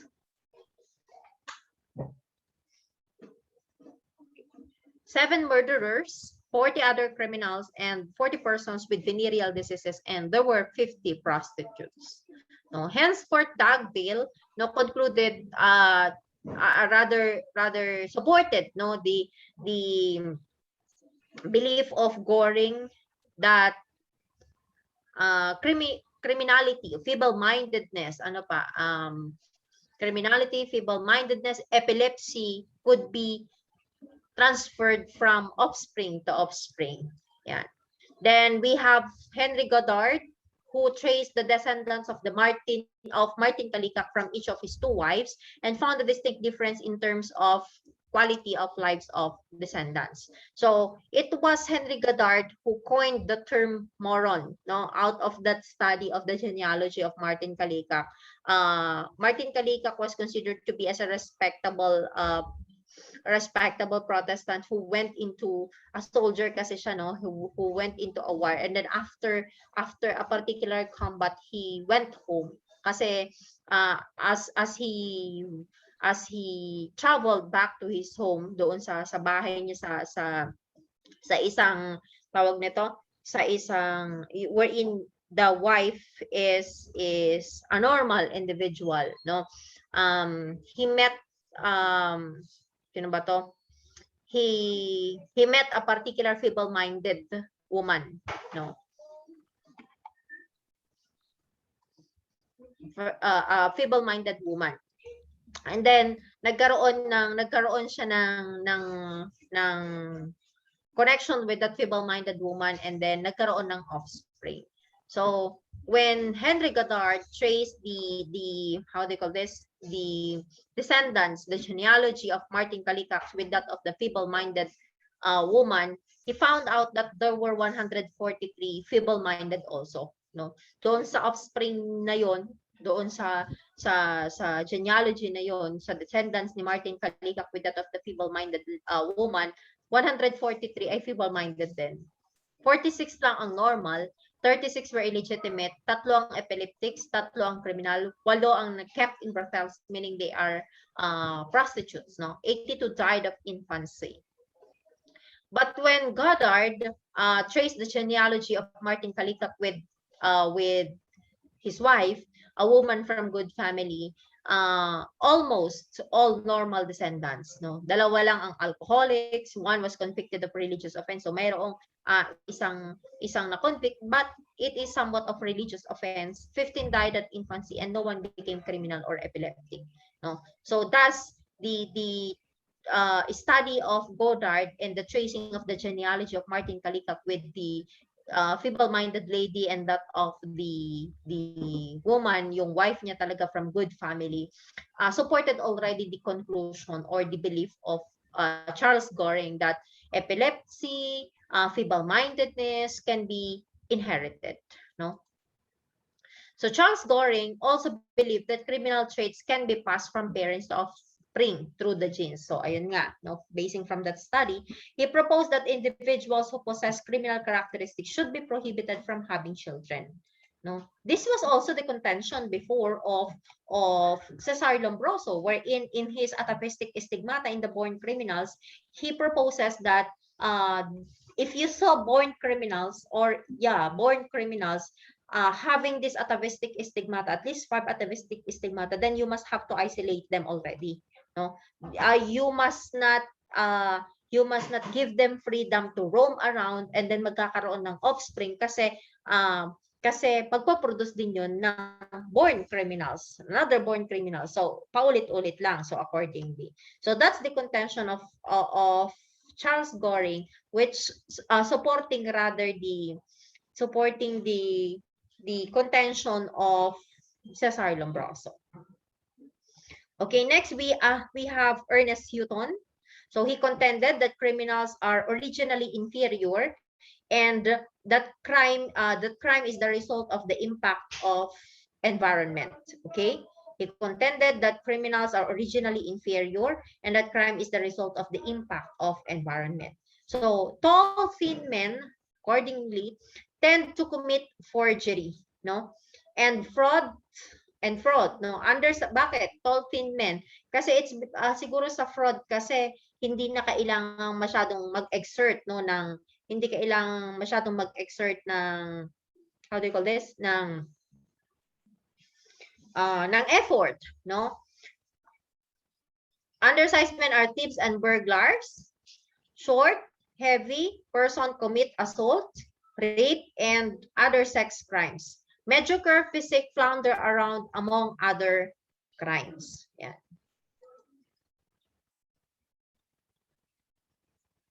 So next, we have intelligence as a factor in criminality. Numerous tests were also conducted that lead to the development of the use of IQ tests as a testing procedure for offenders. The very first results seemed to confirm that offenders had low mental abilities and they were found to be mentally impaired. No? So ayan yung sinasabi din. As support to doon sa biological approaches, sinasabi nila na yung criminals daw, mga criminals, per study accordingly, because of the test they've conducted, yung mga criminals accordingly ay mabababa yung IQ, no? But of course, you cannot say that one, no? This is not conclusive. So maybe doon lang sa study na ginawa nila, no? Sa study na ginawa nila is somewhat ang nakuha nilang respondents maybe ay mga low yung IQ, no, but it's not conclusive. Then we have Alfred Binet, so a French psychologist who developed the first IQ test. The test measured the capacity of individual children to perform tasks or solve problems in relation to the average capacity of their peers. Okay. So those are for the biological approaches. Now let's look on the psychological approaches or the psychological theories. So ano naman to? It explains now the psychological determinants which define behavior of a person. So it's more on the behavior of an individual. It's no longer about the facial features kasi that's under the psychological under the biological approaches, no? Yung physical feature, yung physique or yung body build ng individual, that's under the biological. In psychological theories naman, ang tinitignan dito would be the behavior of a person. Is there any linkage? Is there any connection between the behavior of a person with that of the criminality? No, there could be, no. So this idea has long been hatched by thinkers who were consumed by the belief that it is the psychological equivalence, no. It's the psychological equivalence that how do you call this? Make the person to act the way he does. That pushes the person to act the way he does. No? Like for example, you are suffering from depression. No? If you are suffering from depression, that could lead you to suicide, 'di ba? May mga ganun, yung mga nagsasuffer ng depression, nagde-lead sila sa suicide, So that is, of course, under the study of psychological or under psychological theories. There are many ways on how to classify psychological theories of crime causation. Some of the theories emphasize emotional problems, mental disorders, sociopathy, and thinking patterns. But the common assumption of these theories is that there is something wrong with the mind of the offender which caused him to commit crime. So yun naman yung pinakang common If we are talking kasi about psychological theories, it's more on the mental faculties of the individual. The development of the mental faculties of the individual. Yung tao ba na yon nung nag-commit siya ng crime is sane, nasa sane mind siya or nasa rational mind siya or wala. Or is this particular person who committed the crime suffering from mental illness or from mental disorder? So that's the question, That's why I stated there, yung common daw na assumption ng psychological theories is that there is something wrong saan? Sa isip, sa utak, yung brain, yung mind ng offender causing him to commit crimes. So next we have Sigmund Freud. Okay? So sino si Sigmund Freud? So he is recognized as the father of what? Psychoanalysis, or somewhat they call them as father of psychoanalytical theory. Because he was the one who proposes the psychoanalytical theory. Okay, so he is recognized as the father of psychoanalysis. He believed that man carried with him residue of the most significant emotional attachments of his childhood, which then guide future interpersonal relationship. He founded the psychoanalytic or the psychodynamic theory of criminality, in which he attributed delinquent and criminal behavior to a conscience that is overbearing, conscience that is overbearing, meaning somewhat defective, which arouses feelings of guilt, or a conscience that is so weak that it cannot control the individual's impulses and the need for immediate gratification. Bakit? Kasi pag sinabi mong conscience, this particular conscience will be the one to give you the feeling of guilt. Kapag ang isang tao daw hindi na siya nakakaramdam ng feeling of guilt, what will happen? So he is already an antisocial person wherein he could commit he could commit criminality or crimes. So there were three components of personality according to Sigmund Freud. Now what are those? We have the id. Ano yung pangalawa?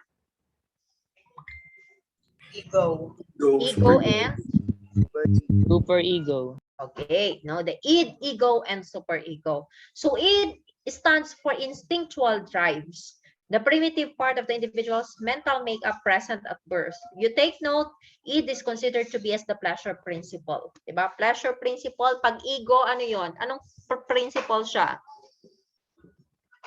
Reality principle. Okay, very good. Reality principle. What about the superego? Ano? Moral conscience. Okay, that is the conscience which is known as the morality principle. Diba? Morality principle. So tandaan nyo yung mga tatlong principles na yun. It is the pleasure principle. We have the ego, which is considered to be as the reality principle, and the morality principle is the superego, which is also named as the conscience. So it is governed by the pleasure principle, represents the unconscious biological drives for pleasure. Bakit unconscious biological drives for pleasure? Kasi natutulog ka lang or nakahiga ka lang pero mamaya gutom ka na naman, 'di ba? 'Di ba? Ang baby, for example, hindi pa naman niya alam yung nangyayari pero bakit iiyak na siya? It's because gutom na siya, So he wants his drive, he wants his drives to be satisfied, his cravings to be satisfied. Ayan. So the id impulses are not social. Id impulses are not social and must be repressed or adapted so that they may become socially acceptable. Bakit hindi social? Kasi ang contention ng id is give me what I want when I want it, So kahit na anong pagkakataon, kahit na sa anong pagkakataon, kahit na sa anong panahon, anong oras man 'yan, kapag sinabi kong gusto ko, ibigay mo, Yun si id. no, which is from the very beginning, from the time we born, no, so automatic nandiyan na siya, no. But accordingly, no, ayan, the id impulses are not social. Hindi siya social kasi nga ganun, give me what I want when I want it, and must be repressed, so kailangan mo i-repress yun, or adapted so that they may become socially acceptable. Like what? Okay lang naman magutom, no? Say for example, nagle-lecture kayo, you have a lecture in a face-to-face. Alam mo na gutom ka na, no? Pero nagkaklase pa kayo. So pwede mong pwede kung wala ka nung ego, wala ka nung conscience, at ang magpo-prosper lang is the id. Lalabas ka na, kakain ka na, o ilabas mo na 'yung pagkain mo, kumakain ka na doon. That's id. Okay, but we must have to repress that one so that it will become socially acceptable. Nakuha nyo si id?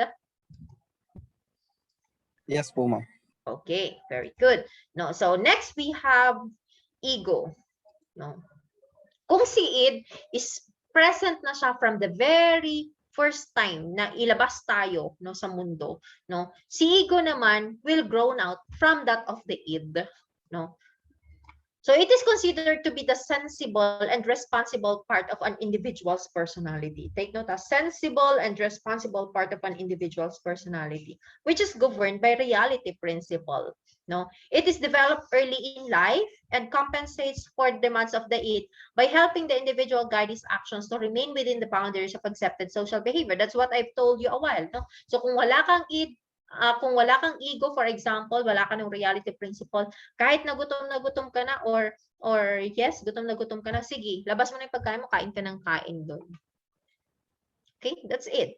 But if you have ego, you have the reality principle, sasabihin niya, hindi pa pwede, you have to wait. Yes, you are hungry, but you have to wait until such time matapos yung lecture natin. Then that's the time you will going to eat.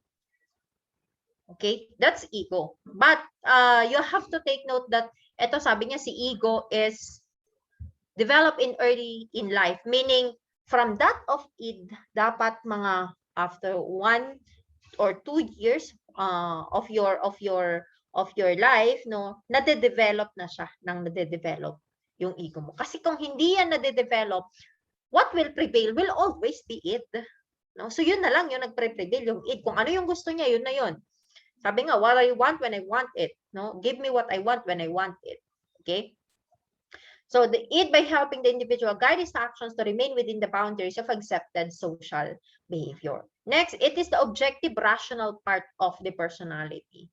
No, objective, rational, meaning rational, ibig sabihin nakabatay siya sa what is accepted, no, what is socially accepted.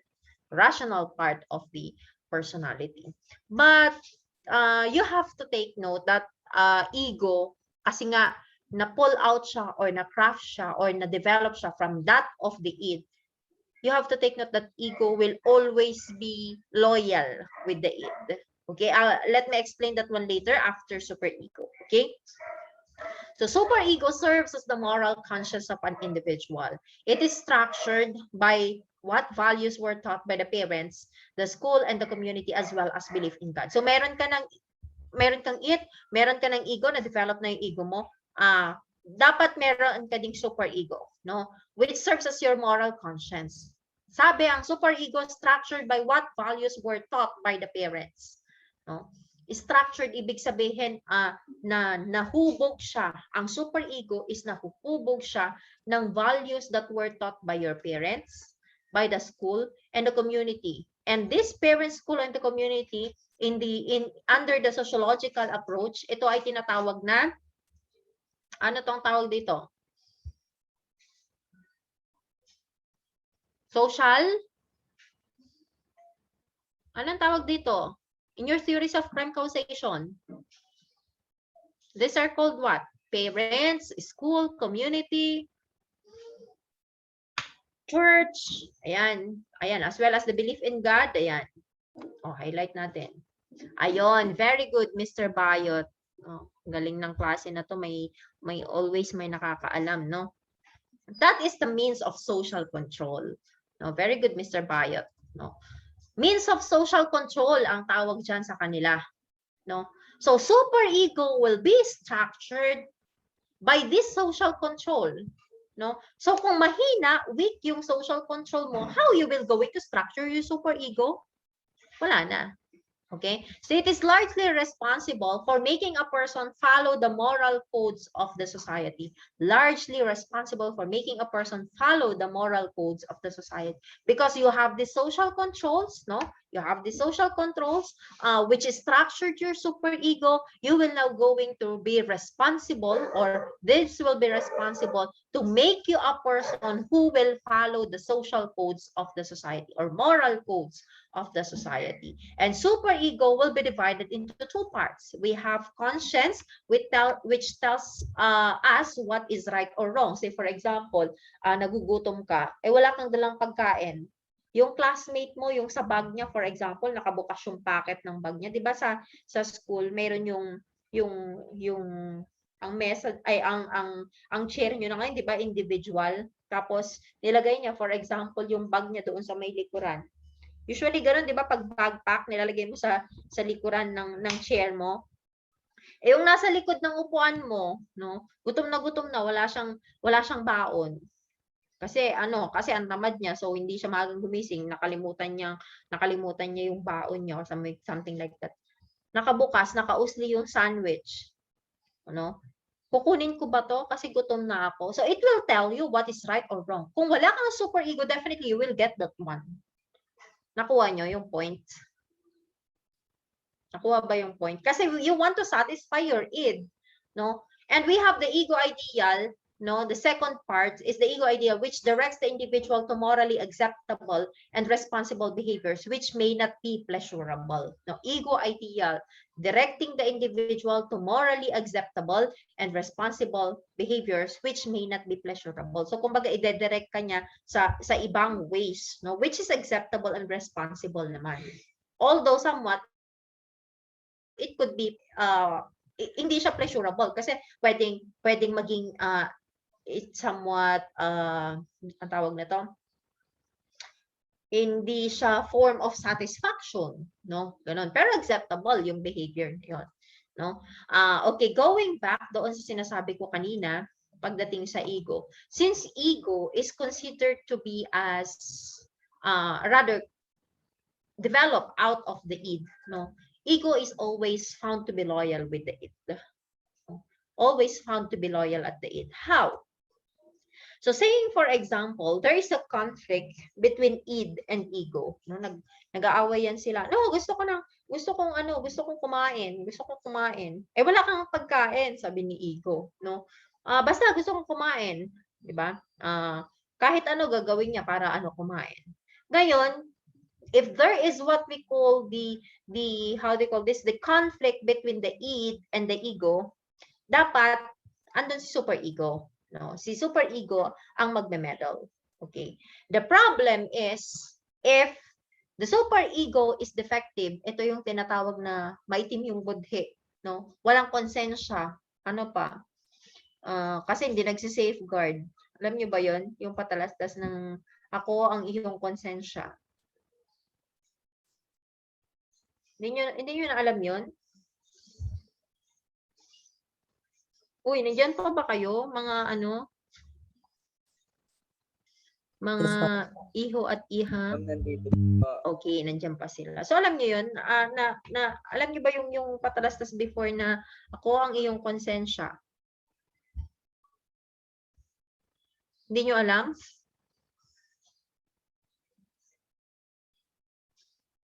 Yung sa safeguard,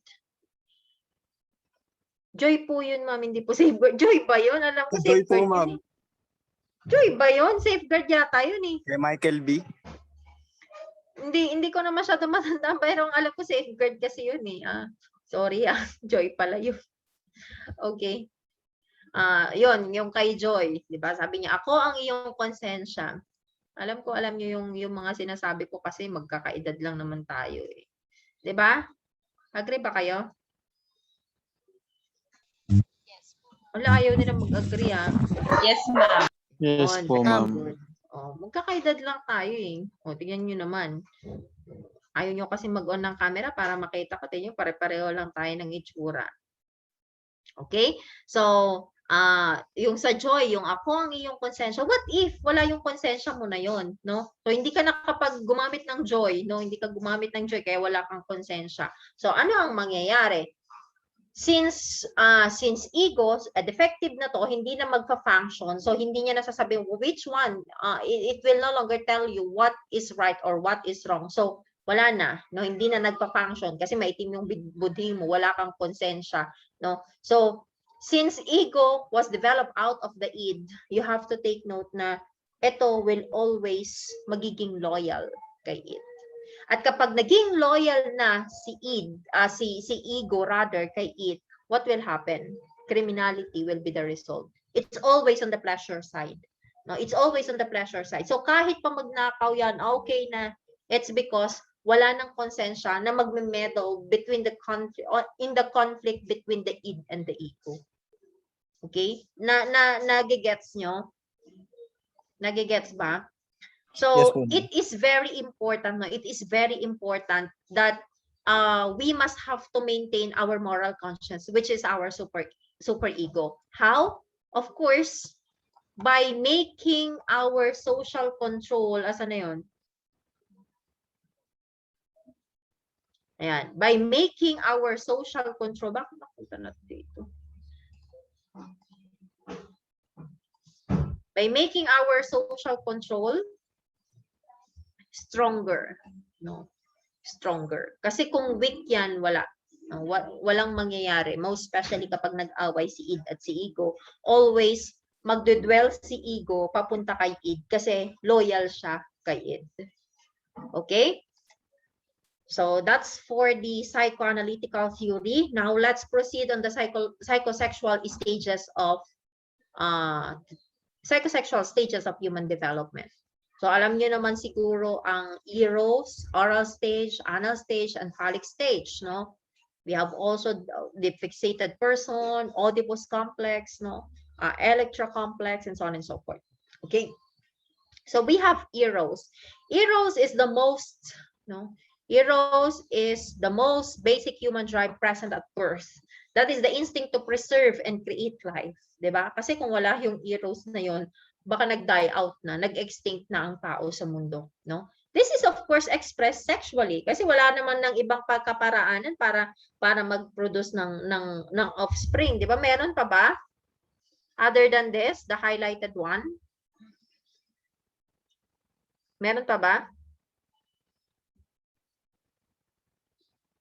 Oh, you might tell me siguro paano yung kay Joel Cruz ba yun? Surrogate, ma'am. Ayun, yung surrogate, no? Paano yung kay Joel Cruz, no? Something like that. But of course, if we will be talking about the normal, normal. So, eros is the most basic human drive and is unexpressed sexually. That is an instinct to preserve and create life. Then we have oral stage. Ano yung sa oral stage? Usually during the first year of life when the child attains pleasure by sucking and biting. Diba kapag hindi mo na-satisfy yung cravings ng bata, ano ang nangyayari? Mag-tantrums yan. No? Anal stage focus on the elimination of bodily waste during the second and third years of life. We have the phallic stage during the third year when child focuses their attention on their genitals. No, it could be bakit kaya sa kanya ganto yung hugis? Bakit sa akin ganto? No? So medyo they are focusing attention na on their genitals. Then we have the Oedipus complex. That is a stage of development when male begin to have sexual feelings for their mothers. No? Bakit siya tinawag na complex? It could be because if you cannot cope up and you cannot address this particular complex, then it could lead to criminality. No, we have also electrocomplex, a stage of development when girls begin to have sexual feelings for their fathers. And then latency begins at age of 6. Feelings of sexuality are expressed until the genital stage begins at puberty. So this marks now the beginning of the so-called adult sexuality. Now, who is a fixated person? Fixated person exhibit behavior trait characteristics of those encountered during infantile sexual development. When we say infantile sexual development during the first year of our life, there could be we be rather deprived of our basic needs. Like what? So sabi dyan, sino ang naninigarilyo dito? Or palainom? Meron ba? Tomador? Wala. Mababait ang mga taga Cavite State U. Okay, so an example daw dyan is an infant who does not receive enough oral gratification during the first year of life is likely as an adult as an adult engaged in such oral behavior as smoking, drinking, or drug abuse and others. No, so yun yung accordingly explanation bakit ang isang tao is nag-smoke or engage in smoking behavior, drinking behavior, drug abuse, and the like. It's because yung mouth mo daw before, no, hindi na satisfy. No, yan yun. Oral gratification. Your oral gratification. So we have here psychological theories of crime causation. So we have emotional problem theories. So it look at the offender as having the same psychological makeup as that of non-offender. No? Halos kapareho kapag, di ba, kapag may problema naman ang isang tao, usually you cannot identify that one, not unless he will going to tell it to you. Tama ba? Tama ba? Tayo, di ba, may kanya-kanya tayong problema, pero normal, no? Normal. Pero kung hindi niya sasabihin sa'yo, alam mo ba pare, ang laki-laki ng problema ko kasi iniwan ako nung jowa ko, iniwan ako nung girlfriend ko. No, something like that. Pinagpalit ako ng girlfriend ko. So, meron na pala siyang nararamdaman, no? But you cannot depict that one from his or her actions kasi not unless they will tell you, no? There is no disease or psychological disorder present in the offender. Wala naman talaga kasi emotional problems ang pinag-uusapan. But offender does not cope well with this environment and this creates frustration that results in crime. No? Like for example, yun nga, kung may frustrated siya, may emotional problem siya, no? And then pumapasok siya, say for example sa opisina, so simple na nakarinig lang siya ng konting is nakaangas na siya agad, no? So ayun, that will be the problem. So the emotional problem theories assume that lawbreaker does not have a great mental sickness that causes him to commit crimes, but rather he commits crime because of everyday emotional problems that made him unable to cope. So that's the problem. Wala namang problema because all of us has emotional problems, no? We are prone to emotional problems. The only problem in that emotional problems, no, or problems, is that if we cannot cope up with that emotional problems, if we don't know how to cope up with that emotional problems, that is the problem that will lead to, it might be criminality or it might be undesirable acts. Okay? And another one is, of course, mental disorder theories, no? Unlike that of the emotional problems walang problema sa mental faculties niya. Rational thinker siya. Emotion lang ang problema sa kanya. But in the mental disorder theories, it's different, no? Kasi the functioning of his brain, yung mind niya mismo, yung mental faculties niya ang problema.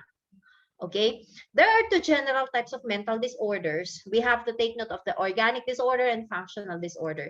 In organic disorder, where the physiological cause can be identified, such as head injuries that left the mind blank, senility, Parkinson's disease, and Alzheimer's disease. Meaning, disturbances in adjustment that can be traced to a known physical condition are referred to as organic disorder. What are the examples?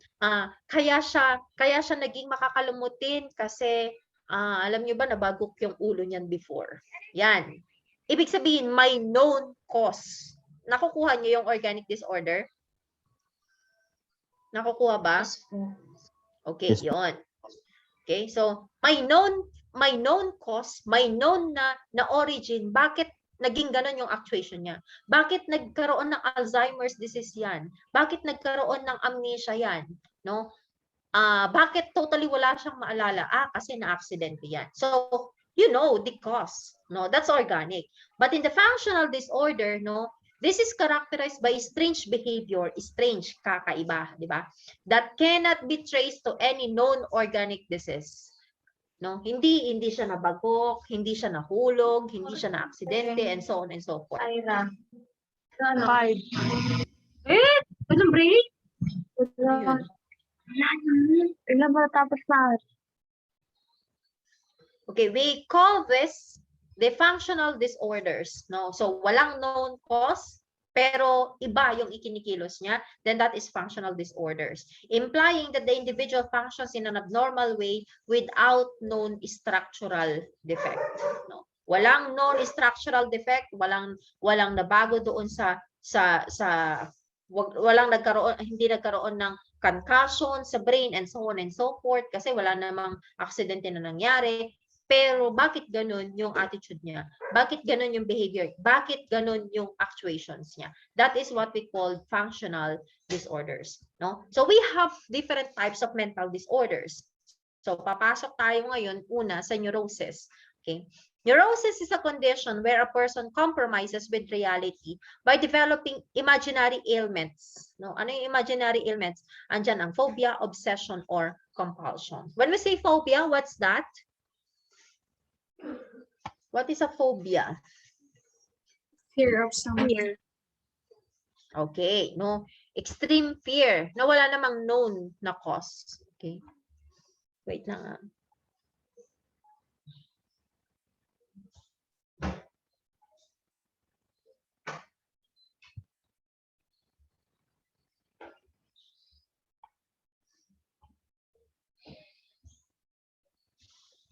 Okay. Wala namang known na cause. So a common type of mental disorder used to explain criminal behavior, also referred to as hysteria or neurasthenia. Yan, neurosis. So what are the characteristics of neurosis? Ito lumalabas to sa exam. One particular na board exam question under this neurosis is the following are the characteristics of neurosis except. Yan. So dapat alam niyo at least yung characteristics ng neurosis. First is anxiety. No? Anxiety is manifested through apprehension, tension, and uneasiness from anticipation of danger, the source of which is largely unknown or unrecognized. So parang extreme na nag-worry ka in a particular thing. No? The person may be irritable, have poor concentration, and overreacts to things that are annoying. So, kung extreme, okay lang magkaroon ng anxiety, but if it is already extreme, no? Extreme anxiety, that could be already a characteristics of neurosis. Second, we have phobia. Ano yung phobia? An irrational or extreme fear, which is fixed, intense, uncontrollable, and most of the time has no reasonable foundation. Like what? Monophobia. Anong monophobia? Fear of being alone. Yun, fear of being alone. Pyrophobia, for example, no? Pag nakakita ka lang ng konting apoy, nako, takot ka na. No, ayan, that's phobia. Then another one is obsessive compulsive behavior. People who suffer from this have unwanted, intrusive, and repetitive thoughts or behavior. So, paano ba nagkakaroon ng mga mania like pyromania, ano pa? And some other mania, no? Ayan. So, una, nagkakaroon muna yan ng tinatawag nating obsession and then followed by compulsion. Kaya pumapasok ang tinatawag nating obsessive compulsive behavior. Or doon napapasok yung pyromania and so on and so forth. Okay? So, ano yung obsession? That is a repetitive and irresistible thoughts of urge. Like for example, paulit-ulit na nagre-recur yun sa isip mo. Feature ng apoy, for example. No, parang na-obsess ka na makakita ng apoy. So, that's obsession. No? Repetitive and irresistible thoughts or urge. So, what will happen kapag hindi mo na-control yung obsession mo over that particular thing? No? So, papasok na ngayon ang compulsion. Compulsion now is a repetitive behavior that is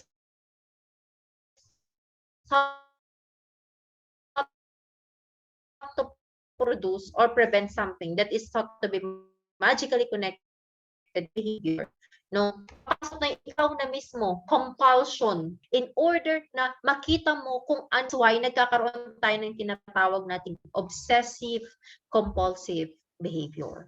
Nakuha nyo? Nakuha ba? Yes, ma'am. Okay, next we have characteristics, another characteristics of neurosis. So ano yung una? We have Anxiety. anxiety. Phobia. Phobia. Compulsive Obsessive compulsive behavior. Okay? And the fourth one, we have depression. Okay? Diba? Sabi, okay na magkaroon, ma-depress ka. Pero kung sobra-sobra na yung depression mo, that is no longer healthy. No? Depression is the extreme feeling. Extreme. Sabi niya, extreme. Sobra. No? Pwede lang naman malungkot, 'di ba? Normal naman sa atin malungkot tayo over something. Pero yung sobrang lungkot, extreme feeling of low morale, sadness, loneliness, tas nagsi-self-pity ka pa. Usually nangyayari ito doon sa mga sino ba 'yun? Yung mga may postpartum. Alam niyo yung postpartum? Yes. Pagkatapos mga anak.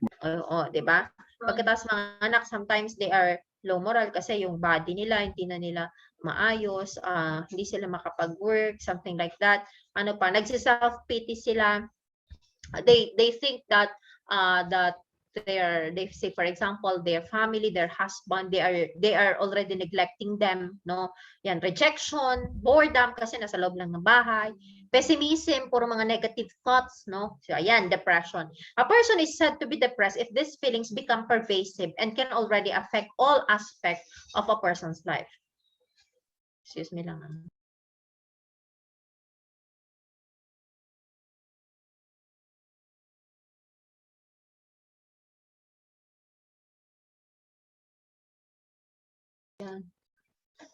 The person is said to be depressive if these feelings become pervasive and can already affect all aspects of a person's life.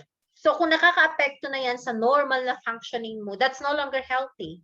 No? That could be a sign already of a neurosis. No? So kailangan na ng intervention dyan. Otherwise, sometimes, di ba, usually yung mga nagkakaroon ng postpartum, they have the suicide tendency. Sometimes they committed suicide na to the worst, no? Ayan. Bakit nagkaganito? Ayan. So, those are the different characteristics of neurosis, no? Apat. So, we have anxiety, we have phobia, obsessive compulsive, and the fourth one is depression. Okay, after neurosis, another type of mental disorder is ayan, psychosis. But tandaan nyo, no, pagdating sa neurosis and psychosis, there is very thin line. Very thin line, yung tinatawag na hairline na tinatawag. Ganun lang kanipis yung pagitan ng neurosis and psychosis. Although in neurosis kasi, somewhat the person there has grasp pa of the reality. No? Hindi pa siya totally out of the world. Hindi pa siya nasa world ng fantasy, but may grasp pa siya, mayroon pa siyang hawak sa reality. But if you cannot cope up with that neurosis, of those characteristics of neurosis, no, the person might be pulled, no, kaya nga sabi, there is a thin line, might be pulled into the world of psychosis or yung nagiging psychotic na. Why? Wherein in the person there in the world of psychosis is that the person has no longer grasp of reality. Nasa world na siya ng fantasy. Okay? So let's take up psychosis. Psychotic people lose contact with reality. So wala na siyang contact with reality. Nasa world of fantasy na siya. And have difficulty distinguishing reality from fantasy already.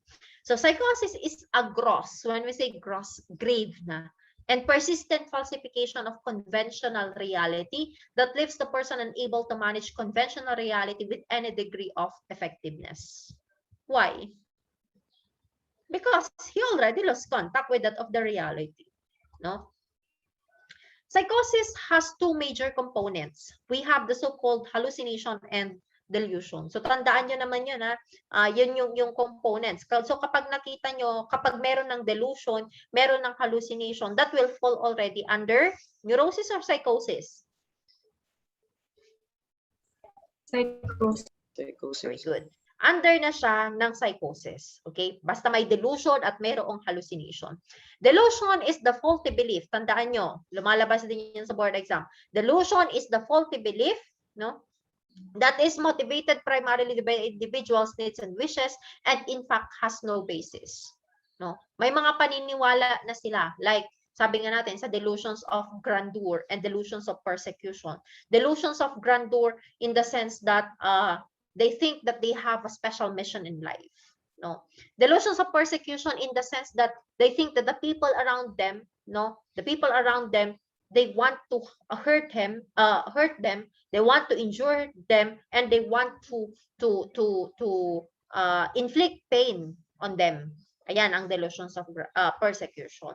And we have also hallucination, which is manifested in a visual image that is quite vivid. No, when we say quite vivid, parang clear, no, and real to the individual who experience it. Parang sa kanila totoo, no, quite vivid, manifested in visual image that is quite vivid, clear at totoo to the individual who experiences it. So kung mayroon kasi, for example, nakikita, no, na hindi nakikita ng roommate mo or ng katabi mo, medyo medyo yung katabi na yon, it's medyo matakot. Say for example, sinabi niya, mate, tignan mo yon, may gumagapang na example. May gumagapang na parang mga creatures. Ka na, matakot ka na, no? Kasi nagha-hallucinate na yung classmate mo, no? Yan. Saan na yun? Okay, so schizophrenia. What is this schizophrenia? Schizophrenia, if you are suffering from schizophrenia, that means you are suffering from psychosis. No, you are psychotic already. Schizophrenia is a mental illness, also known as dementia praecox, a psychotic disorder involving a breakdown in the relation between thought. Wala na, nahulog na, ano bang breakdown? Nag-back down na, something like that. Emotion and behavior leading to faulty perception, inappropriate actions and feelings, withdrawal from reality and personal relationship into fantasy and delusion, and a sense of mental fragmentation. No? So we have different types of schizophrenia or classification of schizophrenia. We have simple schizophrenia, which is characterized by a gradual deterioration of drive, ambition, and the ability to function, reflected in the absence of social relationship, and to work effectively at a job or difficulty in functioning above marginal level. So yan yung simple schizophrenia. Medyo nagkakaroon na ng deterioration doon sa ambition mo, parang ayaw mo nang magtrabaho, ayaw mo nang mabuhay, no, something like that. Ayaw mo nang mag-function ng dating ginagawa mo. Ayan, that's simple schizophrenia. In paranoid schizophrenia, this is characterized principally by persecutory or grandiose delusions or hallucinations. So, diyan na papasok ngayon yung delusion and hallucinations, or by delusional jealousy. Hallucinations, rather, usually auditory, are most of the time present. Yan yung may naririnig ka, say for example, na tumatawag sa'yo, no? May naririnig ka na nagsasalita ng mga things na dapat mo daw gawin, something like that. That's the person there is under paranoid schizophrenia. We have also hebephrenic schizophrenia. Ano naman to? It manifests severe disintegration of personality and can be observed through inappropriate giggling and smiling, which to an untrained observer may only be a childish playfulness. So, mag-ingat din kayo, no? Sa mga katabi niyo, baka mamaya, mga ganun-ganun lang yan, no? Nag-smile-smile, nag-giggle. Pero, if that observer is untrained, pwedeng sabihin niya, napaka-childish naman nito. Pero, yun pala, the person is already suffering from hebephrenic schizophrenia. And the fourth one is the catatonic schizophrenia. So, ito yung nakakatakot, no? So, catatonic schizophrenia manifests extreme violence and shown with excessive motor activity, yung masyadong magaslaw, something like that, grimacing, talkativeness, and unpredictable emotional outbursts.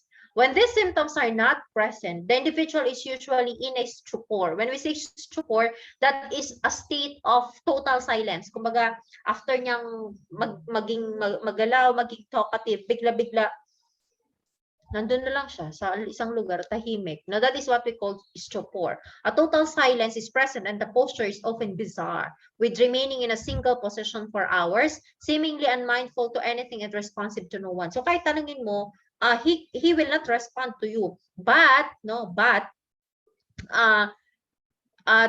state of stupor, alam niya kung ano yun na niya. He is aware of what is happening around him.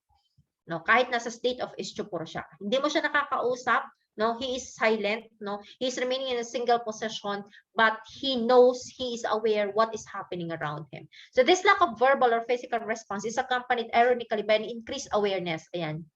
Increased awareness of what is going on, which explains why without warning, no, halimbawa, kala mo wala siyang pakialam kasi bigla na lang tumahimik. Kahit kausapin mo, bigla mong niloko-loko, no? Which explains why without warning, the person may fly into the rage of catatonic excitement, during which he is extremely dangerous. Okay, so that's catatonic schizophrenia. Nakuha yung apat: simple, paranoid, hebephrenic, and catatonic. Nakuha po? Are we clear on those four? Yes po, ma'am. Okay, so let's proceed on the 3 signs and symptoms of the schizophrenic person. So the subject's language may be rambling, sabi niya. The subject's language may be rambling and tangential. He may make up meaningless rhymes or echo anything he hears. Say for example, nakakarinig siya kung anong sounds, ine-echo niya yun, no? Inuulit niya. The subject may show his split personality incongruent between his expressed ideas. When we say split personality, biglang nagbabago yung personality ng isang tao, no? In a short period of time. Bakit? And rather, his emotion he is showing is different from what he actually expresses, no? So kumbaga, ang kwento niya is masaya pero umiiyak siya, no? Ang kwento niya is malungkot pero tawa siya ng tawa, no? Yan. Between his expressed ideas and emotional responses, which indicates that two thought operates simultaneously. You can just imagine, meron pala mga tao na gano'n, no? If a person is suffering from schizophrenia, kapag nagkaroon ng split personality, two personalities operates at the same time, no? The subject may isolate or alienate himself from the rest of the society and pull himself into his personal shell, wherein he will become now a schizotype personality. Schizo ang tawag. Now we have 2 types of paranoid individuals: the true paranoid and the classical paranoid. So the true paranoid or the classical paranoid, as psychological prefer, may be of high level of intelligence and so persuasive that he will successfully recruit other persons to help him in his war against enemy. No? Tandaan nyo na ang mga tao usually na how do you call this? Suffering from schizophrenia, usually they are of above average individual. Do you know John Forbes Nash Jr.? John Forbes Nash. Kilala niyo ba si John Forbes Nash? A mathematician. Or have you heard about him? Hindi pa. Di pa po, ma'am. Hindi pa. Okay. So, he's one of the famous personality, no, who suffered from schizophrenia. John Forbes Nash Jr. was the only person, namatay na kasi siya way back 2008 yata yun, or 2013, something like that, no? He was the only person na awardan ng Nobel Memorial Prize, and at the same time na awardan siya ng ano ba yun, yung Alfred bin ano ba yun? I just forgot. Yung kay Robert Nash. No, siya lang yung individual na awardan ng ganon, no? Yung Nobel Prize at saka kalimutan ko na isa. Nobel Memorial Prize in Economic pala, and Abel Prize, no. He is a mathematician, matalinong tao, no. You can just imagine, siya lang ang individual na na-awardan ng ganun. Dalawang prize na ganun.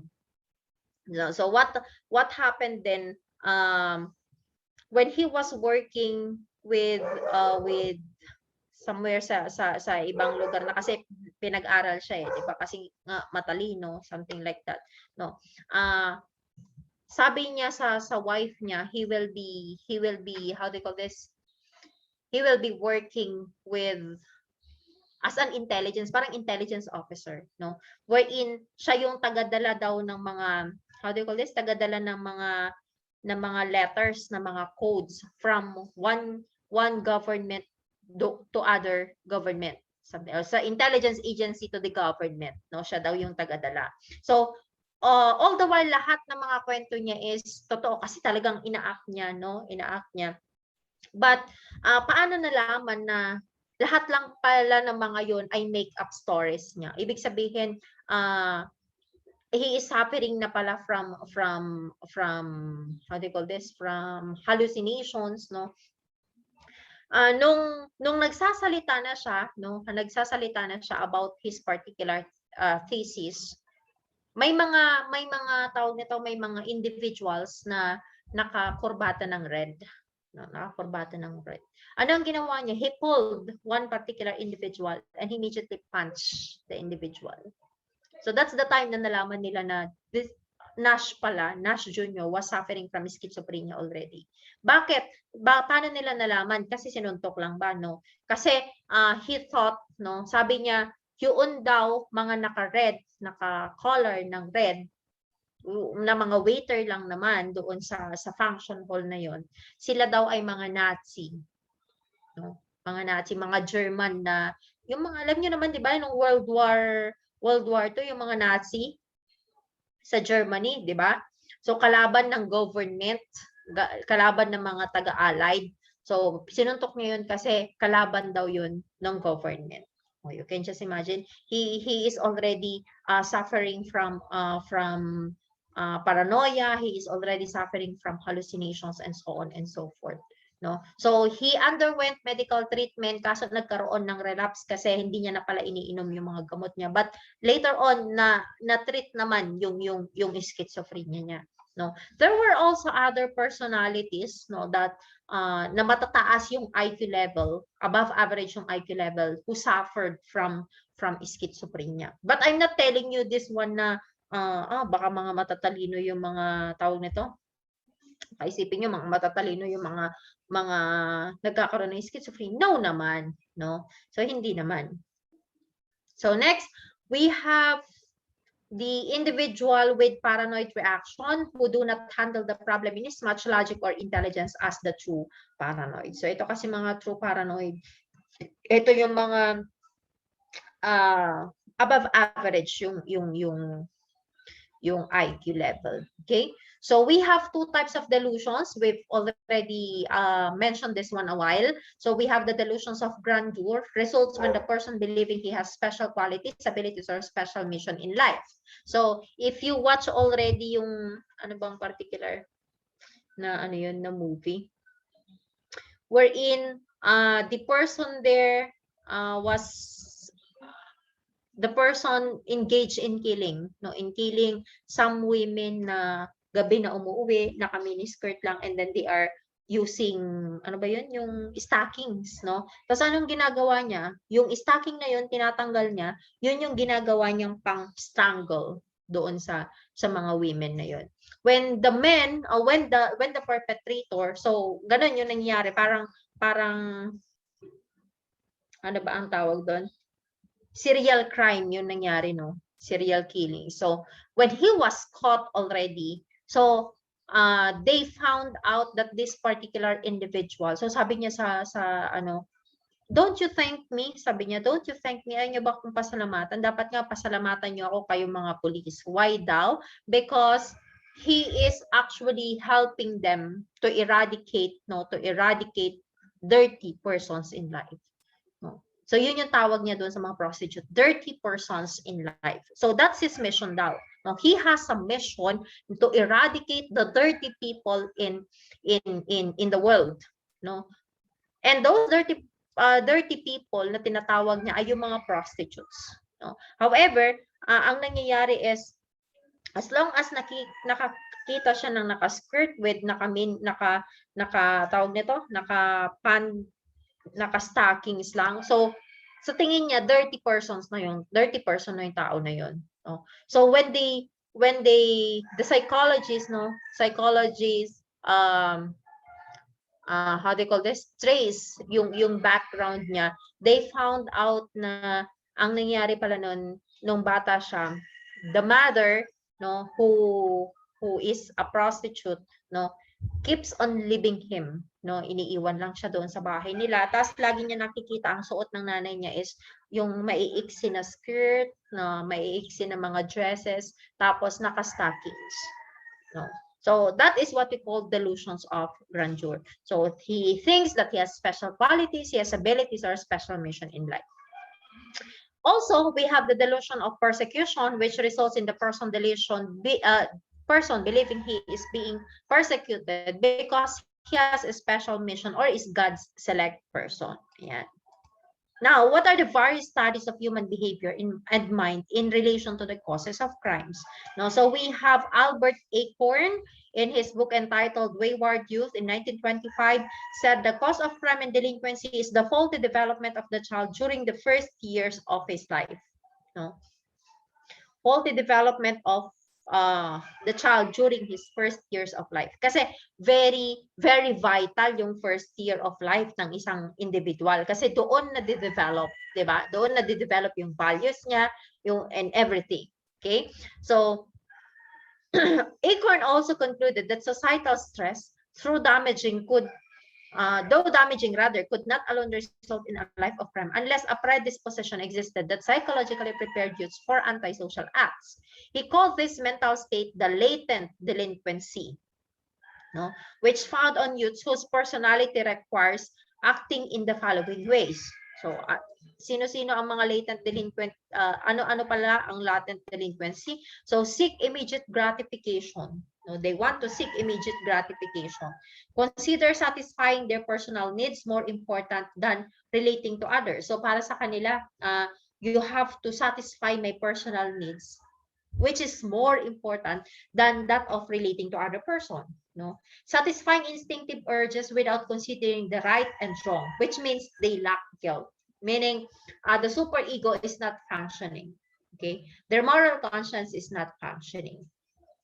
Another, we have Abraham Sen in his Crime and Human Mind in 1945 explained the causes of crime by this formula. So ayan, crime. Criminal behavior is equal to the criminalistic tendencies plus the crime-inducing situation. So actually, this is the crime formula, di ba? Tendency plus the crime-inducing situation or the opportunity divided, of course, by the person's mental or emotional resistance to temptation. So C, or criminality, is equal to T plus the opportunity all over the resistance to temptation, or all over R. No, it was Abraham Sen who made that particular formula. Now, we have Cyril Burt in his Young Delinquent in 1925, gave the theory of general emotionally. So, according to him, many offenses can be traced to either in excess or in a deficiency of a particular instinctive drive. An excess of the submissive instinct account for the tendency of many criminals to be weak-willed or easily led. No, yung mabilis na masway, mabilis na persuade. Fear and absconding may be due to the impulse of fear. So kapag they escape, say for example, this criminal escape, it's because there is what we call impulse of fear among them. Callous type of offenders may be due to the deficiency in the primitive emotion of love and an excuse of the instinct of hate. Okay, Healy, individual delinquency, claimed that crime is an expression of the mental content of an individual. So usually naman ganon, no? Bakit nag-commit ng crime ang isang tao? It's because this is an expression of what he thinks. This is the expression of what his mind is thinking. No? Frustration of the individual causes emotional discomfort. Personality demands removal of the pain, and the pain is eliminated by substitute behavior. That is crime delinquency. That is, of course, crime delinquency of the individual. We have Bromberg in his Crime and the Mind in 1948 claimed that criminality is the result of the emotional immaturity of person. Okay, wherein is emotionally matured when he has learned to control his emotion effectively. So ano ba yung magiging basehan mo daw na ang isang tao ay emotionally matured? When he learned to control his emotion effectively, and who lives at peace with himself and in harmony with the standards of conduct which are acceptable to the society. So emotionally matured yung individual, no? Saying for example, you are suffering from emotional problems. How you deal with emotional problems, no? How you handle that emotional problems, how you cope up with that emotional problem. So if you know how to do those, then you are considered to be as emotionally matured individual. So an emotionally immature, on the other hand, is a person who rebel against rules and regulations. Di ba? Kapag kahit tayo, di ba, kapag may inintroduce na policy, for example, sa school, di ba? Pag may inintroduce na policy, pag sinabing magsuot kayo ng white t-shirt lang, di ba? Na-encounter niyo na ba yon? Tapos, ang daming mga tawag nito, mga side comments, di ba? So, if you're emotionally mature, then you should know how to handle. If you are emotionally immature, you always rebel, no? You are always go against with the rules and regulations, tending to engage in unusual activities and experience a feeling of guilt due to inferiority complex. Albert Adler, the founder of the individual psychology, and coined the term inferiority complex, wherein it stated a psychological state in which you face inner turmoil and uncertainty about life rules.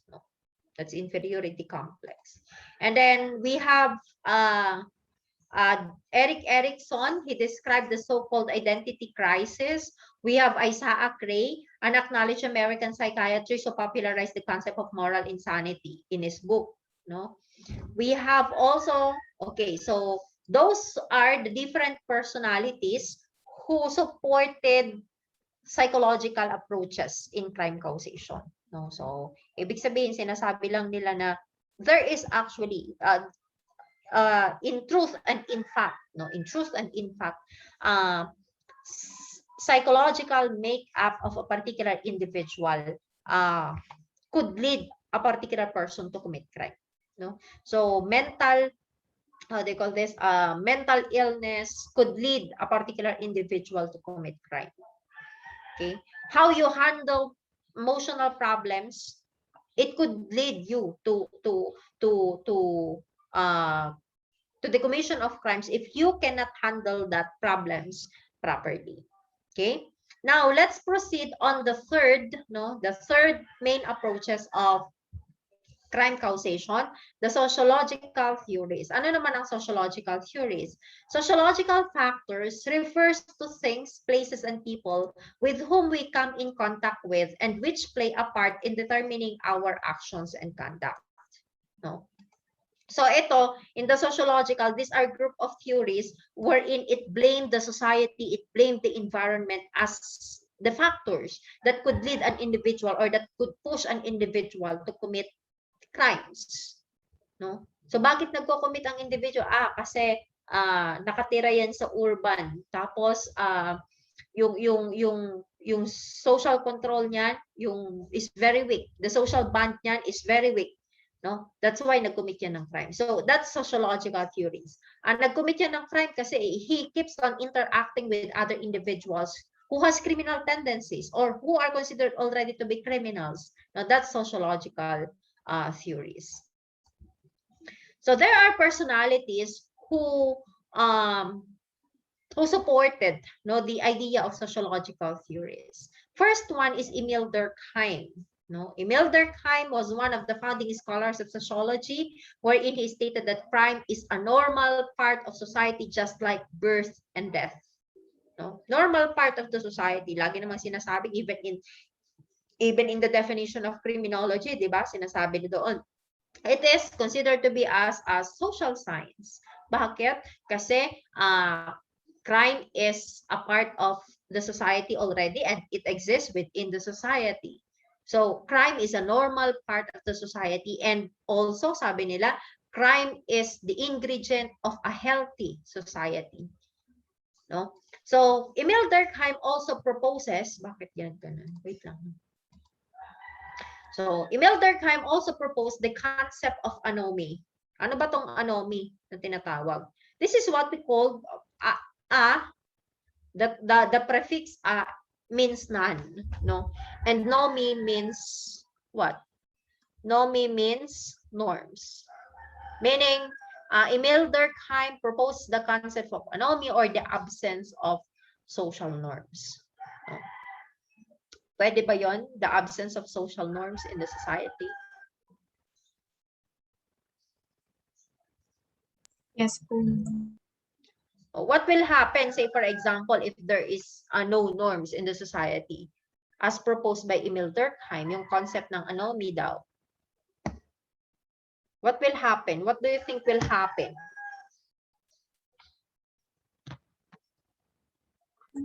Magulo rin po, ma'am. Kasi po may Okay. batas pero di po nila ina-accept.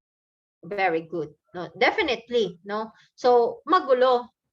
There would be chaos. Yes, it could be. Sabihin natin na in the concept of anomy, kung tatanggalin mo yung mga norms in the society, definitely kung walang batas, walang krimen, 'di ba? Sabi nga nullum crimen, nulla poena sine lege, no? So, walang krimen. The only thing that will happen is, of course, no? The only thing that will happen is chaos, no? That's the main result. Magkakaroon ng anarkiya kasi wala nang gobyerno na nagpapatupad ng batas, nag-i-implement ng batas, no? So that's the concept of anomy by Durkheim, no? Wherein the concept or the theory of anomy usually posits how broad social conditions influence deviant behavior. Yeah. So next, we have the contention of Emil Durkheim. So crime is as normal a part of society as birth and death. Tama naman, di ba?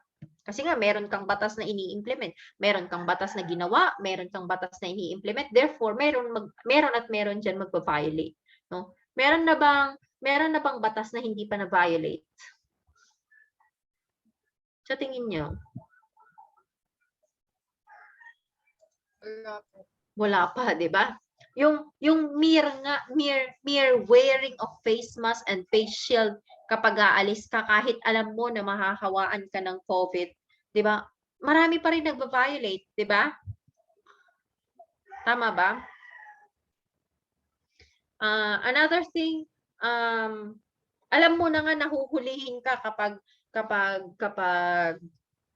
lumabag ka sa curfew kasi mahigpit na dahil nasa alert level 4 na ang Metro Manila, for example, no? Or even yung kasamang Cavite nun sa may NCR bubbles, no? So ano nangyari? Marami pa rin, 'di ba? You can just imagine ilan na daw yung nahuli, 200,000 na individual ang nag-violate, no? ng yung sa minimum health standard protocols na ipinapatupad, no? So wala pa, no? So tama si Durkheim, crime is as normal a part of society as birth and death. Crime is part of human nature because it has existed during periods of both poverty and prosperity. Correct, no? Ang Pilipinas, we are belonging in the third world country, no? Marami bang crimes? Marami bang crimes? Opo. Okay, madami. Okay, let's take for example yung totally country na mahihirap na talaga, like Haiti, for example. Marami bang crimes sa Haiti?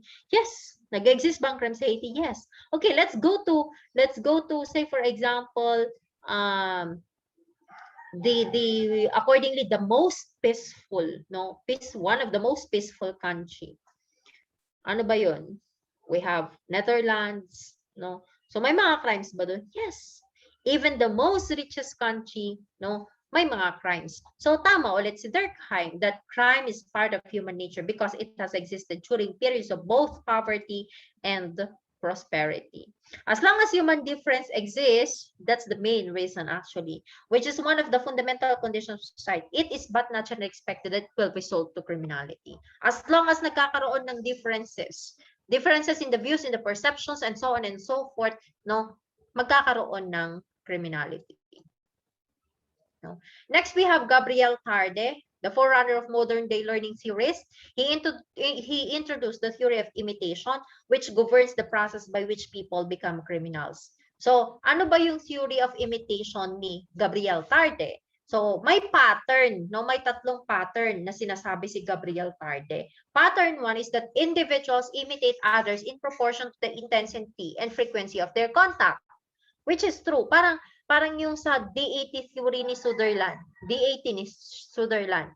So, criminal behavior is learned through the process of communication, which, of course, depending on the frequency, no? Depending on the frequency of the acquaintance, of the companionship yung dalawa. So, ganun din yon.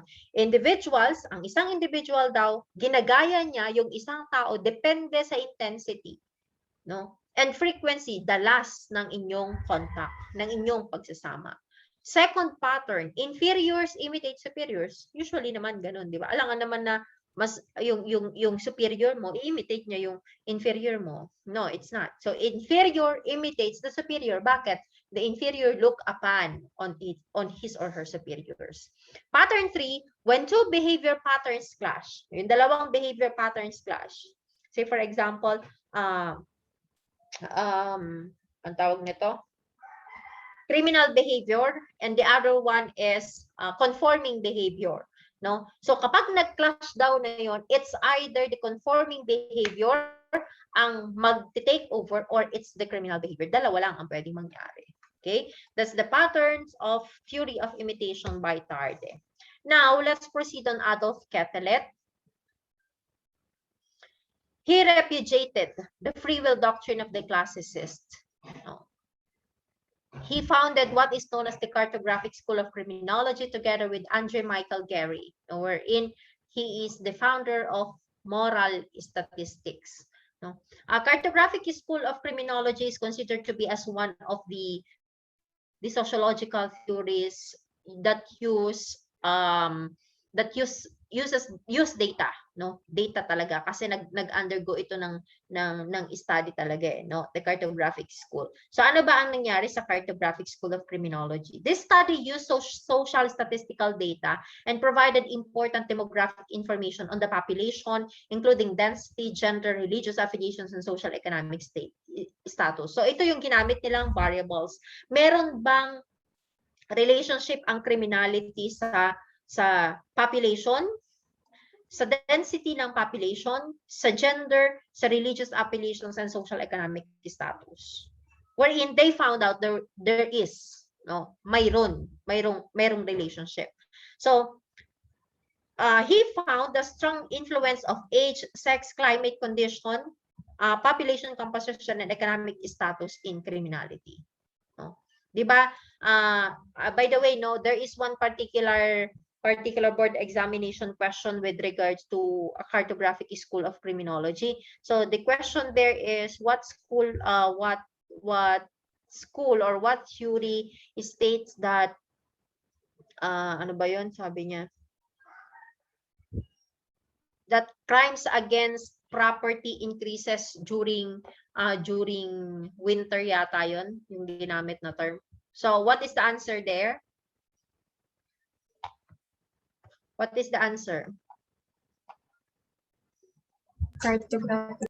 Yun, cartographic yon, no? Sa cartographic. Kasi sinasabi sa cartographic doon sa data, if you were going to read that one, tawag nito, sinasabi niya doon na tumataas ang krimen against property kapag malamig yung panahon, no? So maybe it's because tulog yung mga tao, masarap matulog. And then mas tumataas naman daw ang crimes against persons, no? Kapag mainit yung panahon. No, ayan. So, climate condition.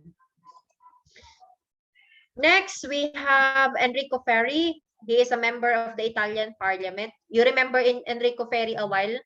Di ba doon sa sa Holy Three of Criminology? Di ba we mentioned Enrico Ferri already? Tama ba? Do you remember? Yes po, ma'am. Okay. So, 'di ba si Enrico Ferri, siya lang yung among those three, among those holy three. It was only Enrico Ferri who mentioned about approaches, 'di ba? So, he's a member of the Italian Parliament who believed that criminals could not be held morally responsible because they did not choose to commit crimes but was driven to commit them by conditions of their lives, no? So ang biniblame niya is the society as a whole. We have also modern sociological theories of crime causation. So we have environmental factors such as the kind of rearing, when we say rearing, how you were raised, no, how you were raised, or family upbringing, the quality of teaching in school, influences of peers and friends, conditions of the neighborhood, and economic and other societal factors are believed to be contributory to crime and criminal behavior. No, ayan. Crime and criminal behavior. Then, okay, so under sociological approaches, no, mayroong iba't ibang theories pa under the sociological approaches. So we have, first one is the sociological structure theories. Ano ang sociological structure theories? These are theories which refer not only to the physical features of the communities, but also the way the society is organized. Kaya nga structure. How the society was structured, how the society was organized, that is the main, how do you call this? The main link, no? Or the main factor na tinitignan ng social or ng sociologist para i-explain bakit nagkakaroon ng criminality. So, social structure theories include such things as level of poverty and unemployment, and the amount of crowded housing, which are believed to affect behavior and attitudes of individuals, which in turn contribute to their commission of crimes. Sometimes, social structure theories are called social environment. No? But why social environment? Kasi, ano ba yung environment mo? Are you living in a crowded housing environment? No? Kapag crowded kasi yung environment mo, mabilis ka maka-adapt ng mga ng behavior. And usually naman pagdating sa crowded housing, ano ba yung behavior doon? In general, ano ang behavior?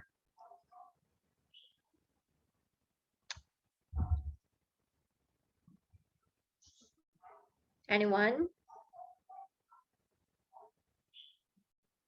Ayun. Uncivilized. Okay, that's correct, no? So uncivilized. So yung behavior is somewhat unconforming, no? Somewhat related to criminality.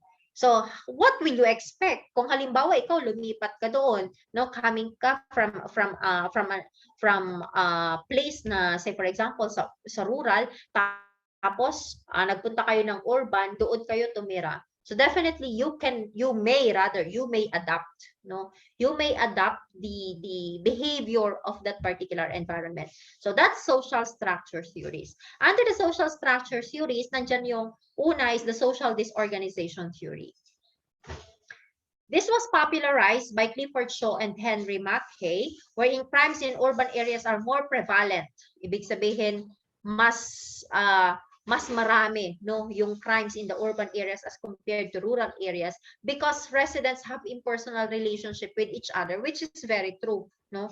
Punta ka ng Metro Manila or Metro Manila. Let's take na lang Metro Manila, no? Punta ka ng Metro Manila, so kahit kapitbahay mo na you don't know the name, no? Pero punta ka sa rural or kung sa rural ka, 'di ba?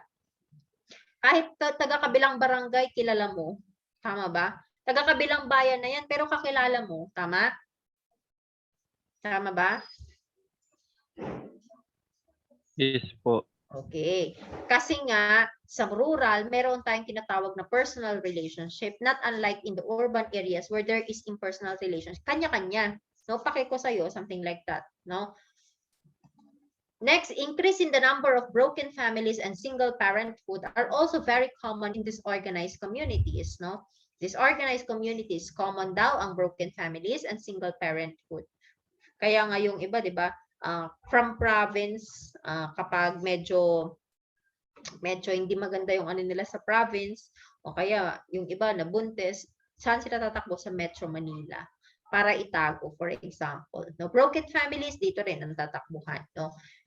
Another features of disorganized community is poverty, as evidenced by poor living conditions such as rundown houses, unsanitary and unsightly streets, so ayan na sa mga squatter areas, and high unemployment rates. Another theory under social structure theories is the strain theory. No, strain theory by Robert Merton. Very, very popular si Robert Merton pagdating sa strain theory. Kasi simple lang ang sinasabi, by the way, ng strain. No? When we say strain, it is referring to the individual's frustrations, anger, and resentment. This theory holds that the crime is a function of the conflict between the goals people have and the means they can use to legally obtain them. Diba?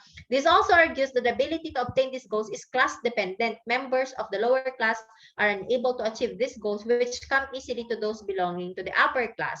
So, in the structure, societal structure, or the structure of the society, di ba nahahati lang yung pyramid? Yung pyramid nahahati lang yan sa tatlo, tama ba?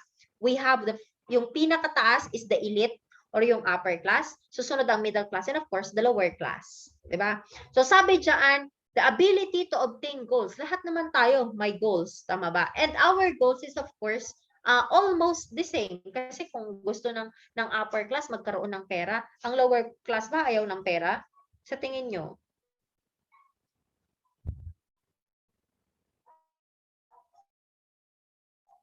What do you think? Gusto din po. O, di ba? Gusto? O, gusto ng pera. So, kung halimbawa, yun yung goal mo, magkaroon ko or kumita ng pera, di ba? So, ano ang nangyayari? Or, ano ba ang nangyayari? So, yung upper class, they have all the means. No, they have all the means. Bakit? Kasi nandyan yung mga businessmen, di ba? Nandyan yung mga politicians. Pero sa lower class, sino ba ang mga nasa lower class? Siyempre, yun yung mga mahihirap. So, how they will going to achieve their goal na magkaroon ng pera, for example, no?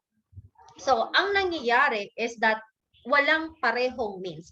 Though mayroong goal, wala namang available means or legal means to obtain them, no, which is of course, ayan, class dependent. When we say class dependent, porke nasa taas ka, ikaw yung mayroong kakayahan. No, ikaw yung nasa baba, wala kang legal means. So what will happen? Sabi diyan, consequently, they feel anger, no? Nagagalit sila. They feel frustrated, na-frustrate sila, and resentment. They feel resented, no? And this anger, frustration, and resentment are called strain. Okay? Are called strain. And this strain could lead to criminality. Why? Kasi nga wala silang legal means. What they will going to do? They will resort to the illegal and illegitimate means in order to achieve their goals. Okay? To further explain the strain theory by Robert Merton, no? We have here the 5 ways on how people respond to this gap between having a socially acceptable goal. No, may socially acceptable goal ka, magkaroon ka ng pera. Okay naman yun, di ba? Wala namang masama sa paghahangad na magkaroon ng pera. But the problem is, do you have a socially acceptable way to achieve your goal? That's the problem, no? So, there are 5 ways daw on how people respond to those gaps. Una, conformity. So, conformity are referring to those who conform, choose not to deviate. Ibig sabihin, they want to achieve their goal na magkaroon ng pera through legal means. Ayan, conformity ang tawag doon. They pursue their goals to the extent that they can through socially acceptable means. Like what? O kung wala kang pera, ano bang mga acceptable means? Maghanap ka ng work, no? Dumiskarte ka, for example, diskarte na tama, no? So, ayan, conformity ang tawag doon. We have also innovation. Those who innovate pursue goals they cannot reach through legitimate means by instead using criminal or deviant means. Ito naman yun. So, since wala kang legitimate means, ang ginagawa mo, ini-innovate mo, no? Gagawa ka ng paraan in order to achieve your goal of making money through criminal or deviant means. What about ritualism? People who ritualize lower their goals until they can reach them through socially acceptable ways. Meaning, bababaan mo yung goal mo, no? Para ma-achieve mo. So these members of society focus on conformity rather than attaining a distant dream, no? So kung mataas yung pangarap mo, bababaan mo yung pangarap mo para at least doon pa lang maabot mo, and in order for you to conform with the socially accepted ways, no? And we have retreatism. Others retreat and reject society's goals and means. Ito, dito papasok yung mga beggars, no? Yung mga namamalimos and street people have withdrawn from society's goals of financial success. So, yun na yung mga totally wala na talagang paraan, no? Wala na talagang paraan, mamamalimos na lang ako. Retreatism ang tawag doon. And we have rebellion. Ang rebellion naman is a handful of people rebel placing a society's goals and means with their own. Like what? Terrorists or freedom fighters look to overthrow society's goals through socially unacceptable means. Yun naman. Okay? Do you understand the 5 ways? Yes, ma'am. By Robert Merton. Naintindihan ba? Yes. Okay. So next, we have cultural deviance theory. Ano ang cultural deviance theory? This is a combination of social disorganization and strain theory by Albert Cohen. It gives emphasis on the concept of culture and subculture. According to this theory, because people in the lower class feel isolated due to extreme deprivation or poverty, they tend to create a subculture with its own set of rules and values. This is characterized by deviant behavior, which results in criminal behavior among its members. No? So, yan naman yun. So doon sa structure ng society, magfo-focus tayo dun sa may pinakababa, sa lower class. No, sa lower class, nandoon daw yung tinatawag na nag-create sila ng sarili nilang subculture. When we say subculture, this is a group of individuals who cannot attain their goals, but rather they form together, they form a group with their own set of rules and values, which clashes or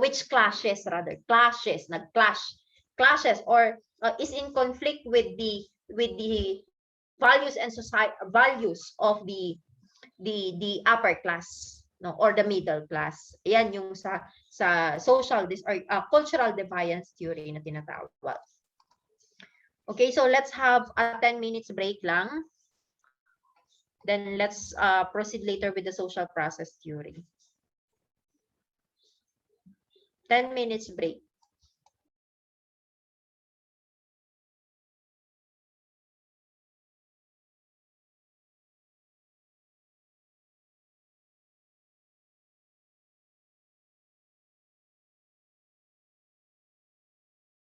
No.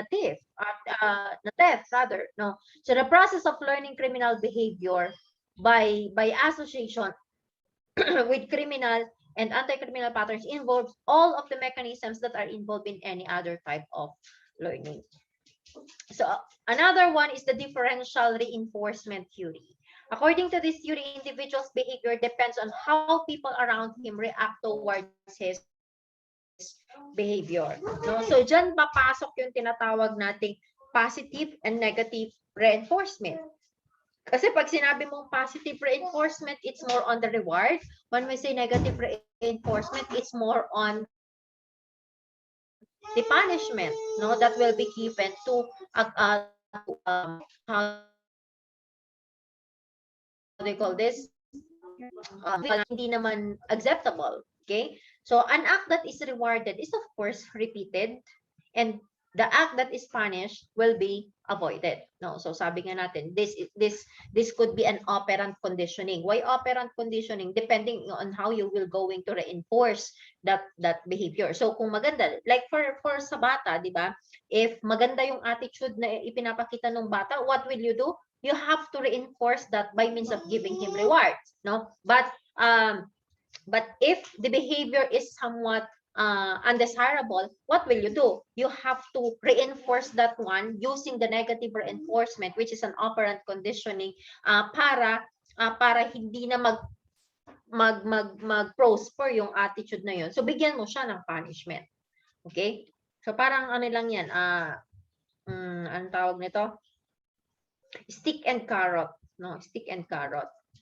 So we have also the neutralization theory. Neutralization theory was introduced by David Matza and Gresham Sykes, which is sometimes referred to as the drift theory. According to drift or neutralization theory, people know when they are doing something wrong. No? Kasi rational thinker yung individual, maliban na lang kung yan ay suffering from mental illness, no? However, they rationalize and justify their actions. This rationalizing is what we call neutralization, no? You are justifying. Say for example, nagnakaw ka. Nagnakaw ako kasi nagugutom ako. Or yung pagnanakaw ko, okay lang naman yun kasi yung ninakawan ko naman is magnanakaw rin. No, something like that. That's neutralization. Neutralization in the sense that you are providing justification, you are rationalizing your undesirable behavior. Nakuha yung neutralization theory? Nakuha ba? Yes po. You are providing justifications. Basta pag nag-provide ka ng justification, nira-rationalize mo yung maling ginawa mo, that's neutralization theory or drift theory. No. So para mas maintindihan ang neutralization theory, no, so we have here ayan, the different justifications na kalimitan na ginagawa or sinasabi ng mga criminals, no. So we have here the different neutralization or justifications. We have here 5. We have denying responsibility, denying injury, appeal to higher royalties or loyalties, condemners, and denying the victim. Okay, let's take for example denying responsibility. Ano yung kalimitan na neutralization or justification kapag nag-commit ng act? No, they made me do it. No, sinaktan ko sila kasi binubuli nila ako. They made me do it. Something like that. I don't have a choice. It's either me or him. No, kung hindi ko siya papatayin niya ako. So that's denying responsibility. We have also denying injury. So common na justification is that they have insurance naman, they have too much money. What's one city to a big store? So ito kalimitan sa mga shoplifters, no? Ano lang naman yung isang pirasong gatas sa napakalaking supermarket. That's denying injury. Kumbaga parang wala lang yun. Kumbaga barya lang yun or hindi yun binibilang, hindi nabibilang yun, something like that, no? We have appeal to higher royalties. He is a stranger. Only cowards run away. I have to protect my bodies. And condemners, everyone steals, no? Why pick on me? So halos lahat naman magnanakaw. Bakit ako lang? If I don't do it, if I don't do it to him, he will do it to me. So you are condemning the condemners, no? And denying the victim, he has it coming, she talked back, and he has a bad attitude. Okay? So that's why denying the victim. Masama naman yung ugali niya, kaya ginawa ko yun sa kanya, no? So something like that. So that's neutralization theory. Now we have the third one. So kanina, we have the social structure theory. Ano yung pangalawa? Social?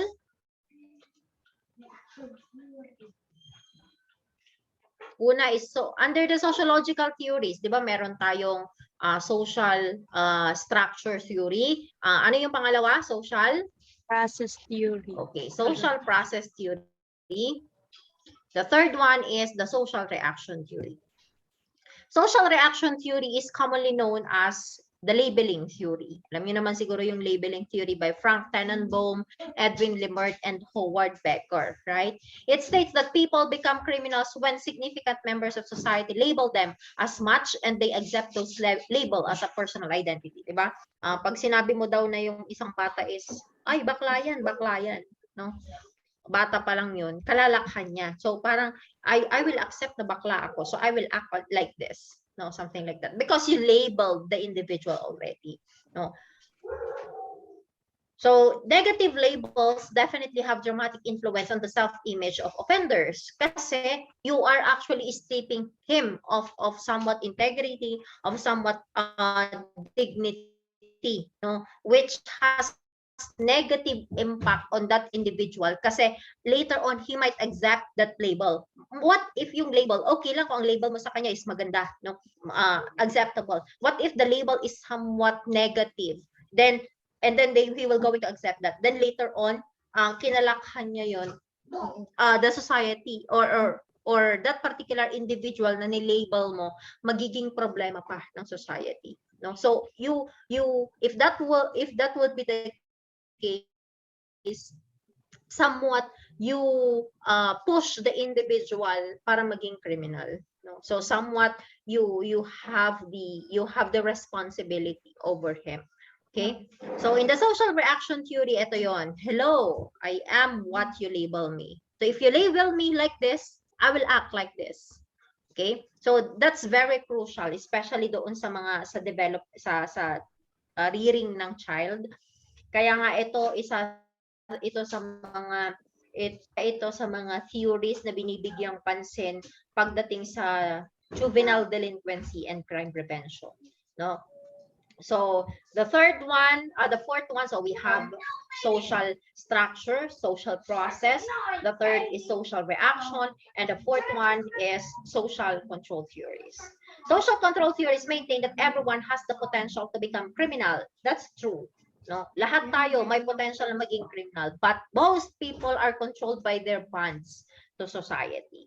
No, kung sabi nga natin kanina, kung strong yung band mo in the society, definitely hindi ka pupunta doon sa criminal side. But if your bond with the society is somewhat weak, you will lead to the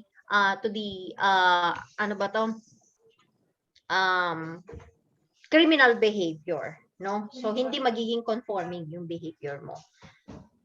So social control theories also social control refers to the agencies of social government. So sabi natin kanina, the family, the school, religion or church, government, and laws and other identified authorities in society, they are considered to be a social control. So kung malakas yung social control, definitely criminality mag-exist man yan, but at some point, mas mababa siya, no? And it will help the individual not to commit, no, those criminal acts. Social control theory argues that people obey the law because behavior and passions are being controlled by internal and external forces, no? So we have two sub-theories under social control theory. We have the so-called containment theory by Walter Reckless, wherein he stated that inner and outer containments help prevent juvenile offending. So, inner and outer containments. So ano ba yung mga inner and outer containments? Siyempre, pag sinabi mong inner containments, it includes your positive self-concept, no? Ano pa? You know how to tolerate frustration. Say for example, you are suffering from frustration. You are suffering from frustration, pero you know how to handle it. You know how to cope up with it. No, so that's inner containment. And of course, your ability to set realistic goals. Kasi meron yung may mga individuals na they are setting goals which are higher than what they will going to achieve or they can achieve. No, so okay lang naman mangarap. But of course, make sure that your goal is somewhat somewhat achievable, no? Achievable, parang smart siya, no? Realistic, no? Time bound, ano pa, measurable, attainable. Ayan. Dapat ganun yung ano mo, yung goal mo. Kasi kung nag-set ka ng goal na pagkataas-taas at alam mo naman na hindi mo na kayang abutin yun kahit ano pang gawin mo, kahit mag-tumbling-tumbling ka and so on and so forth, no? Mafo-frustrate ka lang, mas mataas yung frustration mo. And we have also the outer containments which includes our family. Yan. Outer containments yun. So kung mataas yung malakas yung containment mo, outer containment mo as well as your inner containment, definitely you cannot go with the you will always go with the conforming behavior, and you will never go with the criminal behavior or unacceptable behavior. So containment means the forces within and outside the individual that has the power to influence one's actions. No, we have social band theory also by propagated by Travis Hershey. This theory views crime as a result of individuals with weakened bonds to social institutions. Ano ba yung social institutions na tinatawag, or what are the 4 elements of social bonds according to Hershey? So we have here the attachment, commitment, no, or involvement and belief, or BICA. Okay, so whatever acronym you will going to put there as long as nandyan yung 4, no? Attachment refers to the degree to which an individuals care about the opinions of others, no? So your attachment. Commitment refers to an individual's investment of energy and emotion in conventional pursuits such as getting good grades. You are committed. Involvement refers to the amount of time an individual spends on a conventional pursuit. So it refers to acceptance of the norms of conventional society. Oops, charger. Okay.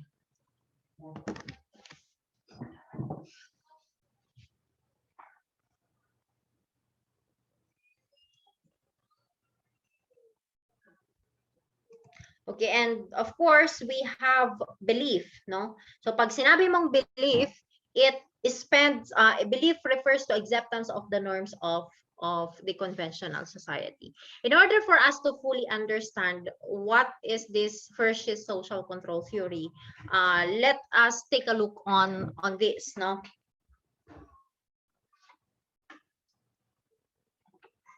Okay, so ayan. Sa taas is the conforming behavior and sa baba is the criminal behavior. Sa gitna ng conforming and criminal behavior, you have there the 4 social bands, no? Yung attachment, which includes the family, friends, community, the commitment, andyan yung future mo, yung career mo, commitment to your success and personal gains. Nandun yung belief mo over honesty, the virtues, morality, fairness, patriotism, and responsibility. And nandyan yung involvement mo over school activities, sports teams, community organizations, religious groups, and social clubs. Okay? So ano ang ibig sabihin ng mga arrows na to? There are 2 types of arrows here. First one is how do you call this? Unbroken arrows, no? Yung straight arrows na yan. And the other one is the unbroken arrow. Ibig sabihin lang nung straight arrows na yan, strong yung bonds, no? Kung strong daw yung bonds mo, yung attachment mo to this family, friends, and community, strong ang commitment mo, strong ang belief mo, strong ang involvement mo, you will always go with the conforming behavior. Nakuha po? Nakuha ba? Yes po. Okay, so next is the other one, sa baba. Yung unbroken arrow, kung mahina yung attachment mo with your family, friends, and community, weakened din ang commitment mo to your future career success and personal goals, weakened ang iyong belief when it comes to honesty, morality, fairness, patriotism, and responsibility, as well as your involvement in different school activities, sports, community organizing, religious groups, and social clubs, then you will go with criminal behavior. Okay. Ganun lang kasimple yung sinasabi ni Travis Hershey on his social control theory. Now, let's proceed on the human ecology theory. So this was advocated by Robert Ezra Park. wherein it is the study of the interrelationship of people and their environment. Is there any relationship between the people and the environment? Definitely there is. Okay, it maintains that the isolation, segregation, competition, conflict, social control, interaction, and social hierarchy of people are the major influences of criminal behavior and crimes. No, kasi kung laging you are isolated from any activities, for example, segregate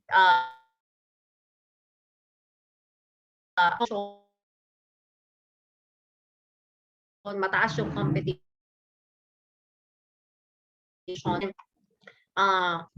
most probably criminal behavior is the result. No. Then we have the social class conflict and capitalism theory by Karl Marx, Frederick Engels, and William Bonger. So Marx and Engels claimed that ruling class in a capitalist society is responsible for the creation of the criminal law and their ideological basis in the interpretation and enforcement of the laws. Wait lang may nag-message.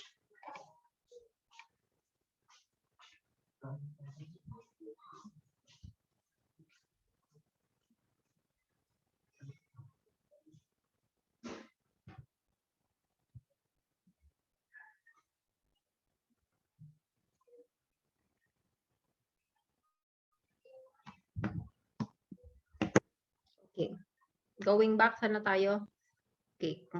Bonger naman, kay Bonger. So, they place more emphasis on they place more emphasis on working about crimes of economic gain. So, he believed that profit motive of capitalism generates an egoistic personality. So, ano ba yung pinaka main concept ng social class conflict and capitalism theory? So sabi ni Karl Marx, Engels, Frederick Engels, and William Bonger, the main reason daw why criminality exists in a capitalist society is because of how they call this. These are reflected rather on the demoralized surplus of population. No, kasi yung mga underprivileged individual, no, usually they are the underemployed and unemployed individuals, hindi nabibigyan ng pagkakataon, no, because accordingly, of course, there is what we call the unequal distribution of the profit, no, pagdating sa mga capitalist. Kasi in the capitalist society, we have the two types of individuals there. We have the bourgeois and the proletariat. Narinig nyo na yung bourgeois and proletariat? Yes po. Okay, so ano ang bourgeois? What do you mean by bourgeois, or who are the bourgeois? Upper class. Okay, so sila yung mga kapitalista, di ba? Yung mga may-ari, mga business owners, and so on and so forth. So, sino naman ang proletariat?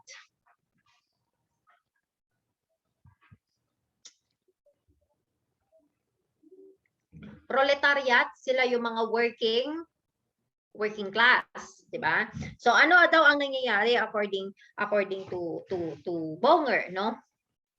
Yung profit na nakukuha ng bourgeois, it is not actually it is not divided equally, no, but rather a portion or a chunk of that profit, only a chunk of that profit, yun yung napupunta doon sa mga proletariat, no. That's why of course there is what we call an equal division of the profit, wherein ang tunay lang daw na how do you call this, na nagbe-benefit is of course those who are in the upper class or the bourgeois. Okay, next we have the DOT, the differential opportunity theory, advocated by Lloyd Olin. So society leads the lower class to want things and society does things to people. There is differential opportunity or access to success goals by both legitimate and illegitimate means, depending on the specific location of the individual within the social structure. Yan. Society leads the lower class to want things and society does things to people. Because of the opportunity, no? there's a difference between the opportunity given, of course, to those who are in the upper class and to that of on the lower class, diba? Because the access to success or yung opportunity by both legitimate means depending on the specific location of the individual within the social structure. So kung nasa lower class ka, mas konti yung opportunity, or at some point, at worst point, walang opportunity na naibibigay sa iyo. Not unlike with that of those middle class and the upper class na mas marami silang opportunity, whether that could be legitimate or illegitimate. No? Opportunity to achieve their goals. Then we have here instrumentalist theory. Okay, ano naman ang instrumentalist theory? Earl Richard Kenny, no, stated that the state exists as a device for controlling the exploited class. No, the state exists as a device for controlling the exploited class. So, ibig sabihin, ang estado daw, nandyan yan, no? Para i-control, no? I-control at i-exploit. I-control ang mga exploited class, the class that labors for the benefit of the ruling class. No, parang in the capitalist society, it's the bourgeois and the proletariats, no? So, sino ang nagtatrabaho? These are the proletariats, no? Sino ang nagpa-profit? These are the bourgeois, no? Upper classes create laws that protect their interests and at the same time, the unwanted behavior of all members of the society. Why? And maybe it's because the upper class were the ones who are creating the laws. No? This upper class are the ones who has the opportunity to make laws for them, no, or for the benefit of them. No, that's the instrumentalist theory. Okay, any questions? Do you have questions?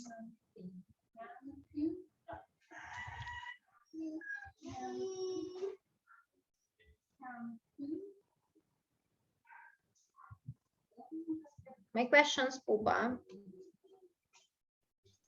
None so far, ma'am. Okay, none so far.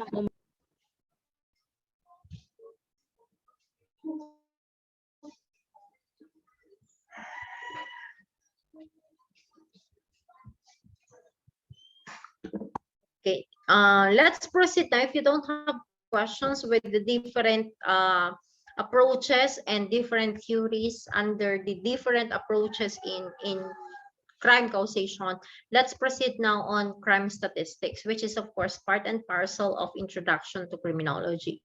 No? So ano ba tong crime statistics na ito? It refers to the measure of the level or amount of crimes, the collection or study of numerical data of crimes recorded or reported to the police. No, so very important ang crime statistics because this is where you can see what particular crime is rampant in a particular community or in a particular jurisdiction or in a particular place. No, and how what is the rate, no? What is the rate of the crimes that happen in a particular place, no? So it also uses the terms index crimes and non-index crimes according to crime statistics. Alam niyo naman siguro ang index crimes and non-index crimes. When we say index crimes, these are crimes which are sufficiently significant and which occur with murder, homicide, physical injury, robbery, theft, carnapping, and rape. So yan yung mga crimes na nag-exist with sufficient regularity.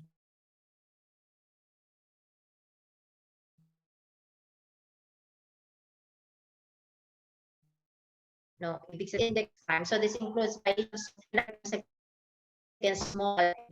These crimes are generated from positive police-initiated operation. How we will get the crime solution efficiency. Ito kasi ang crime solution efficiency is to see how efficient the police in solving crime. So percentage of solved cases out of the total number of reported cases, crime incidents handled by the police.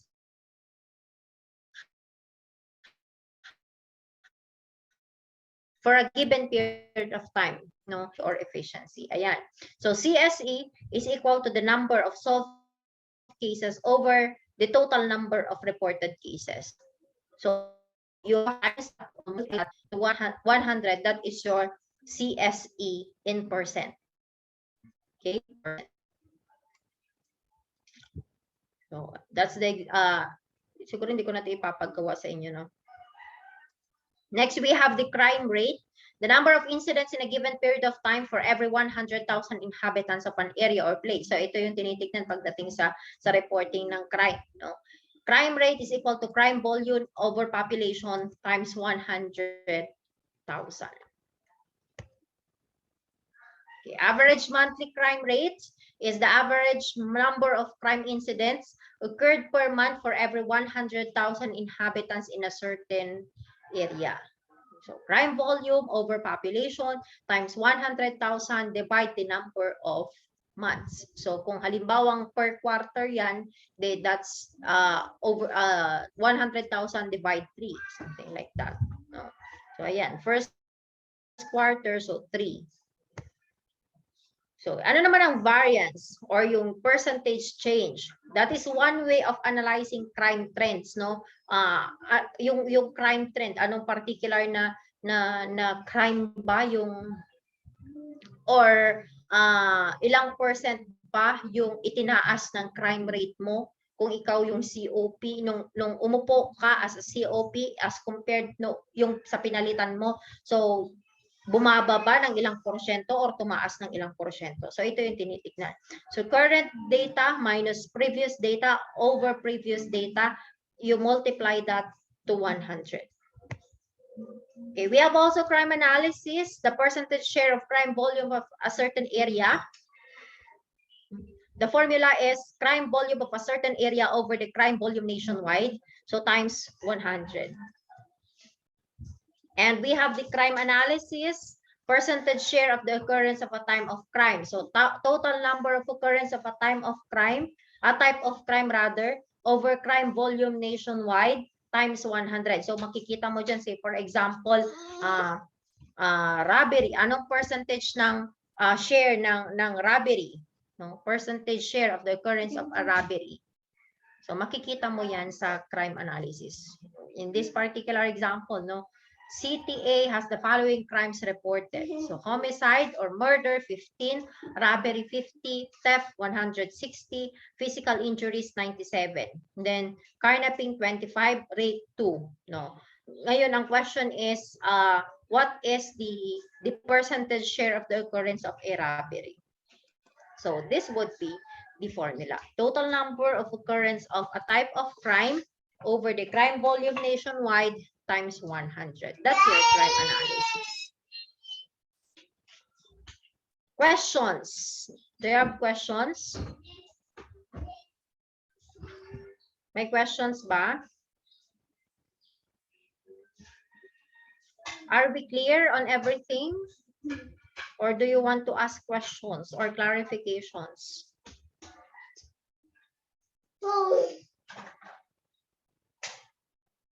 None? Everything is clear?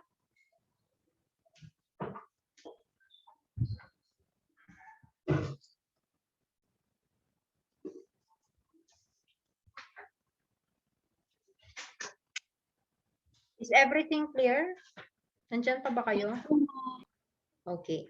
So let's, if everything is clear, let's take some board exam questions. Okay. So you try to answer, ha? So this would be the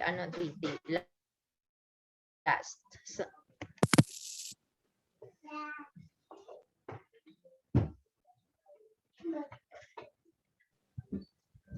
okay. So number 1, when a criminal is punished quickly as possible, this is the element of deterrence that refers to what?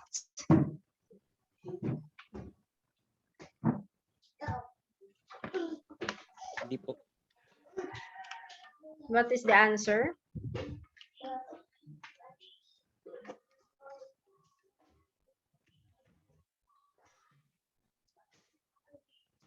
Okay, so doon na lang sa ano.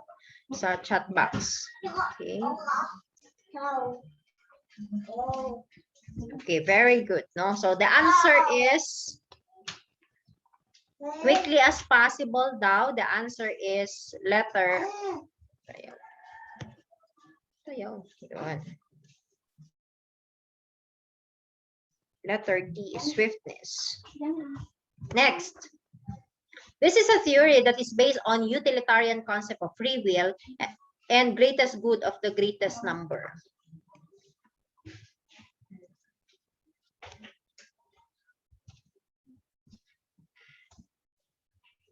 So under siya na, no, lay down, just lay down.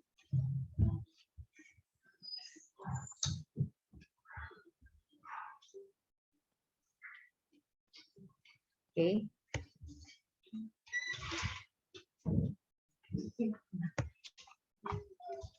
Ano na lahat? So the answer is, that is under the classical school of criminology. So nandiyan naman yung concept of utilitarianism, no, hedonistic philosophy calculus, no. Next is a set of practices designed to make potential criminal targets less attractive.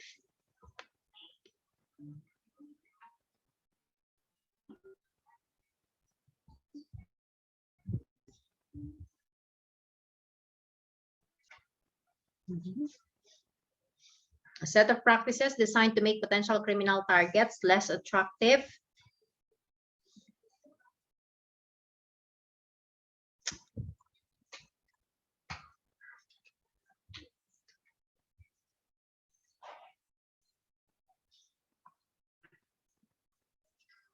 Okay, so your answer is letter D.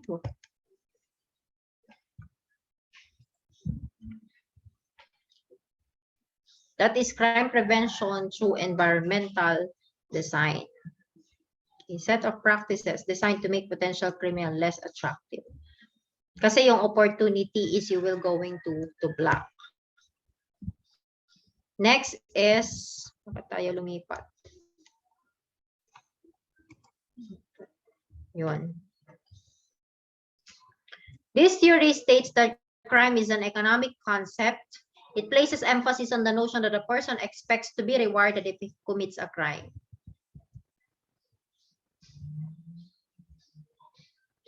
Economic concept, it places emphasis on the notion that a person expects to be rewarded if he commits a crime.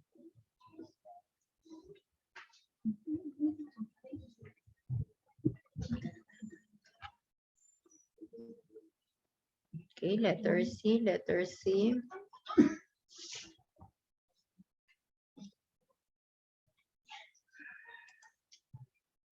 Okay. So we have economic theory. Next is, who are responsible for the routine activities theory?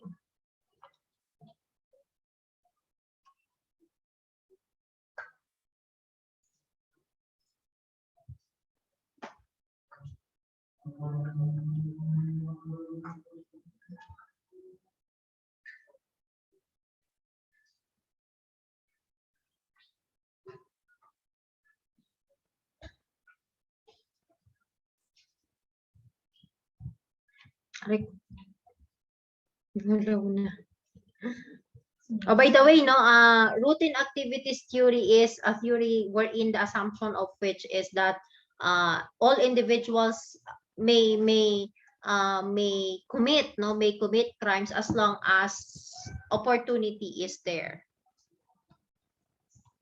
Okay, so we have Marcus Falson and Lawrence Cohen. Next, the view that an individual lifestyle or actions is the direct result of genetic inheritance and biological disposition.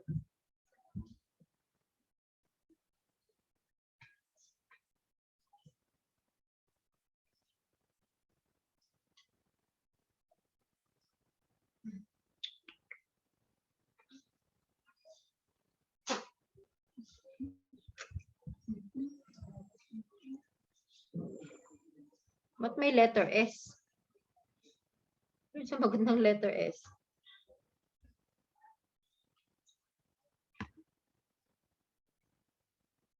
Okay.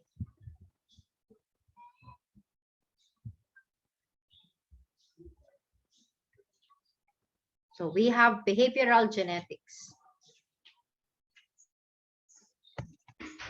So which criminal, according to the typology of Lombroso, was considered most dangerous?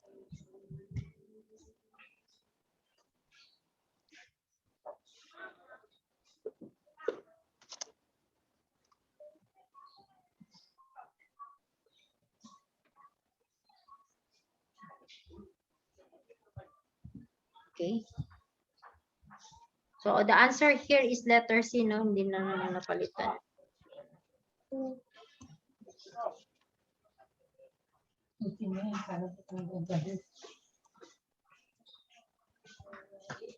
Napalitan.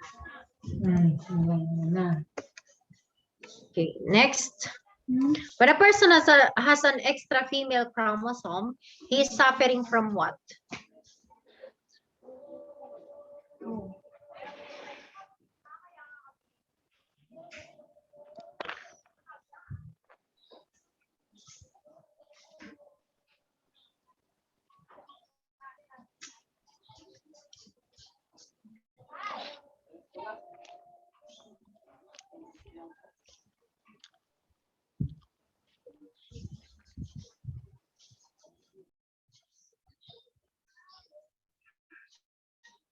Usually this itong female chromosome na to, extra female chromosomes, 'di ba dapat ano lang kapag sa ano ba to?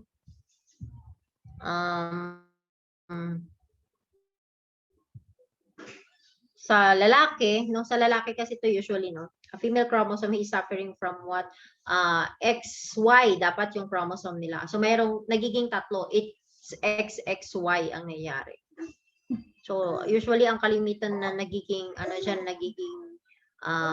symptoms yung parang walang balbon, no? Hairless kumbaga. So the answer there is Klinefelter's Klinefelter's syndrome. Oops.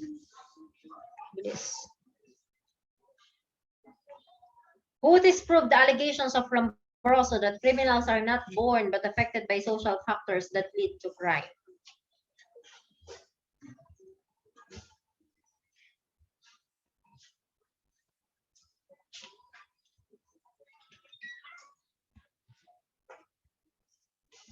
Okay. So the answer is Charles Gorey. Next, the executive rational part of the personality that reasons with the id. Reasons with the id. Okay. Answer is, oops, bakit mali naman? The answer is ego.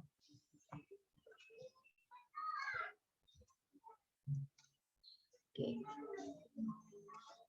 Reasons out with it.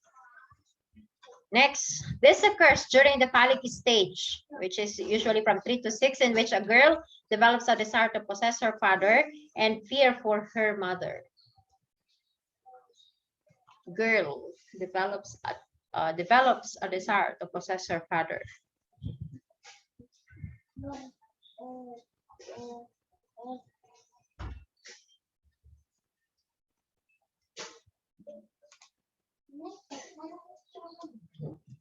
Okay, the answer is Electra complex. Next, this perspective assumes that crime is best traced by examining the mind of a person. Assumes that crime is best traced by examining the mind of a person.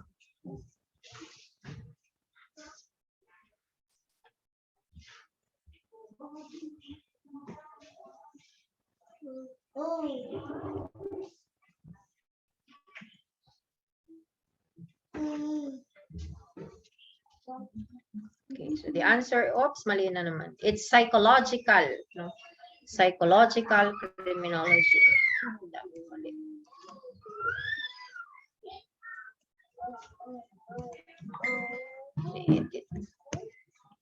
Okay, next. Which theory is a derivative of the differential association theory? Derivative of the differential association theory.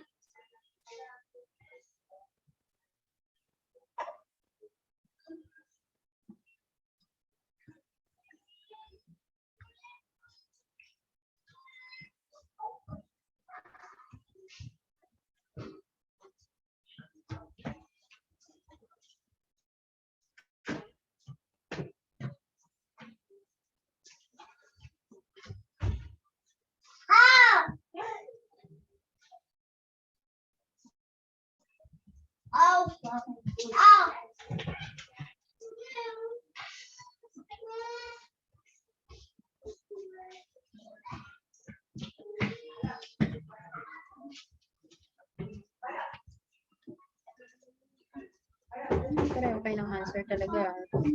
Merong iba. Okay. Ni, asan na yun?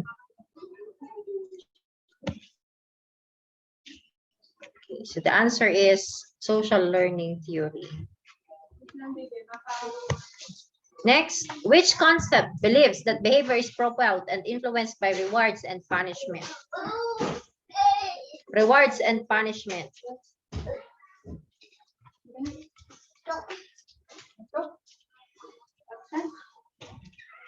Positive reinforcement, positive reinforcement. Rewards and punishment, ang sabi rewards and punishment.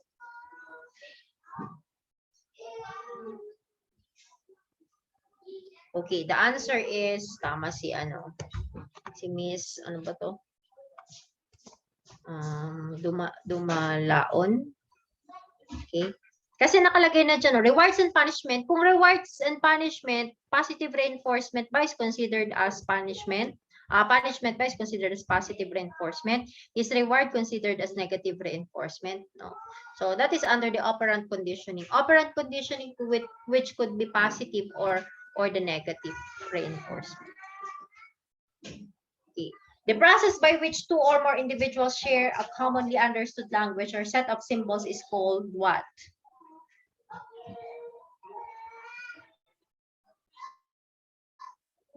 The process by which two or more individuals share a commonly understood language or set of symbols.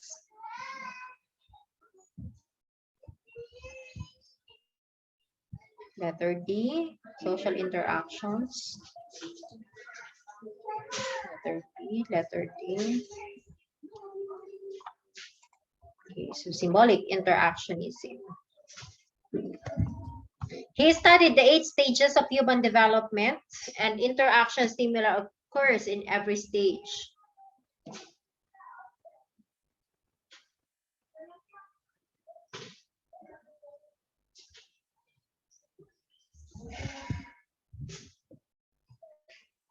What is the answer? Okay.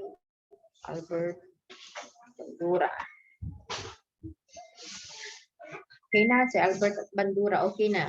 Next is, this theory assumes as the question why not people commit crimes.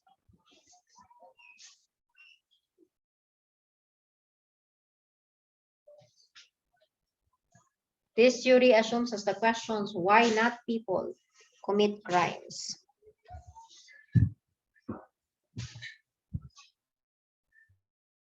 Neutralization theory. Neutralization theory is otherwise known as theory. Diba? So, process of elimination, dalawa na lang ang pagtitignan nyo dyan. It's the social bonding theory or the control theory. So, the answer there is control theory. Diba? Kasi sabi niya, we all have the tendency to commit crimes. However, it is the social control which controls us or prohibits us in engaging to those criminal behavior. Next, we have number 18. What type of control emphasizes on internal monitoring, controlling his behavior such as conscience or guilt? Informal, internal, external, formal. Conscience or guilt?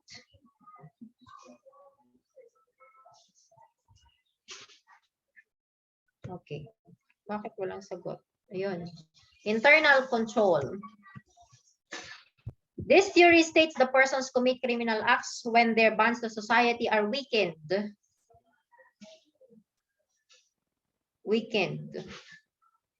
Travis Hirsch's theory.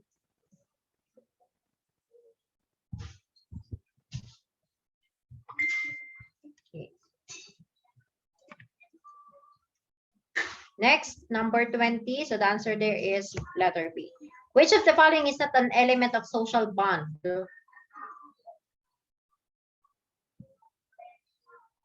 Okay, very good. Bilis sumagot, ah. Okay, so conscience. A state of normlessness was proposed by Durkheim that describes France during its trying times.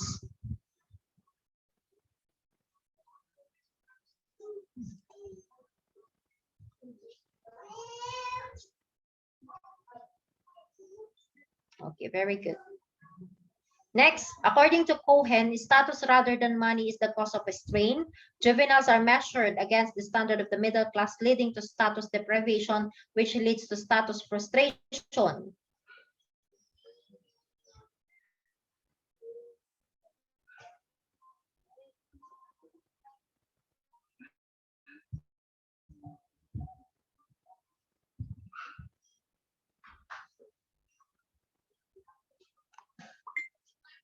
B, letter C, B, C.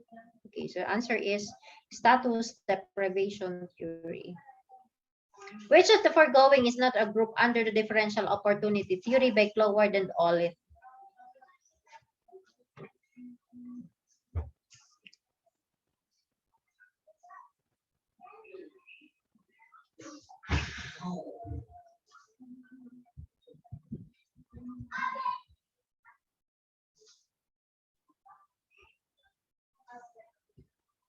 Ba't matumal sa question na to? Kakunti sumagot. So we have the alternative group, di ba? Walang alternative group. Next, this theory believes that society is divided into two groups with competing values, the upper class and the lower class.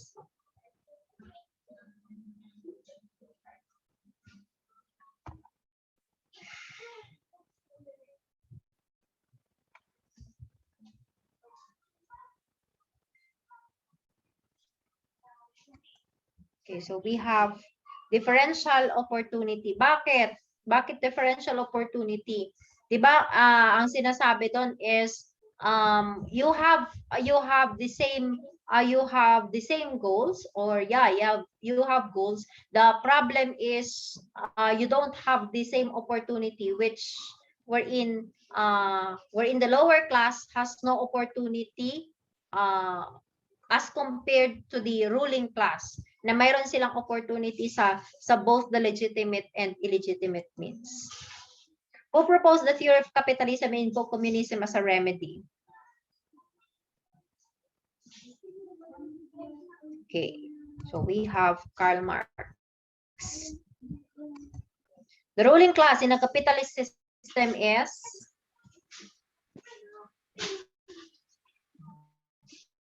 Capitalist.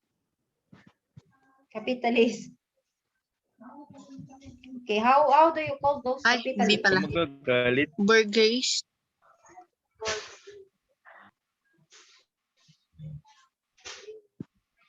Okay, the answer there is bourgeois. Okay. Next. This theory suggests that stability and changes in criminal and deviant behavior through time and different stages in life. Stability and changes in criminal and deviant behavior through time and different stages in life.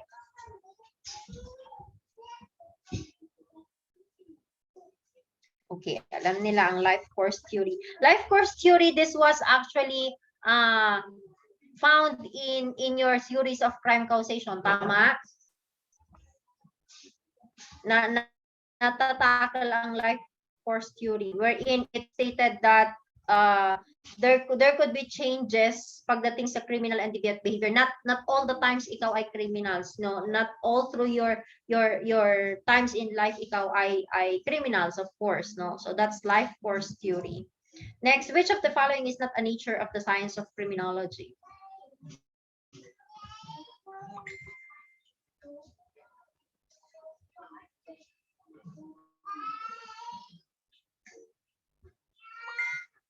Okay, so territoriality, because that is one of the characteristics.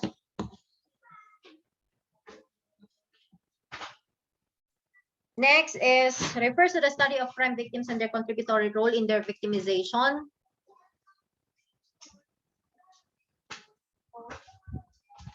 Bakit may letter D?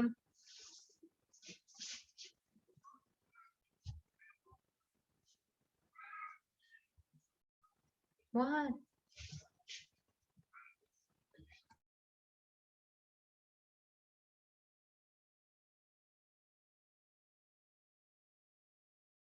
Sige. Okay, the answer is victimology, no? O, na mali po ng basa, sabi ni Mr. Takmo. Okay. Next is this theory believes that punishment should fit the criminal and not the crime committed.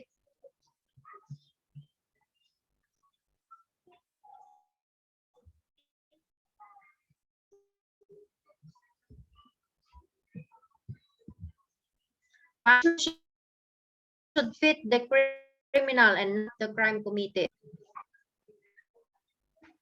But may letter B.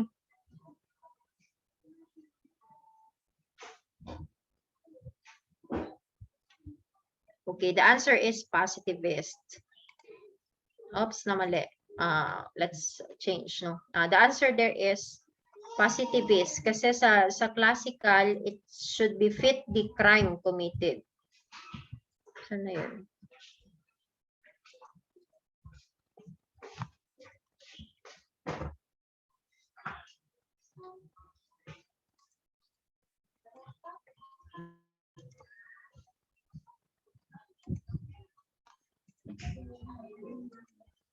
Okay, next.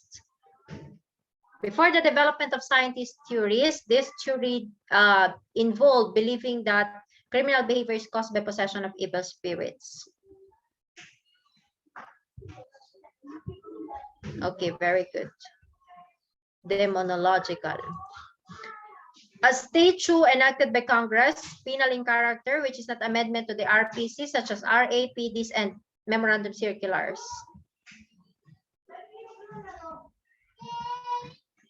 Okay, very good. Special laws. Next, are those who commit crime due to abnormalities or psychological disorders, they should be exempted from criminal liability.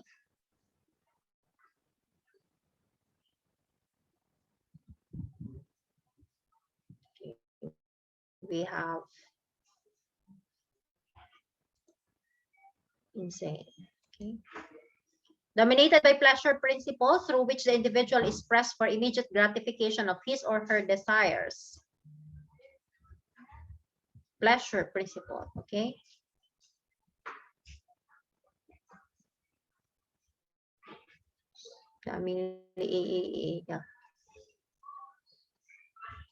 Okay, very good. Next, he founded the positive school of criminology in the 19th century. Positive school.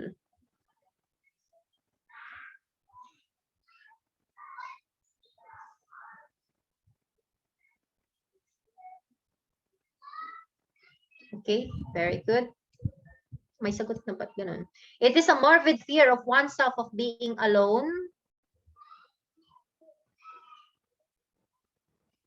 Monophobia. Yun, galing ni Mr. B na yan. Sinabi na niya yung sagot. Hirap po mag... Ganon? Kasi... Okay, so monophobia. Yeah. Okay lang yan. Next is, ayaw na mag-move. Ayun. A person who commits crime due to less physical stamina or self-control.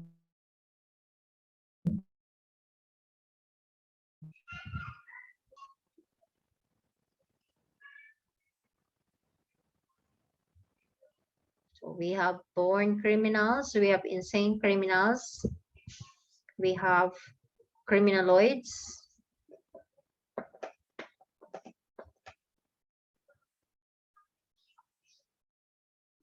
may siren, may insane criminals din, less physical stamina or self-control.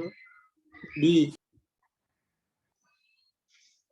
Criminal by passion, criminaloids, di ba? Di ba, yung sa classification ni Cesar Lombroso, pag born criminal, atavistic stigmata, di ba? Pag insane criminals, yung sa mental disorders niya, no? Next, we have, okay, who constitutes the Holy Three in criminology?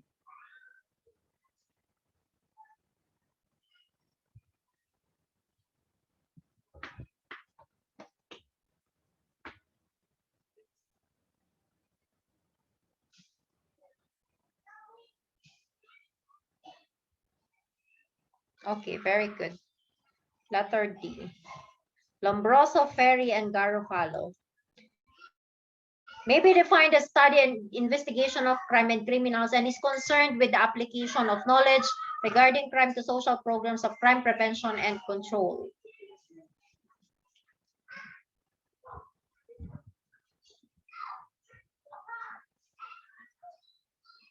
Etiology of crime.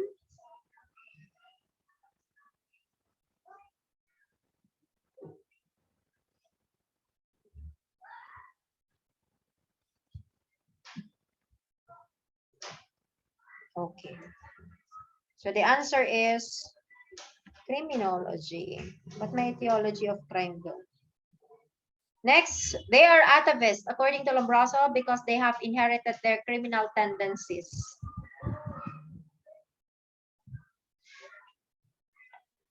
Baka may mamali pa dyan, ha?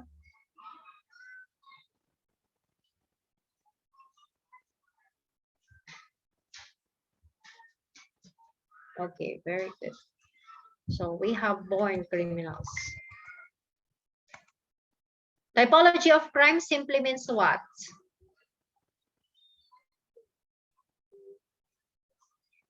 Typology. Okay, letter A, categorization. The neoclassical theory believes that children should not be regarded as criminals and punished because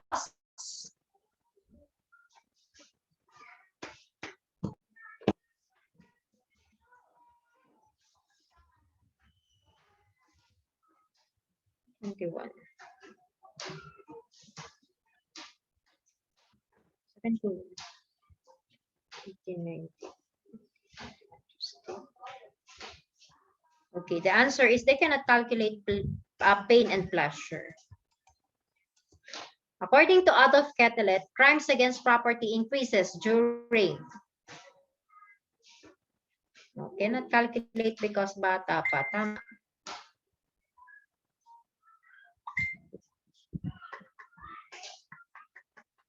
Okay. During pag malamig ang panahon, no? Winter. All statements are correct except one. Attitudes are inherited, not learned. Defective character is related to deviant behavior. Mass media has an influence on delinquent behavior. Loyalty to gang compels the members to conform.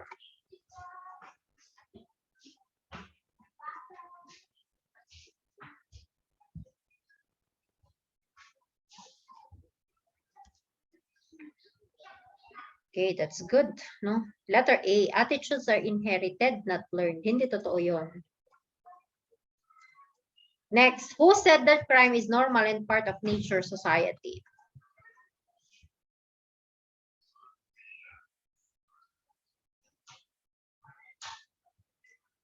Okay.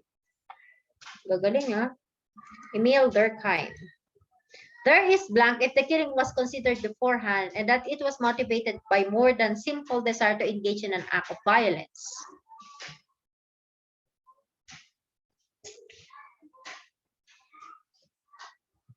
There is blank if the killing was considered beforehand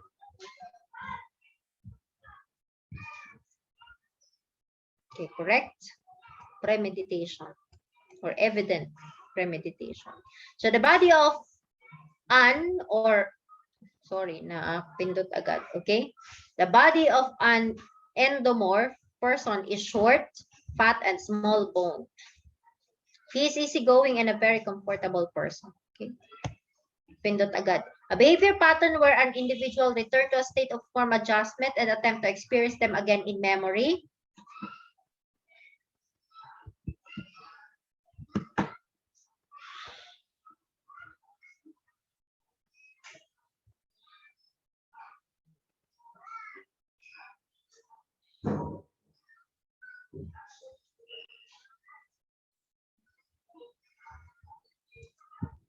Okay, answer is regression.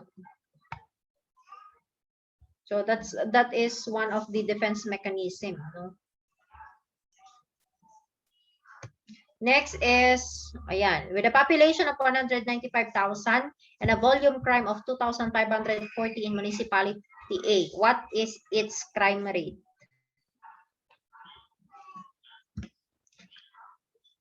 Crime rate daw.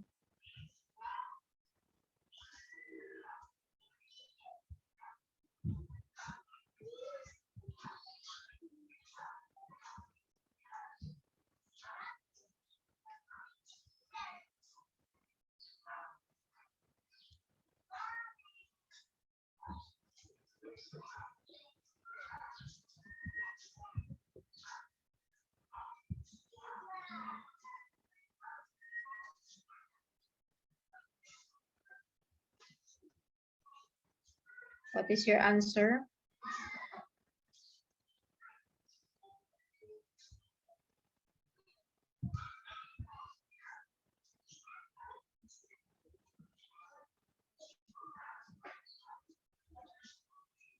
The answer is, okay, 13,000, 1,302. So criminal physical anthropology refers to the study of the relationship of crime to the blank. Anthropology.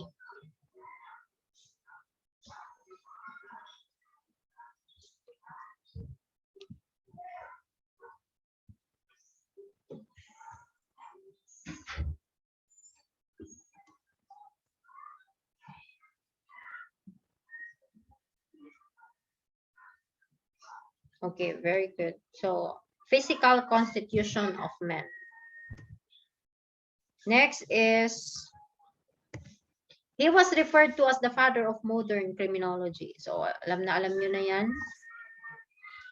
Okay, Cesar Lombroso. Very good.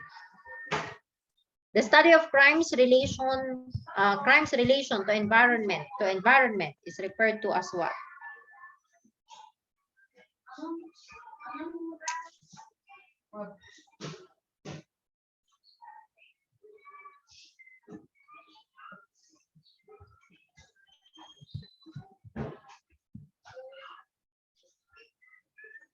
Okay, so we have letter C. Very good. Next.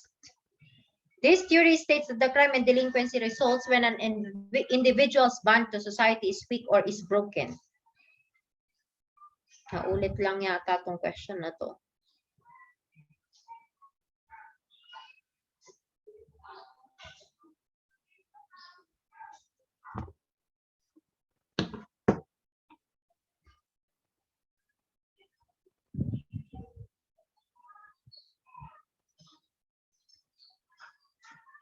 Okay, so the answer, dapat ang answer dito is social bond theory. No, social bond theory. Okay. Next.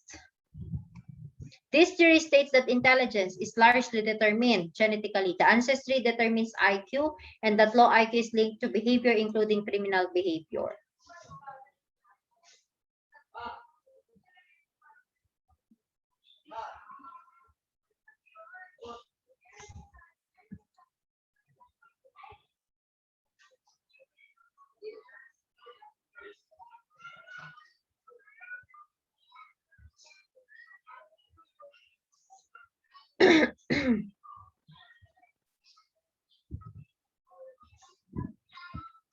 Okay, Okay, the answer is nature theory, no?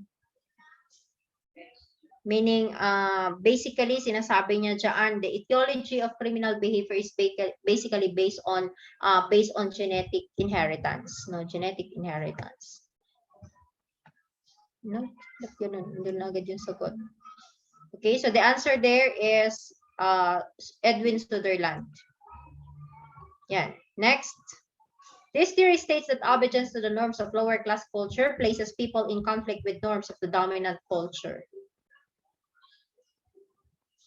Obedience to the norms of lower class culture places people in conflict with the norms of the dominant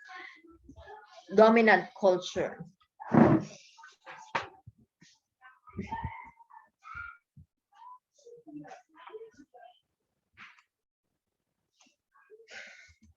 Okay, we have culture conflict, tama, no? Next, this theory considers delinquent behavior as a result of people's frustration and anger over their inability to achieve legitimate social and financial success. Frustration and anger. Strain. Okay, very good, strain. Okay, next, moral aspect of personality that judges our personality and is also known as the conscience.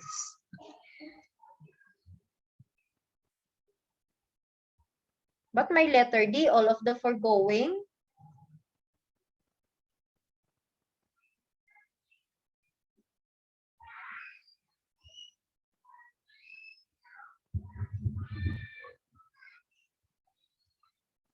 Okay, so super ego.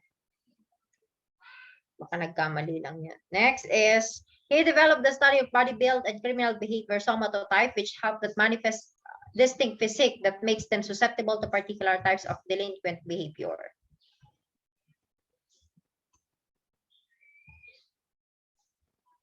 Okay, so William Sheldon.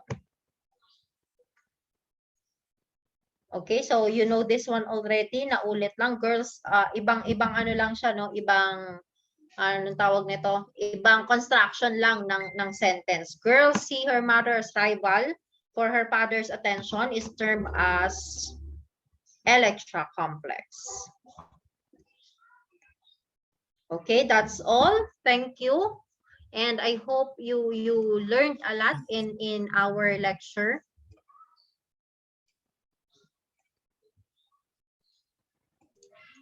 Ma'am, Thank you good po, ma'am. afternoon po. Yes, Miss Escoto. Yeah, so ma'am, we would like to request po na mag-on po lahat po ng camera para sa photo opo for documentation lang po. Ay, okay, sure. Okay, so Okay, can you thank you please po. open your camera? Everyone, can you please open your camera? Mr. Karingal, ikaw pa yung nasa harap ko. I mean, ikaw yung nakikita ko sa screen pero naka-off si Mr. Karingal.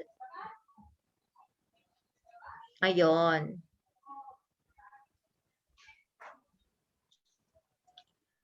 Should I stop the screen sharing? Yes po, ma'am. Okay lang po. Okay, Thank sige. you po. Right lang po. Okay po. So, let's smile po. 1, 2, 3. Okay po. Wait lang po ha. Next page po tayo. Okay po. Okay po. 1, 2, 3. Okay po. Next page pa po. Okay. 1, 2, 3.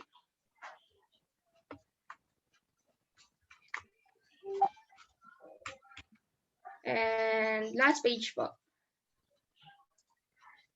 Okay.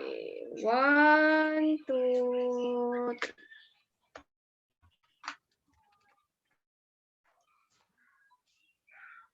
Ayan po. So, ma'am, we would like to express po our deepest gratitude po, ma'am, for facilitating this today's session po. So, we assure you, ma'am, araw, and we hope po na na-enjoy niyo po yung pag-lecture po sa amin. So, stay safe po, ma'am, and God. Thank you very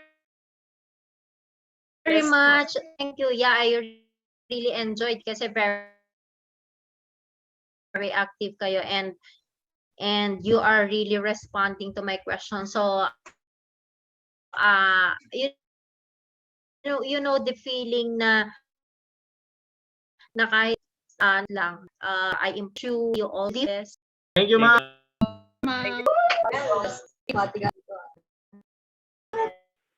Ay, Wala na.